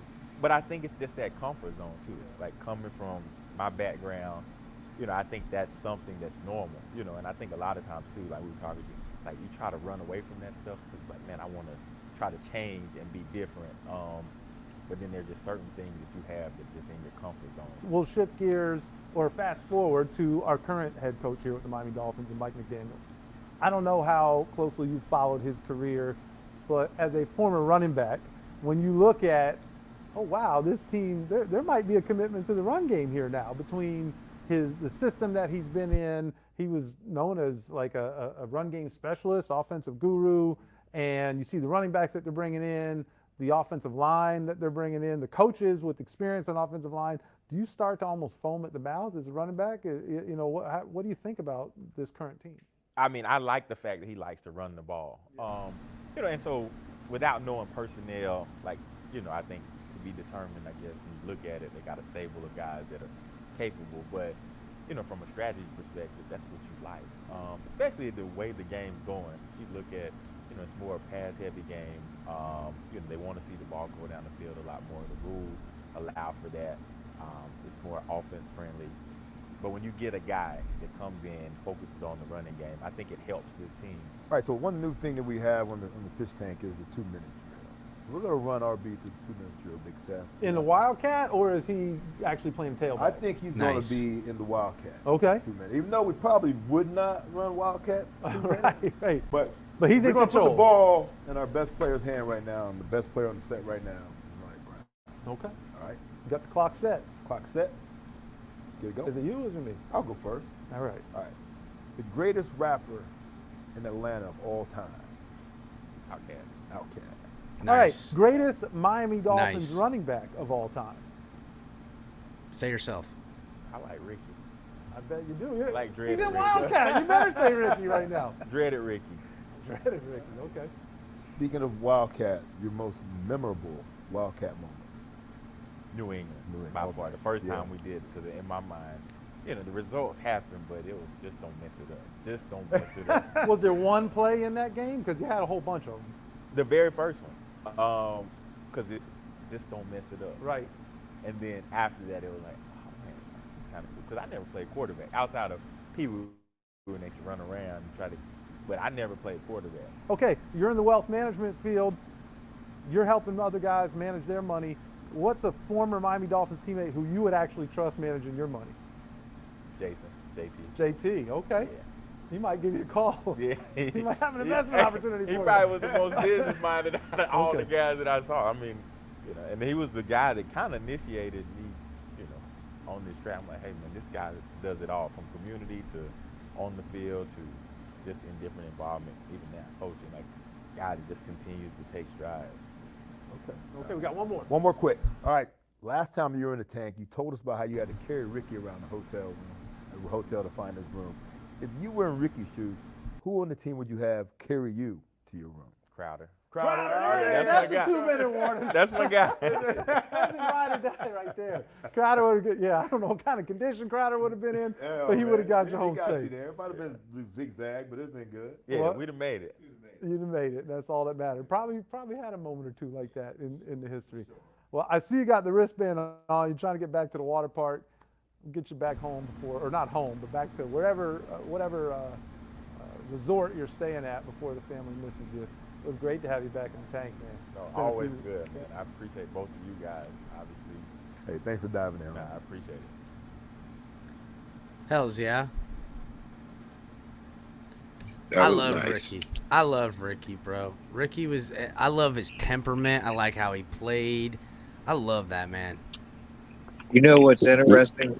That highlight reminded me that Ronnie Brown was the last player before Tua Tagovailoa to throw a touchdown from a left-handed player.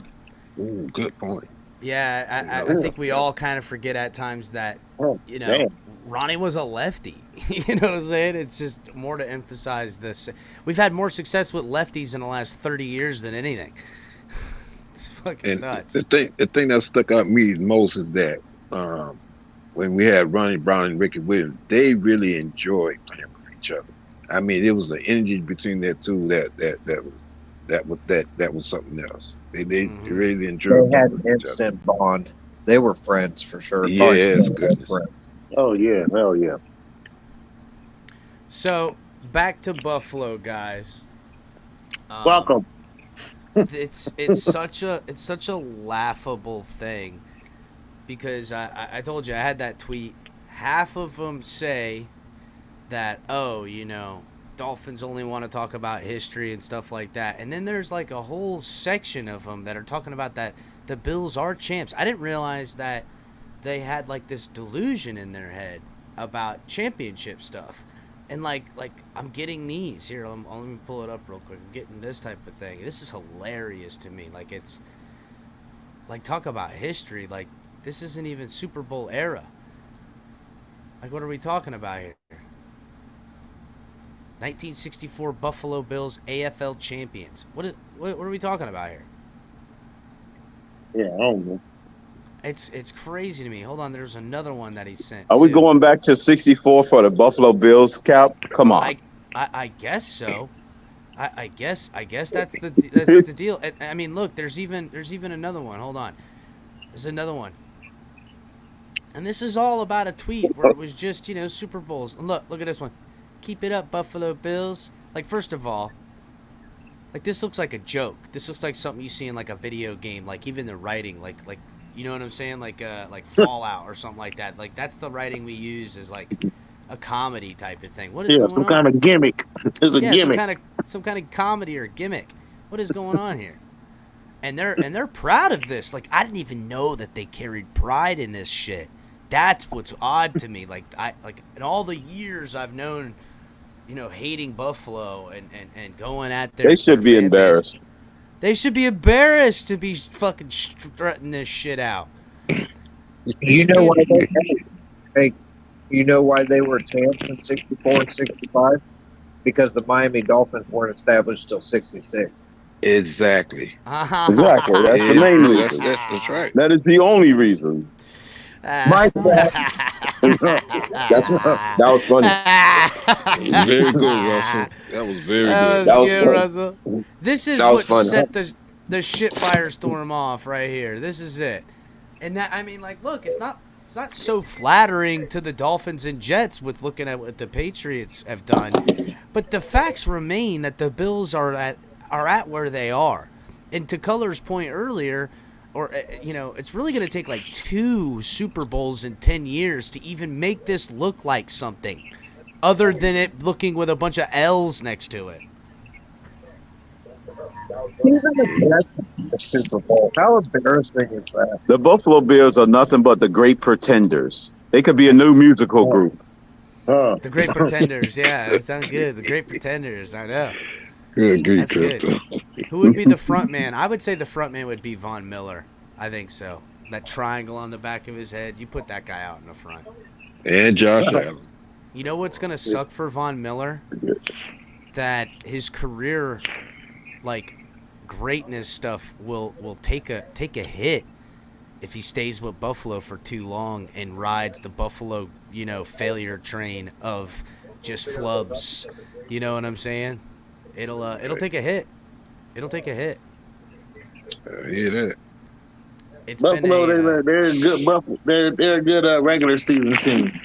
That's something to be proud of in its own right, but their infamy stands with their epic failure at times, either getting into the postseason or in the postseason. A shoo-in, a favorite to the Super Bowl, should decimate the team across from them, and that's what they end up doing. They look through, like the Dolphins, how they've been. They look through us, and they think, they're thinking they're the Chiefs, and that's who they got to compete with, and they catch themselves before they know it. They're going to be sitting in the final weeks of the season counting Dolphins' wins and losses versus their own to see if they're going to make it to take the AFC East. And that prediction becomes closer as of it comes Sunday, and will be the reality come Monday.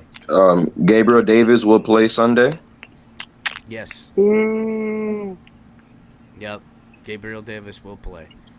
Yeah, I just seen it. I'm just stating that. Oh, yeah. They speculated that he would for a while now. And so will their safety as well. Who, Micah? Yeah, he'll probably end up playing. But that's kind of the thing. Did he play? Did he play Monday? No, they say he was resting him. Yeah, that's kind of why I think that they're gonna bring him out. But still, he's banged up. Yeah, because it's a quick turnaround for them. So that's probably why they sat him. Mm-hmm. They were looking through the Titans as it's proven, and now they're all talking, the Dolphins and what they do, and they're a good team. Got to be happy for Tua. Like, dude, don't lull me, bro. I believe. No, wait. Hold on, LCat. I think they're with Josh Allen and Diggs. They're two humble guys, so I believe their statement. I mean, they see it. They see the highlights, bro. Like, I think what they're talking about is the respect for him to hold in there when the doubters are on top, and both of them have had that in their career. And he said it. He said it in the interview, Josh. He was like, "Yo, I've had this before, so like I understand what he's been through the last 2 years." So, but by no means is Josh Allen or Diggs humble type of guys. You know what I'm saying? They found a common thing with Tua and said nice things, but they're not humble. Nobody's a more poor winner or loser than Josh Allen. That's just the facts. That's just the facts. That's exactly on the football field. Yeah. So him recognizing some of himself and saying nice things, I'll credit him that. But that is not because he's a humble dude. And I expect us to show up in a big way. Jalen Phillips gonna be the I think the only reason I'm saying he's humbled, and he's been he went to Wyoming, like he has one offer, like what I'm saying. So he's been doubted. This humbleness, this thin veiled layer of humbleness, is only indicating to me that we are in their heads. They are preparing themselves. I mean, bro, to the media they to say, us. I don't think that, man. You're gonna hear it if they lose. If they lose, since he's been in Buffalo, he's owned us. I don't think they're scared. And I don't think McDermott. It's not about that, but now he sees what he's coming up against Sunday. That's what makes him scared. I think the whole NFL fear. I don't even mean to it to be about fear. I mean that in their head, they're already narrating in a Monday morning press conference or a Sunday game press conference of why it didn't work out against these Dolphins. They've already, I said earlier in the week, Tua's doing some great things. Mike McDitt, I'm telling you, that's how the buffer. We're exactly. in their motherfucking head. Exactly, El Cap. It's just the buffer. And he's trying to give himself a buffer, a cover. I mean, to piggyback on what you're saying too. No, to piggyback on what you're saying too, El Capitan. The media is not. The media is also getting in their heads too, because they're constantly talking about how we beat the Ravens, talking about Tua, the whole team and what have you. So that fear is out there, because if the media is putting it out there, of course you can't help. If you're a Buffalo fan, you can't help but see it. That's right. They're sitting there, they're thinking, they're watching, they're questioning. They were in no way, shape, and form I think they ever take the Dolphins lightly in so much as they have in the recent future. And now they're looking at themselves thinking, shit, we can't take this lightly. They're talking to, I'm telling you, it's in their heads. You're right about them not taking us lightly, because we have the most electrifying player in the league by Tyreek Hill, and they know him very well. So from that perspective, I do get it. They know we're fast, we are electric, and I just hope that we don't get behind early. We cannot get behind early against this team. So I don't, if we are from behind, what I hope for is us to stick to the game plan, because it's proven through Mike McDaniel that the game plans are right and that they'll work. That's number one. So everyone needs to stay to their game. That's number one. Number two, I hope that the game plan is a little bit of running and clock control, eating up the underneath, getting this defense to move around, because to me, this game will come down to, in some point late in the third or early in the fourth, we'll see it. It'll be within a touchdown or an even game, and it'll come out to a shootout. No, El Cap, that's a recipe for disaster. No, see, I think that's where you're wrong, Crypto. I think it will be a recipe for success, because you're letting them do exactly what they're gonna do, but it's gonna be against more fresher. If we get a 3-and-out, trying to do what you're doing, they're gonna do it. They're gonna try to take the ball, score quick, go for it on a bunch of fourth downs, and then they're gonna be behind 8 ball once again. That's the plan. That's the plan. Our plan is to strike quick against them and put them behind 8 ball and make them play catch up. No, because they're gonna. We don't have a physical enough. We don't have a physical enough running team to be able to make them play catch up in that fashion. You want to keep Josh Allen off the field. In theory, that doesn't work, because once again, do I have to go back in the archives in history to dig up a game in which we slaughtered the opponent in time of possession and they beat us on the scoreboard? I would do that. I got plenty of them in my arsenal to show that formula doesn't work against quick striking offenses. Yeah, we didn't you have to score. Yeah. And make Josh Allen go out there and think he got to do more than he had to, and make mistakes. Without a doubt. But the plan's got to be for what is a potential to happen. They're going to throw the way they're going to throw. They don't even run it, but 30% of the time. And if we can limit the time he has on the field with points brought on this offense, which I have faith in that will do. This defense being fresher in the fourth quarter versus their defense banged up and a thinner back end being less fresh in the fourth quarter will be the dagger. Will be the dagger. Yeah, because the minute you make one single mistake, all of that ball control goes out of the window if they take any of our turnovers for a touchdown. That's not. I mean, there's one other player we're forgetting in all this stuff, and that's Melvin Ingram. That's what ball control is, though, Crypto. It's ball control doesn't guarantee you won't make a mistake. Well, pitching it down the field ball control is just doesn't guarantee that you're going to make it down the field either. My point is, it doesn't, but it's still you put pressure on their defense when they got rookie corners.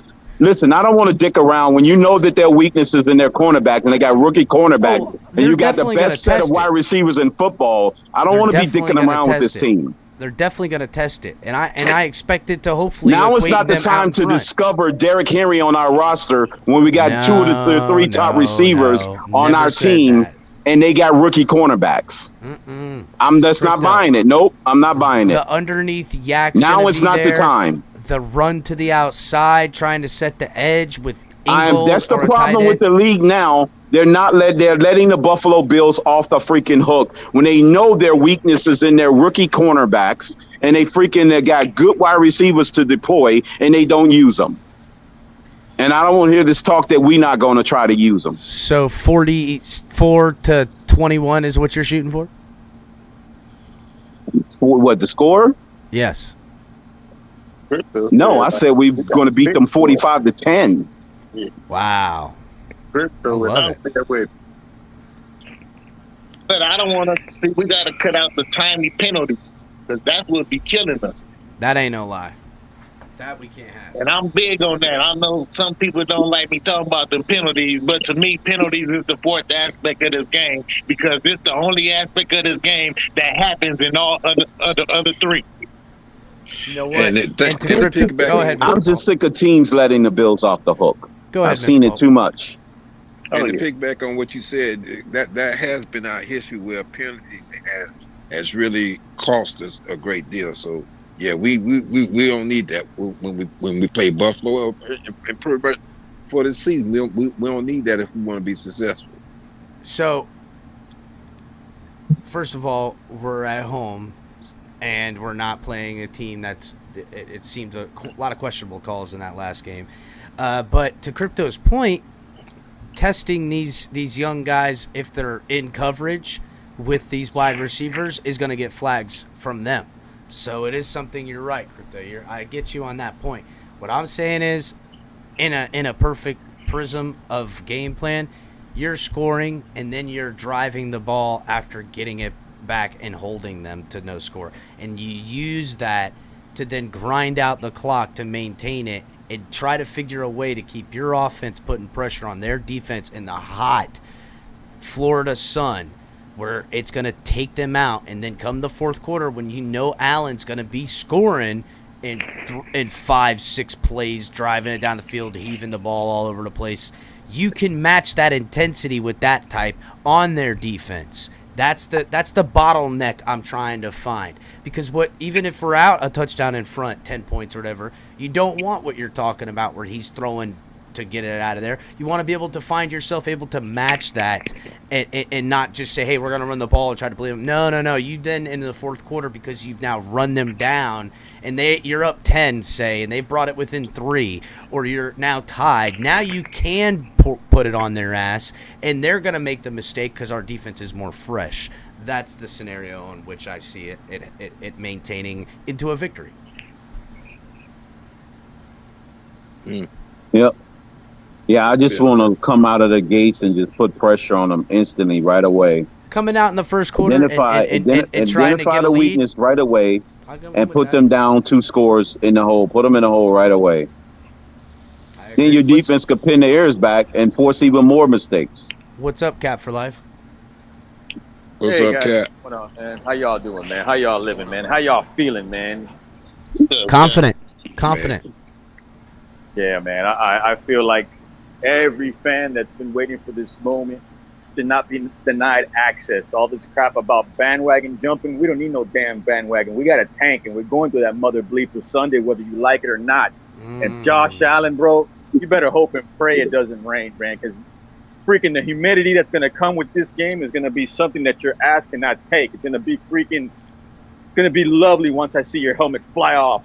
It's about time we get ours. God damn it, let me have my moment. Literally, I agree with 100%, Cap. As far as Josh Allen is concerned, I'm with you on that. Yeah, and I mean, look, for the most part, we all know that if this does end up being a crappy weather game, like, we're looking forward to the running game as well, aren't we not? I am. Crypto isn't, but I am. But look. This is some of the rebuttals I've been getting, which is all right. That is disrespect. I mean, it's okay if we get it down to the goal line and we run it in from the goal line. That's fine. But not on our own 1 yard line. That actually is a good. That is a good picture. We taking the Bills straight to their death in the deeps of the water. JM. That's how you switch it. This isn't a game to rely on your defense, especially when you have the 31st ranked pass against the Bills. You have to score for score. So MB41 agrees with you. But see, therein lies, as MB41 is a Bills fan, is exactly what I think they're going to think, which is why playing at the listen, I'm just trying to put myself in Mike McDaniel's shoes on how this run game and the run game coordinating specialist is going to come out with some tricks. And then off that play action with a lot of smash mouth on the edges, getting your offensive linemen downfield, laying blocks on DBs is going to show up in a big way in the fourth quarter when Josh Allen's now game plan's off. And they've done this. Fourth quarter's up. We're going to let Josh Allen pick you apart and do what he does. Going for it on fourth down, it don't matter, whatever. They've done that. We're going to be able to match that intensity and have been putting the gears to their back end designed where now that double move, Tyreek Hill is running free because no one has the ability to catch him. Not just because he's fast, but because they can now do it at will. At will. What's up, KP?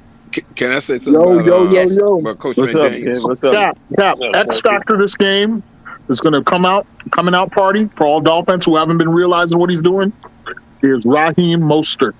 Yes. Raheem Mostert is the X factor. I see two home he runs. is the throttle. Yes, Kahari, he is I the see throttle. 2 home runs.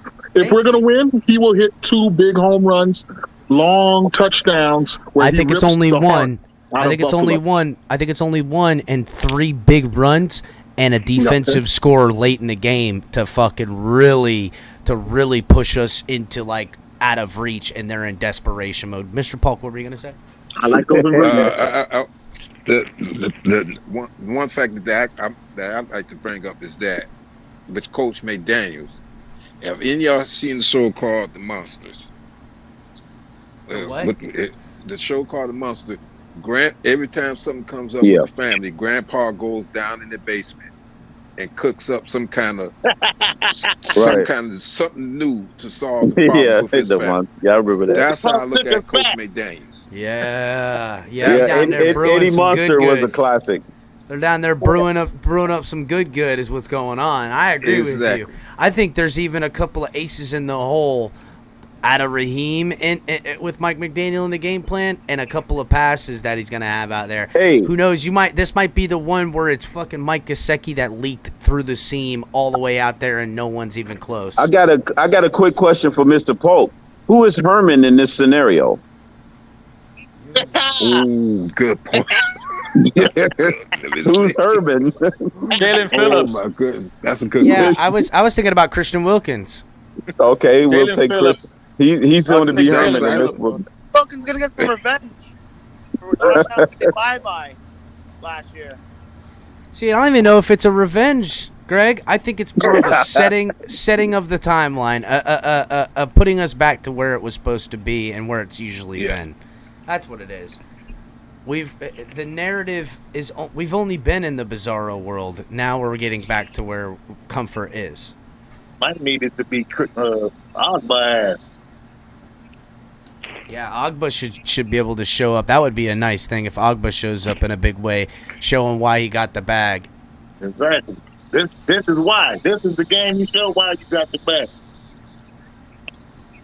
Yeah, I'm down for that. I think, Ogba, Ingram, Phillips, any one of these 3 guys show up in a big way on this pass rush. I mean, bro, they're gonna say they get 50 plays. They're passing on 42 of them. You know what I'm saying? Like, it's like so lopsided, it's ridiculous. So you gotta get it. And really, they only pop off the runs in like the 3rd and the 4th quarter. They don't even fucking come out in the game running at all. Hell no. And I got to finish that it may be a dark. No, that's what I said. I think it's going to be it may be a dark horse player on our team that's going to surprise all of us with this game coming up. Ooh, I like that. Craig Kraft killer game. Craig Kraft comes here and just slaughters everybody. Ikuzama makes his first appearance as a secret Jalen weapon. Phillips gets 4 sacks. Ooh, I like that. I like that one, Crypto. I think Jalen Phillips. I think to me, it is Jalen Phillips that turns the light switch on and just abuses Allen every time he either comes out of the pocket and even in the pocket getting home. Yeah, don't the Herman Monster, man. Ain't Justin Phillips buddy with Buffalo? Yeah, from Gregory Miami? Rousseau. Gregory Rousseau. Right, They never exactly. they're not. I don't believe them to be friends so much because I don't think they ever attended school at the same time in Miami. So it's Gregory Rousseau was the guy before Jalen Phillips, but took the year off because of COVID. And when Jalen Phillips came there, it was like Miami didn't miss a beat. And Exactly. and I mean, look, in hindsight, looking at it up front in the beginning, Jalen Phillips wasn't probably the better guy to put on the to pick, but he has in physical attributes just that stuff for that hybrid linebacking pass rusher that everybody knows has been the most sought after thing forever, bro, forever. Yeah. Yeah. Let's see here. Bills suck. Bills suck, Greg. That's right. I got Mark in the back. Does anybody want to hop down so Mark can come up so he can represent his Bills? Yeah, I'll help out.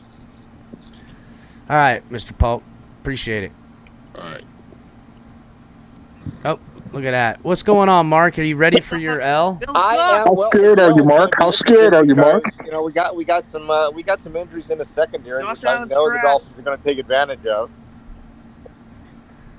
So I'm now down to thinking it's going to be a game with it's going to have to be a shootout for Buffalo to win, because I don't like our secondary right now with the injuries we got kind of going on against. You don't like Jaquan Johnson, Mark? You don't like Jaquan Johnson? Elam? Number 4? No, I like Elam and I like Benford, but again, the rookies against Hill and Waddle. I mean, it is what it is, and we don't know what Hyde's situation is right now. Poyer is going to be fine. But then, if we're looking at playing 2 rookies, I don't think Dane Jackson's going to be back for the game. They're going to be careful with that neck injury. They're going to get their defensive line back, which is a big help. But I'm obviously concerned about the secondary, and I think the only way that the Bills win the game is in a shootout. And I'm being honest with you. That, and I think the only way the Bills can show up on defense is through the D line that needs to get home, and really. We know this about Tua even before Sunday, that his quick pass game to relieve that pressure. I mean, shit, he had 2 years of training in that type of environment. This offensive line gives him any more extra time, and it's going to not be good, which is why I think it's more about wearing down that D-line. Is that Edmonds and Milano are a whole different bag of chips than what Baltimore had at inside linebacking. Edmonds is 6'5", and he's got incredibly long arms, and that does create some issues. And Milano was excellent in pass coverage, so maybe some of those quick passes aren't going to get. I agree with you, Mark. But that's where Mostert is a serious overmatch. Buffalo is going to overmatch the Dolphins, and that's a given. That's where Mostert's talents are going to come to the fore, Mark. That's where he's an X factor who can get beyond the lateral quickness of a Milano or an Edmonds. Kahari, I've been preaching it for a while now. That outside run, because of his speed, just on a little pitch, getting to the sideline is good for 6 yards, unless he fucking cuts in once he gets there or has no one out in front of him. He could house that bitch. I mean, it's certainly going to be an interesting game, and I'm not, I'm taking stock, in the Bills, and hopefully that their defensive line shows up, gets pressure, and creates some mismatch issues. Because right now, and then of course the other X factor is the Dolphins aren't going to really be able to stop Josh Allen. They never have, and I don't think they're really going to until they improve their inside linebacking and actually generate an organic pass rush. So, Mark, will it on Monday say Mark from Dolphins mob or something to that effect? If the Bills lose the game on Sunday, I'm going to come on. I'm going to congratulate the Dolphins, as any good sport should do, and congratulate you on your win and talk about where both teams go from there. That's the only way that a classy fan does. Mark, you could let your petty out, dog. It's cool, man. It's all right. I'm not like that. I mean, I don't die with I don't become euphoric on a win and die with a loss. And I give credit to those who. I guess you know what, Mark. I would give you that because that's the plight of a Bills fan, anyhow. Because of and I don't mean to take the shot, but I'm going to because of the letdown in the big moment type of thing. So yeah, I can see I'm how a Buffalo fan. I mean, I can see how you could know how to live with it, dog. I see. You know what I'm saying? It's called conditioning, is what it's called. It's not just the Bills, dude. I mean, it's the hockey team, it's the football team. The basketball team left town and went to San Diego and ended up being the Clippers. I mean, my God, I have a lifetime of the history of failure. Sound like people in St. Louis and shit. I do have a question I want to ask though, because it's something. Be careful, El Cap. Color's gonna come out at you. Color's gonna get you for them Cardinals. I've always liked the Dolphins. I've liked the Dolphins from the Shula era, so it is what it is.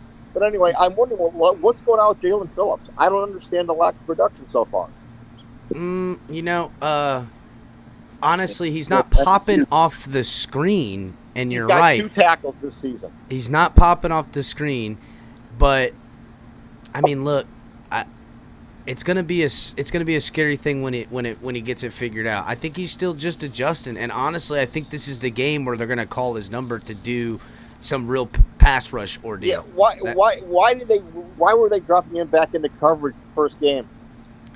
Because first of all, our linebacking core, our off linebackers are very, suspect at best. Plus, we're down a DB that in our usual game plan, and in-game adjustments for him. He does so much just dropping back in those zones and just taking away those lanes that it really, in the design of the defense, is to apply the pressure as he looks that way.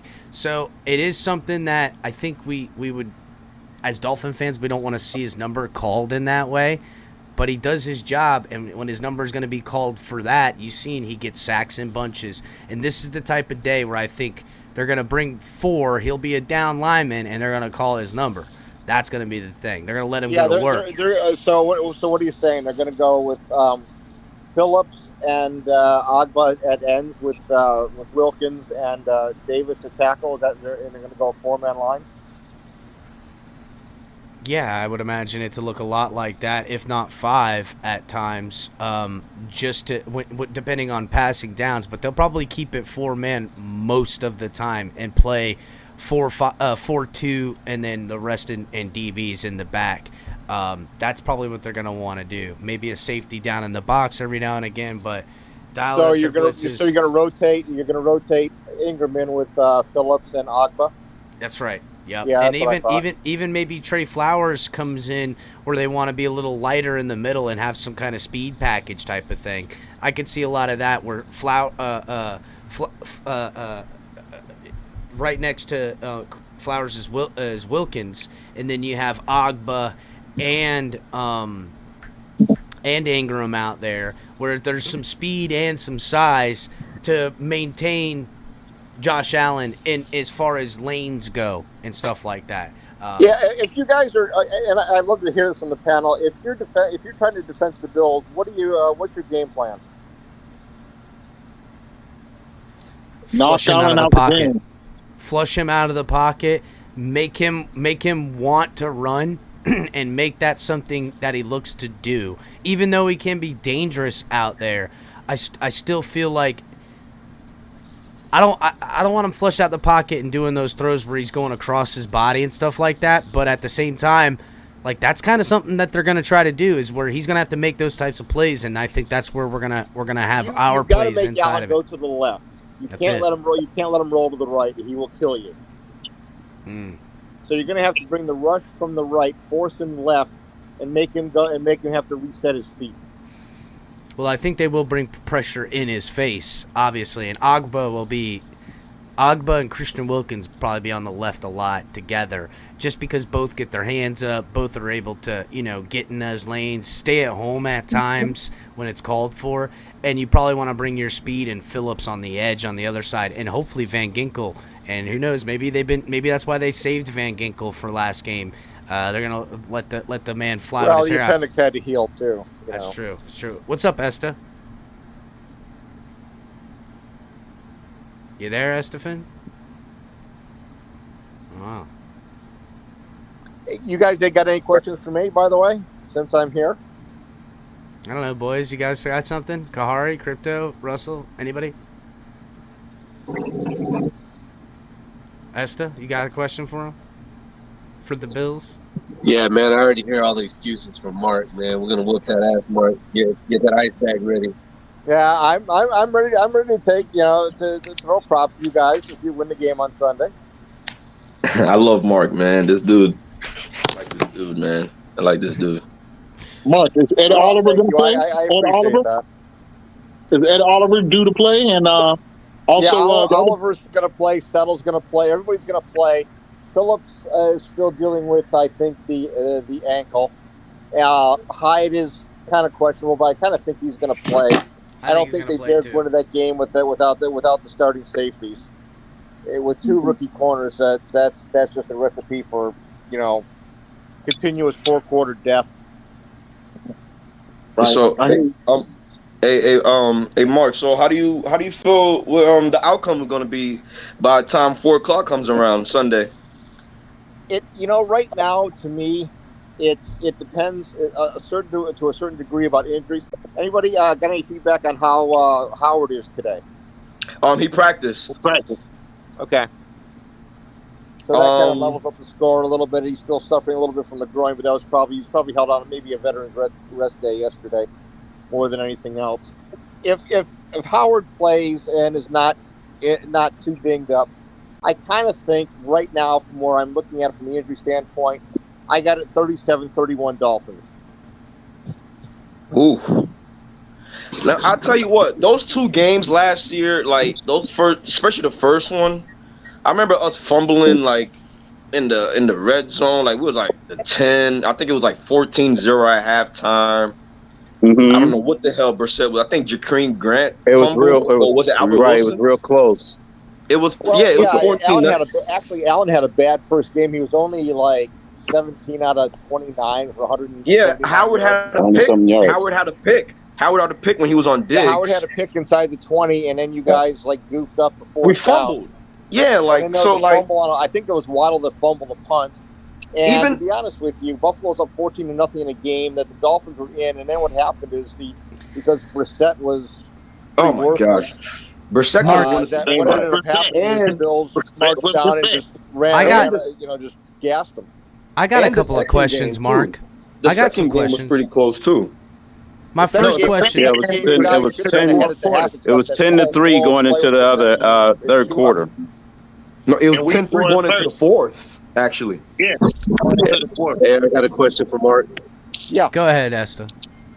Hey, you see my thumbnail? Your thumbnail? Yeah. Yeah, you're Abby.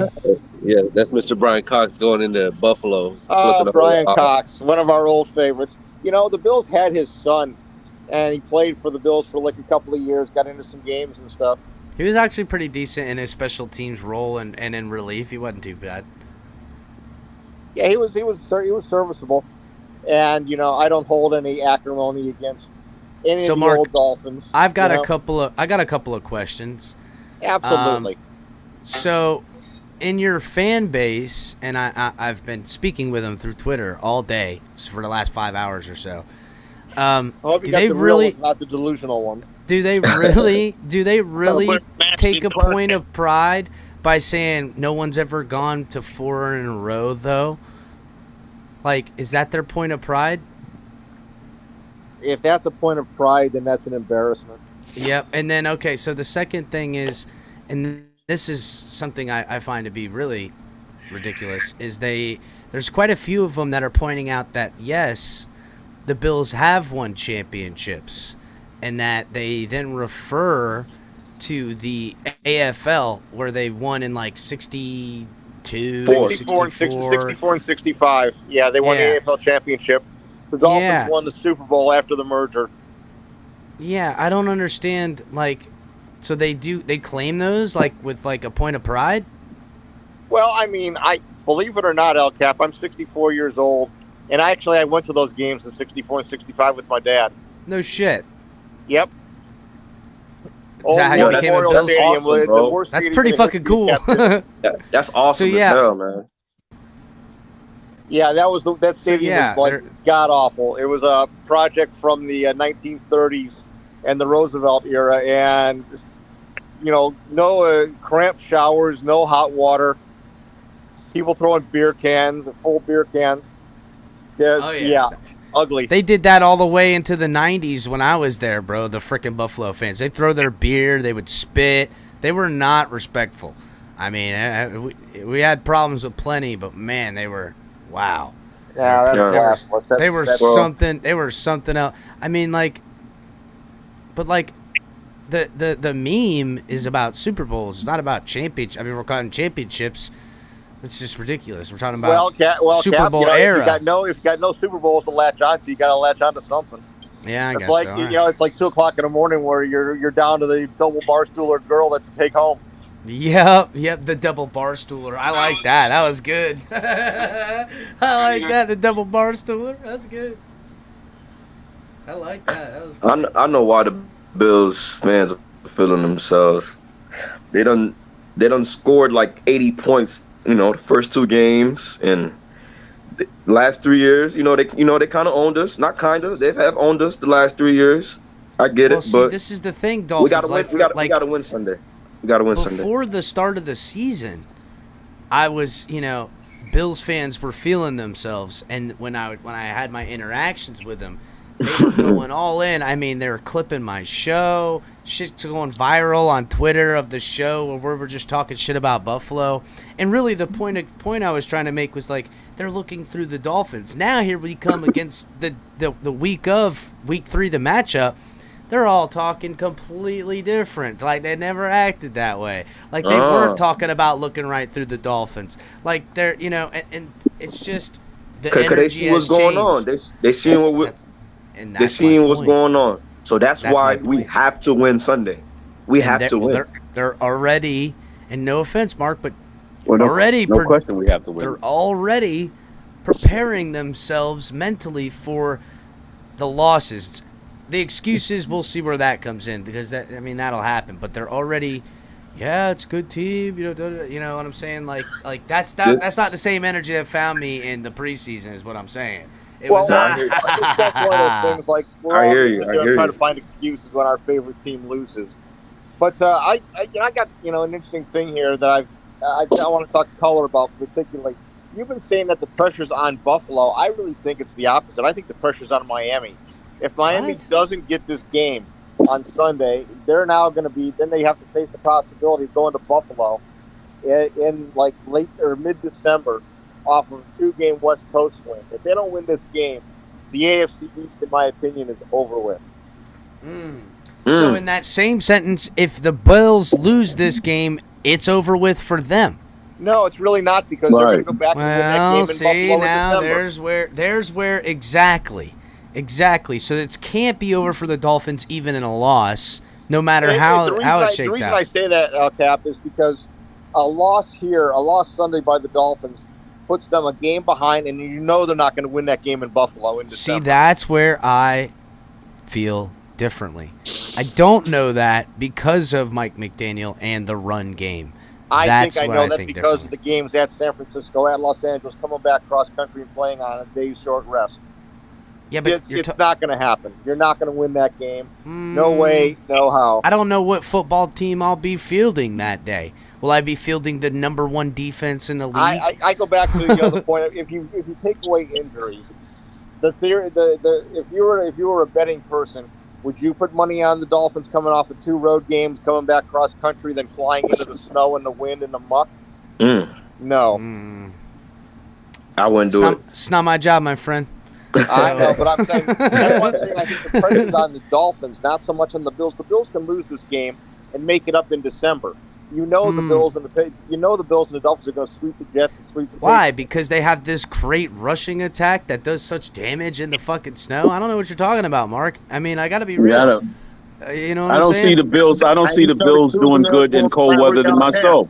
Yeah, I see it being all as effective in hurting the team on both sides of the ball. Granted, I will err that Josh Allen's arm is stronger than Tua's by whatever margin you want to label it as, but that doesn't mean I feel like it won't. It's off the table. Like Tua's never. Our running back room collectively is better than their running back room. If it's just rushing attack versus rushing attack, will destroy them. So we need to run the ball. Your running backs aren't better. Your running backs are historically hurt You got Edmonds and Mostert versus. But they're not hurt. I have my last year running back that hasn't even come out yet. My last year running back, who was my number 1 last year, hasn't even got a chance to get on the field. I mean, there's where the health of the running backs look no further than to how much who's been playing what. I mean, Gaskins could be starting one and maybe only have played 6-7 games at that point. You know what I'm saying? So he could be super fresh in December. Mark, you better not hope that it's a bad weather game, because you guys don't fare well in bad weather either. That's right. I don't know. You look at the games last year. They beat the Jets. They beat the Falcons. They beat the Carolina. Falcons were terrible. Jets are Falcons and Jets. The Jets, that was in fair conditions. There was no snow on the ground. It was a cold day. It was a cold day.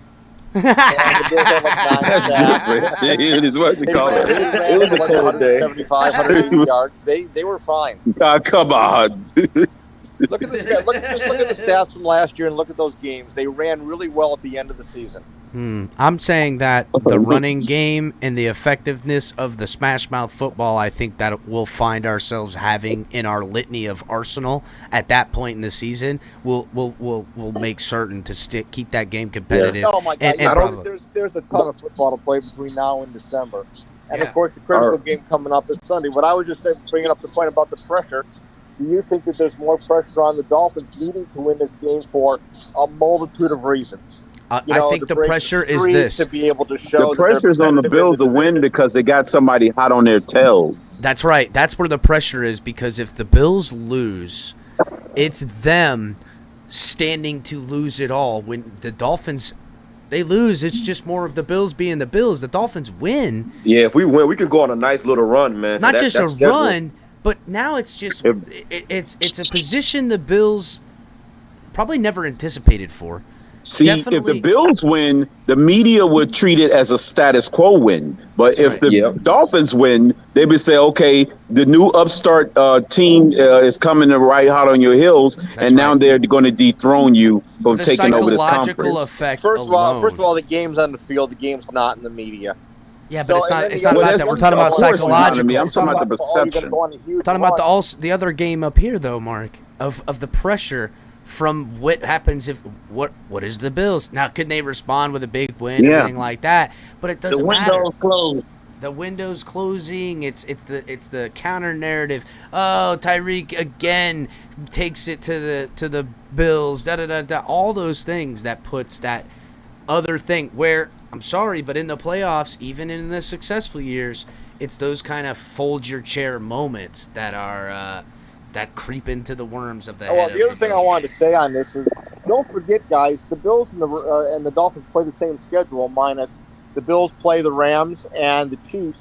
The Dolphins play the 49ers and the Chargers. The Bills already won their game with the Rams. Other than that, they play the exact same schedule. So you talked about you guys going on a run. The Bills are going to go on the same run.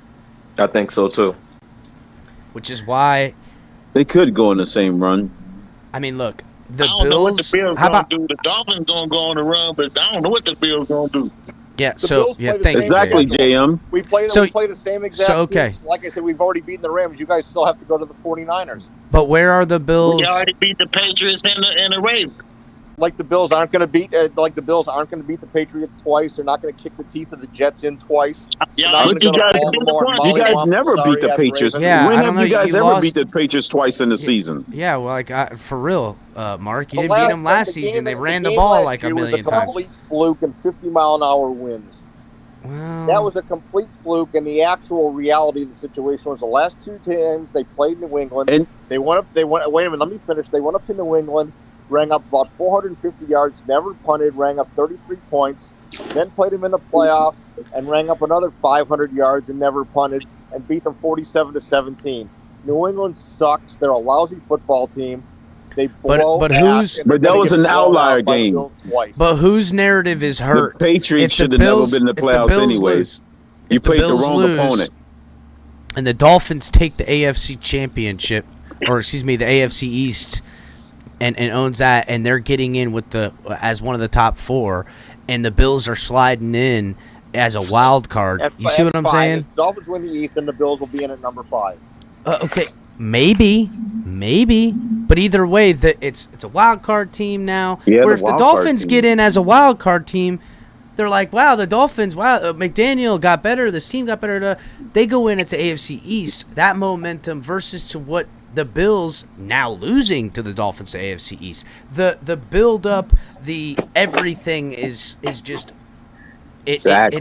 It doesn't just make it bigger. It takes it away from the Bills. The Bills could be fighting for the Dolphins seventh seed. are taking something. If the Bills Yeah, continue 'cause to the build AFC on what they've Let's done, kind of the throw it Bills out here continue for to you. do what they've The done. Bills, It's if the just Bills lose Sunday, they're going to go 13-4. If they win, they're going to be 14-3. No, that's a lot of confidence talking. Well, you guys are talking the same confidence. That's true. Same exact thing. So how is it any different from what I'm saying from what you guys are saying? Nothing. I mean, look, I've said the Dolphins were going to go 11. I hoped for 12. Okay, kept it very real. They play like how they're playing. They beat Buffalo. I do think 13-14 could potentially be there because of the run. And yeah, could be 13. Imagine the Bills now are 13 and they're still a wild card team. If the Dolphins are at 13, the Bills are going to be at 13. They're both going to be 5-1 in the AFC East. They're probably both going to have the same conference record. So it's going to be a tiebreaker, and it's going to be based on total points probably. Or that game in Buffalo. And I don't think they're going to win in Buffalo after 2 weeks on the West Coast playing on short rest. I don't think it's going to happen. Shout out to MB41. He says, nice try. The pressure is on the Dolphins to live up to the almighty hype after the historic game, and now Tua has to live up that is true. Almighty to hype? the top 3 to 5 QB hype now. I do see that, but I don't know, man. Like, You I guys don't have see been, how. the I media don't has see been how. hyping the Bills since last season. That's so right, but how is also it going to be pressure on us? And they've been getting all the hype. I don't think there's and the any power amount rankings, we're of like pressure. I don't. No I more don't than think 10. I don't think there's any amount of pressure that you could perceive to be more pressure on Tua. He's had the most pressure. There's no more added pressure you can put on the guy. No matter what the media is saying right now, he's already had and shouldered all of it and found a way to be successful and thrive in a bigger way what we just seen. So I just don't understand how it can be perceived any different. I mean, just look at the questions they're getting. They're over here having to change their attitude, talk the way they. I mean, listen, not that I expect Josh Allen or Diggs to come out and trash talk, but it's no pressure on our quarterback. He's the best performing quarterback in the league, so it's no pressure. Tua's used to this pressure. He is. I agree. He's definitely used to pressure. dating all the way back to college. Yep. Is this going to get into Josh Allen's head, and he's going to feel like the Wyoming quarterback? He's going to feel lost out there. Is he going to spin? Do you really think Josh Allen's going to have a bad day on Sunday? It's not going to happen. He's going to go up and he's going to light you guys up for 30 He's throwing minutes. 4. I've already said it, Mark. He's throwing 4 interceptions in this game. I think he will be benched by halftime. I don't know about that, Crypto. That's fucking Josh nuts. Allen I think will he be throws benched by 2. halftime. I think he throws 2. I think Tua throws none. And I think one of those results either in points in the interception or such a short field that the next player results in a touchdown. But for him to throw 2, we have to get after him. We can't just let him just sit pretty back there. Without a doubt. Jason Phillips has an answer for that. Because I felt there will be no pretty sitting pretty in that. Phillips need to wake up. The only way Phillips need to wake up. win this game is a shootout. Jason Phillips needs to wake up. It's the only way to Oh, he will. This is his calling card right here, baby. Right He here. needs to wake Jason up. Phillips. I feel like Lamar. I feel like 2 Lamar forced was sitting fumbles. pretty. I don't look at the Bills. I'm not going to lie. I don't look at the Bills, and I don't think there's a fraud team. That's not the proper thing to say. No, but I do look at them. In the grand scheme of things, with all the hype there is. In how I perceive it. They've scored 72. They've given up 17. They beat last year's Super Bowl champions and last year's #1 seed in the AFC. That's not a fluke. That's not Listen, a rash.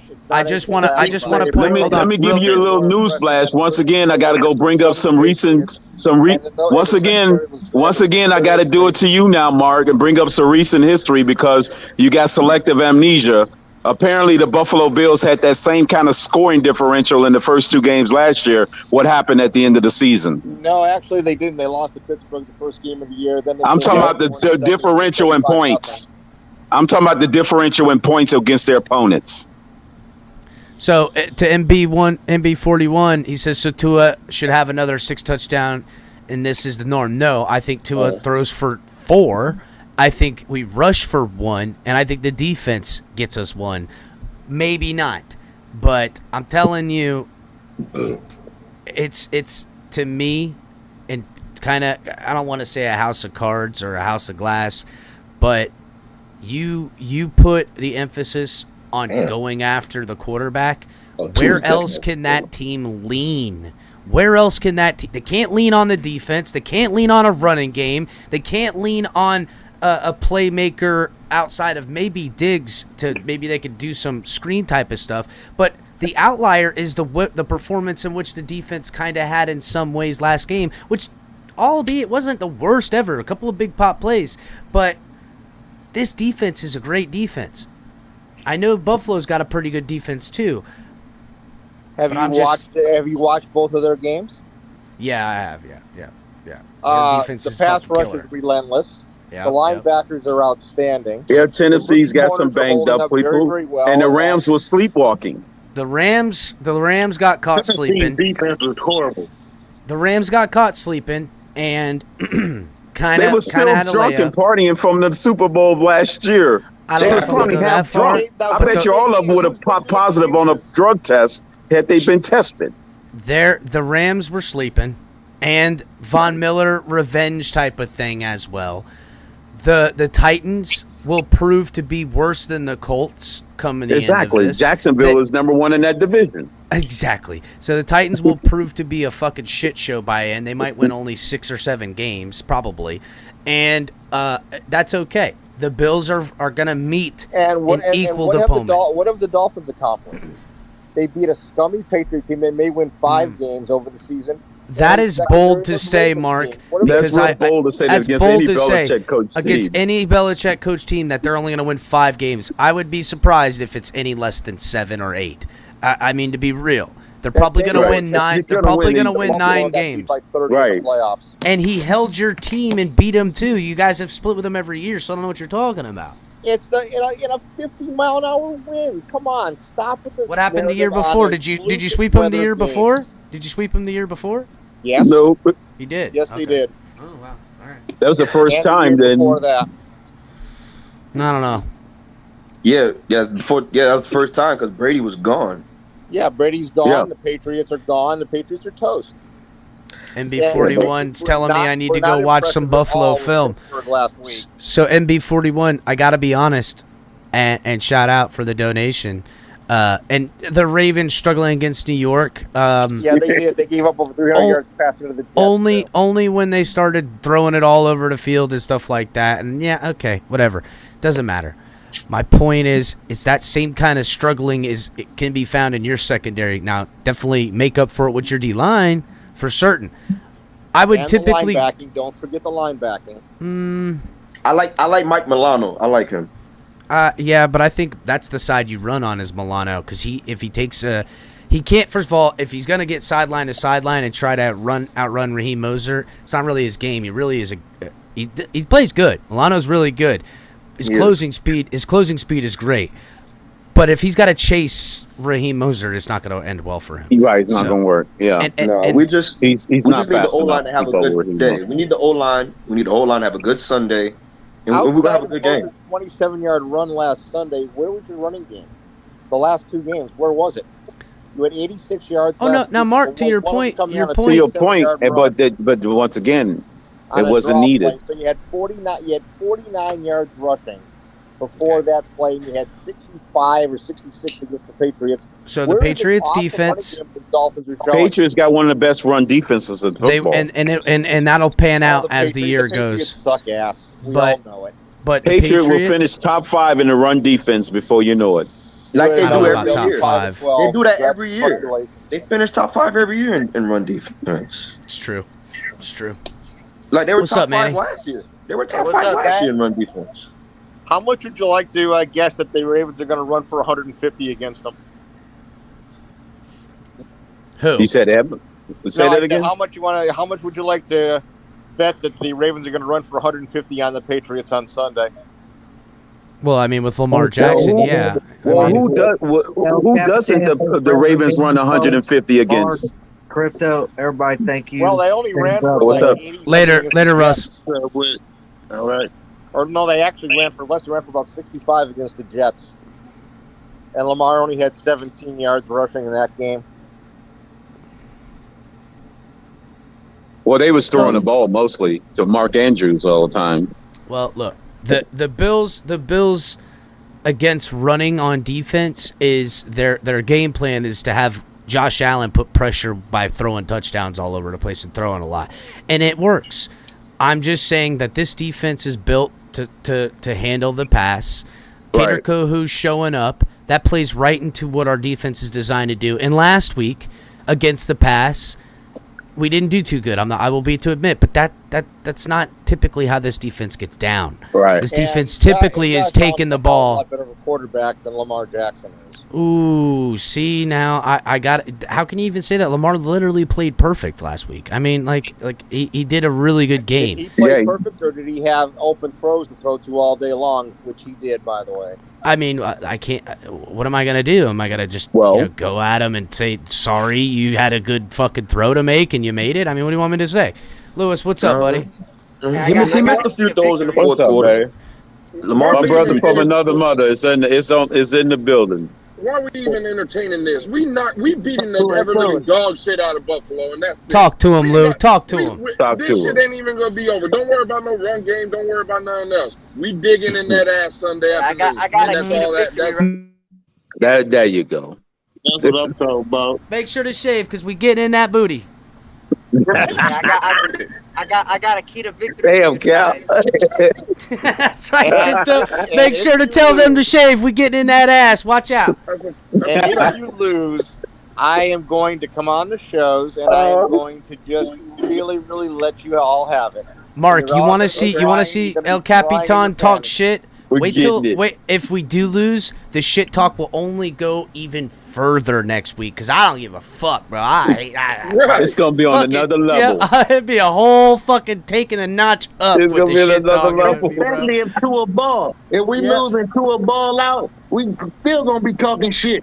To a ball out, it's equating to a win. He's proven that that's the fact around here because the rest of this fucking team ain't. And I'm not going to put a loss I wouldn't put on Tua. I would just put it that, hey, shit didn't work out. But I certainly ain't fucking tipping my cap. Fuck around. Nope. Ain't happening, bro. Nope. Ain't going to happen, bro. Ain't going to happen. Oh, they won 7 games out of the last 8. That's right, Von Joe.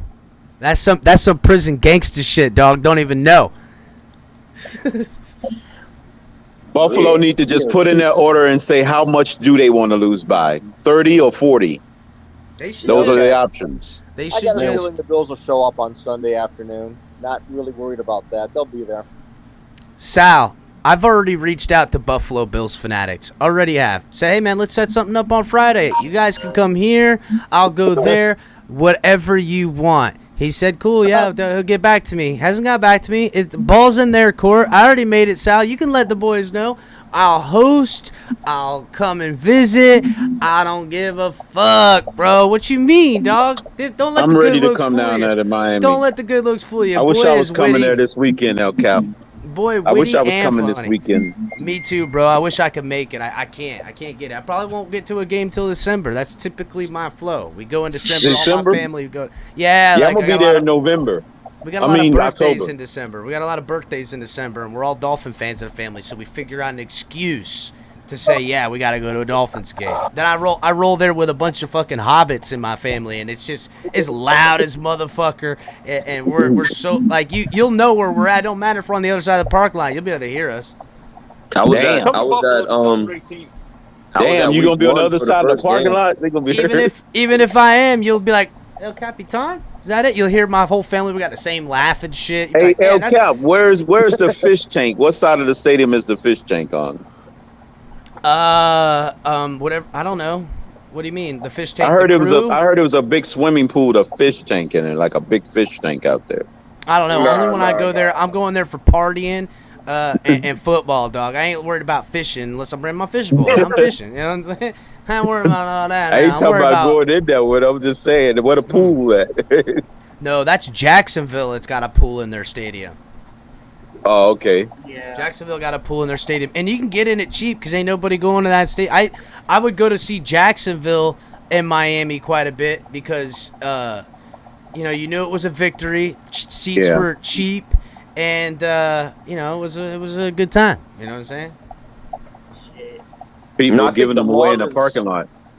The Marlins got a fish tank. I don't know about the I think I scared Mark away with my shave that booty comment. Yeah, Mark ran off. I think It's he went about fucking to time. go shave. He don't want that smoke.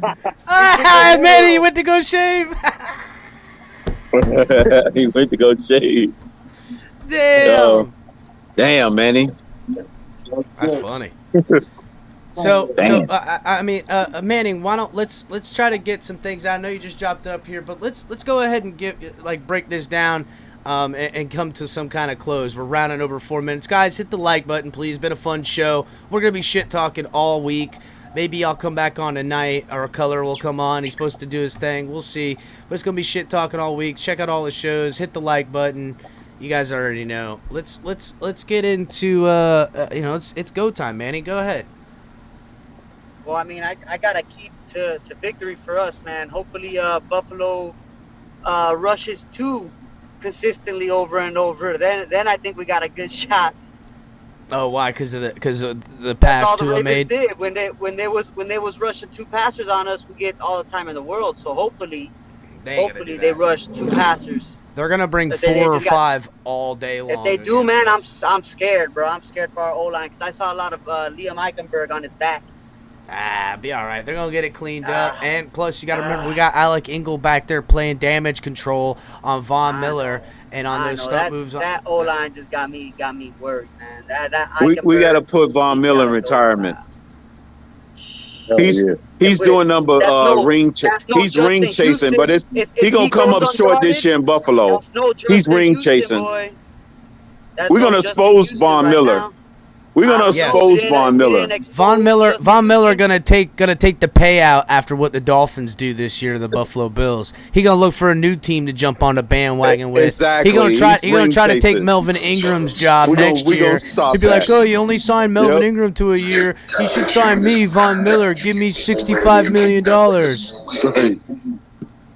Don't worry, he's gonna try to be a Dolphin next year. He's gonna say, "Oh, which team got a chance to win?" He's ring chasing. Have no fear, Manning. Have no fear. Good. Have no fear, Manning. Shit, I don't know No about fear. that. I'm ready, bro. Man, if we win, bro, this is gonna be a good one, bro. But I'm still stuck at if. Nah. We in a win. We in a win-win situation because win is this weekend and win. I'm no Buffalo fan, dog. No. I gotta wait till after the game, bro. I gotta wait. This is the time, Manning. This is the it's time not, to bro. converge on it. And guess what? I'm Dolphins. I'm saying we can win, but I won't go up to them and say y'all suck. No way, bro. What you mean? I They're heard already they're showing up. there. If you go there to tell them that they suck, they're showing up with flowers in their hand to hit you. We're already in their head, dog. They're already showing up with flowers in their hand. We're in their head. They were thinking about us on Saturday before their Monday night football game. They were thinking about us on Sunday. We've been in their head since the fucking off season. Hey, I hope They're it plays trying a part, to get man. at it. Man, if we go That's 3-0, true. bro, I'm saying it, but we're gonna go undefeated. Ooh. Oh yeah, Lot of we getting that. people We call getting for that it. Iceman bucket. If we beat Buffalo, man, undefeated. I'm calling it right now. My prediction's out the window. You can get Now with y'all Ice. boys are tripping. Iceman and Russell are on that. Yeah, I know, Lou. It's a Lou? little tripping to me, dog. It's a little, but all y'all- right, Manning. I might have to jump on that Iceman bandwagon. Well, listen, I'll tell you what. Contextually, if it's a absolute beat the brakes off of Buffalo, then yeah, I'll be up here all fucking I'll be an asshole about it too. Why not? Fuck it. Why not? Why not? That's part of the reason why I predicted a lopsided score. So we can't say we're going to go perfect. Dolphins lifer. Oh, man, got some feedback. Go ahead, Dolphins lifer. What is going on? I don't know what's going on there. I don't know. Go ahead, JM. Yeah. That's what's up. Man, I can't wait for the beatdown. Technically, we all agree that our offense has gotten better. And that's basically all we needed. That's going to happen. It's going to show. As long as our QB, our private QB, who I hope turns into a general. Like I say, he's still a private. But I'm looking at him. He looking like he's ready to be a general. So I'm finna see, and this game's gonna be a big decider of that. My main thing is timely penalties, letting them keep drives alive. That's big. I'm big on that shit. We do not need to let these dudes keep drives alive. And I think Josh Allen gonna fumble with that reckless running, because you notice he don't like to touch the ball. He like to keep it out. Like he's some superstar running back. Pop his ass. Pop that motherfucker out. And other than that, man, everybody that's it, JM. Fins up to the panel. Fins up, man. JM. Later, brother. That's true, JM. Yep. Let's go ahead, Lou. Yeah, I'm going to get out of here. I'm going to go 28-24 Dolphins. It's our motherfucking Tua Tagovailoa shows up, 285, between 285 to 300, 3 touchdowns, no interceptions. I think KP came up here earlier, said Mostert with 2 touchdowns. I'm going to give them one, 28-24, but our defense is what shows out. We've been talking all this shit, me included, that our defense hasn't showed up. I don't give a fuck if we stop New England or not. New England's trash. We didn't do that well against Baltimore, but they're an elite team. I'm glad we got the dub. Our defense comes out. Jalen Phillips with 4.5 sacks and a strip fumble. Agba, a strip fumble. We get to about Josh Allen about 6 or 7 times. Our defense holds them to 24. 28-24 Dolphins. I like that. That's kind of where my prediction's a little closer, except I give us one more touchdown because there's a defensive touchdown. That's where mine's different. Yeah. I'm hyped now. I'm thinking 35. That's what I'm thinking. Yeah. Well, see, and that's the problem right there. All that bullshit that Mark was coming up here spewing earlier. I don't give a shit if you scored 30 against the Rams and put 41 against Tennessee. You ain't doing that shit against the Miami defense with this heat. And again, I think the biggest factor, and I want to give Cap the credit because I think Cap is the one that said it. Bro, I'll be in the stadium this weekend. And this is not going to be like years before where the New England Patriots came down and it was 50-50 or 60-40 Patriot fans when Buffalo came down. Bro, there's going to be 80,000 fans in this motherfucking stadium all wearing teal and orange and in y'all's motherfucking ass. Yeah, so you might see a peppered guy here or there that's getting scolded by everyone around him. They better tighten the bolts on that roof, bro. It's coming off. That's a fact. Us Dolphin fans, we're going to be in the building. We're going to be, like I said, we're looking for shaved booty holes. Like in the words of my man Cap, we're looking for all the shaved booty holes. That's right, dog. That's what we're digging in. Yeah. That ass, there bro. You go. Digging in that ass. I'll see you, Lou. Get the Gillette blade out. Get the Gillette ready. Yeah. Hey, Mountie, go ahead. We're doing final thoughts, Mountie. Why don't you go ahead and hop in here? Hey, man, what's up? Hey, it's always good to talk to us, chop it up with y'all. Hey, look, I'm looking for 35-28 Dolphins. Mine's right at 35-27 right now. That's what I'm looking at. Yeah. But I'm gonna tell you something. This is some real talk. I don't wish injury on anybody, even an opposing team. But Josh Allen he needs some humble pie. We need to bring that old Raiders defense, that old Chicago 85 Bears, that stand his ass up type fucking drill. He need to get some of that. He need to get some of that smoke. that house of cards comes falling fast. He's their whole game plan and everything. Even on defense, it's his applied pressure from the offense that allows him to do everything that they want to do. This team, and Color said this, or somebody, I can't remember who, but if you took both the quarterbacks off and measured the teams, the Dolphins far and away are more talented in more spots than the Bills are than them, or equal to talent. We beat that. And now they're literally not looking at anything that's happened this year as far as equating what this offense is doing or our quarterback.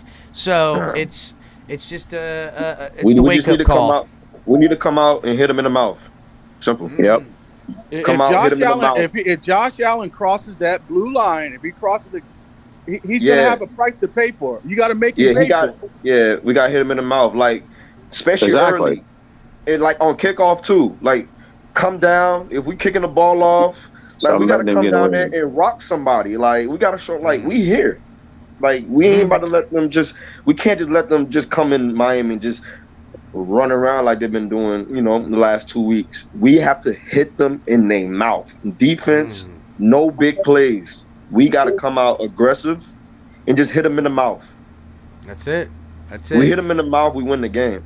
Matty, go ahead and finish up with your things, and then I'll throw it to you, Dolphins Lifer. Go ahead, Hey, Matty. man, I just, look, I say 35-28. I think if Tua can continue to be what we saw last week, and look, I'll say, like I said, everybody else, I don't need him to throw for 450 yards. Touchdowns what wins the game. If he can throw 3, and 290 or something like that, I'm good. We know this football team can win football games this way. That's why and now we see that if this team gets in a shootout, we can win games that way as well. At least if it comes down to that. I'm telling you, man, they're in for I want to say they're in for a rude awakening, but listening to their players and their fan base now, they're not. They're half expecting the letdown. All right, Mountie, we'll see you, bud. All right, bro. Later. Dolphins Lifer, go ahead with some final thoughts. We got to win Sunday, man. Like, we have to make a statement in the division. We have to make a statement in the NFL that the 2022 Dolphins are here and we here to stay. You know what I'm saying? We have to make the playoffs. Cause and if we do, and when we do make the playoffs, teams are not gonna want to play us because we are electric, and defense comes out to play. And with situational football, I trust McDaniel a lot just by just off the 2 weeks we had, just by the little appetizer we have. I trust him in situational football. The quick 2-minute offense, it looks really good. Yep, that 4-minute offense looks good too. Yeah, it's fast, man, and I think in this game, Tyreek is gonna be all over the place. Like I remember in last game when last year when the Chiefs played the Bills, they kind of they did a lot of coverage on him. They tripled him, they double covered him. But in a divisional game, he got loose a couple of times. But yeah, they're not gonna be able to double cover him just for the sole fact of what Jalen Waddle will do if they try to do that all game and typecast it. That's why we're so dangerous. That's why we're so dangerous. So like, I just want, like I said, a couple of minutes ago, we have to come out there and hit them in the mouth. You know what I'm saying? We can't just let them score a few touchdowns and we still have 0. I know we have, we had a nice comeback last game, but that can't be, our method of just winning every game. I mean, it was fun to watch last week, in my room, but we have to come out, hit them in the mouth. If they score, we score. You know what I'm saying? Like, we just win the turnover battle. Protect Tua. Take care of our business how we take care of, man. That's how it is. Yeah, and we have to run the ball. Let's get that running game. Did you give your score prediction, Dolphins Lifer? I didn't. I haven't, but I'm about to do it now.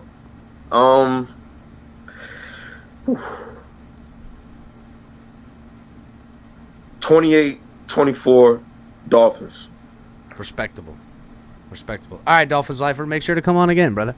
Yeah, no, definitely, man. You guys have a great Thursday. You know, I don't know if it's a game tonight. You know, catch some football, Go whatever. catch some. Yeah, that's right. Catch some Nice. football. So when are you back on? Color might go on tonight. I don't know yet. But I'll be on tomorrow for sure, no matter what. I'm ready to get the shit talking turned up and continue it until the beat down, and then I'm ready to let the floodgates come out and talk about how trash they're gonna be forever. Hey, I'm here with you. You guys, everybody on the panel have a blessed Thursday. You know, stay safe. Dolphins life. All right, Yes, Dolphins sir. life. Take it easy, bro. Yeah, be good, man. I'm wondering, is Color still there? Color, you still there? Color chopped out. Yeah, Color might be. Maybe his thing's down. His avatar. Real quick before I throw it to you, Crypto. I mean, I just wanna and on Twitter it's Beat the Bills 2-0. Tweeted this, and this is just such a perfect encapsulation of the Bills, and it's just one of many of their blunders. I mean, look at that. This is it. What was that? This is it. It froze. Wide left. Or the wide right, excuse me. Oh, no good. The Scott Norwood field goal. Mm-hmm. Yeah. This Yep. this is your lineage, and don't forget it, Buffalo. Go ahead. That's Crypto. it. That's their lineage. It's a good That's one. it. That's your lineage. Just so you know. Just so you know. Everybody's trying to figure out how did I come to such a lopsided. Even Patriots fans are fucking chiming in on this stuff. Patriots, Mac Jones is your dad, says a rare W for Dolphins fans. Like even the Patriots are getting in on the side of the Buffalo Bills typically. I mean, it's just pathetic. Pathetic. Goodness, like this is the problem with the other fan bases. They're so ready to kowtow to each other or not have proper respect. Just keep the same energy, Crypto. That's all. Yeah. I was gonna say, well, a lot of people are trying to figure out how did I come to my 45-10 prediction. This is how I came to that prediction. Our defense played good in the first week, offense not so good. Flip it to second week, defense played bad somewhat, gave up 38 points, offense played good, scored 42. So now putting those two together in the same game creates that 35-10 margin because the defense played stellar and the offense kept up what they did last week. That's the fundamentals on how I created that margin. Now, to get into the details of the 45-10 margin, we're going to be able to force a bunch of turnovers. I said 4 interceptions by Josh Allen, right? Because the defense is only giving up 10. They're going to put the ball on our side, on the plus side of the field, more than enough where our running backs, because everybody want our running backs to do good. I have our running backs scoring 6 touchdowns in this game. Oh my God, 6 touchdowns? Yep. All of our running backs, because we're going to be on the short field so often and so frequently that our running backs will be taking it in from the 20, the 15, the 19, and the 10. Wow. All just So right that's how our around running the red game gets zone back. line. Yes, that's how our running game gets back into the sway of things and balance things out for the season. So, Tua, he'll have a week off this week. He won't have to do much because our defense is going to be so dominant, and we're going to have a short field so often, and our special team's going to be good that we're going to be able to not even have to go for long drives. And Tua's going to have the praise, the same energy of praise in a metaphorical off day that he got for a game where he lit it up so much too. And it's going to be a beautiful thing to see. It's going to be a beautiful thing to see. Exactly. So a lot of people think Tua has to do it again this week. No, his defense is giving him a week off this week. That's how I created the 45-10 margin. Our defense is going to be so dominant against them that we're going to freaking give Tua the week off. Tua, pack your bags. You get ready for Cincinnati. You ain't got to worry about this game in Buffalo. Your defense got you. Wow, Crypto. Bold prediction. I don't Your know defense if and your it's running gonna go backs that got way. you. I mean, listen, there's 67 retweets, 37 quote retweets, 450 likes on that one tweet that I did. It has absolutely gone viral.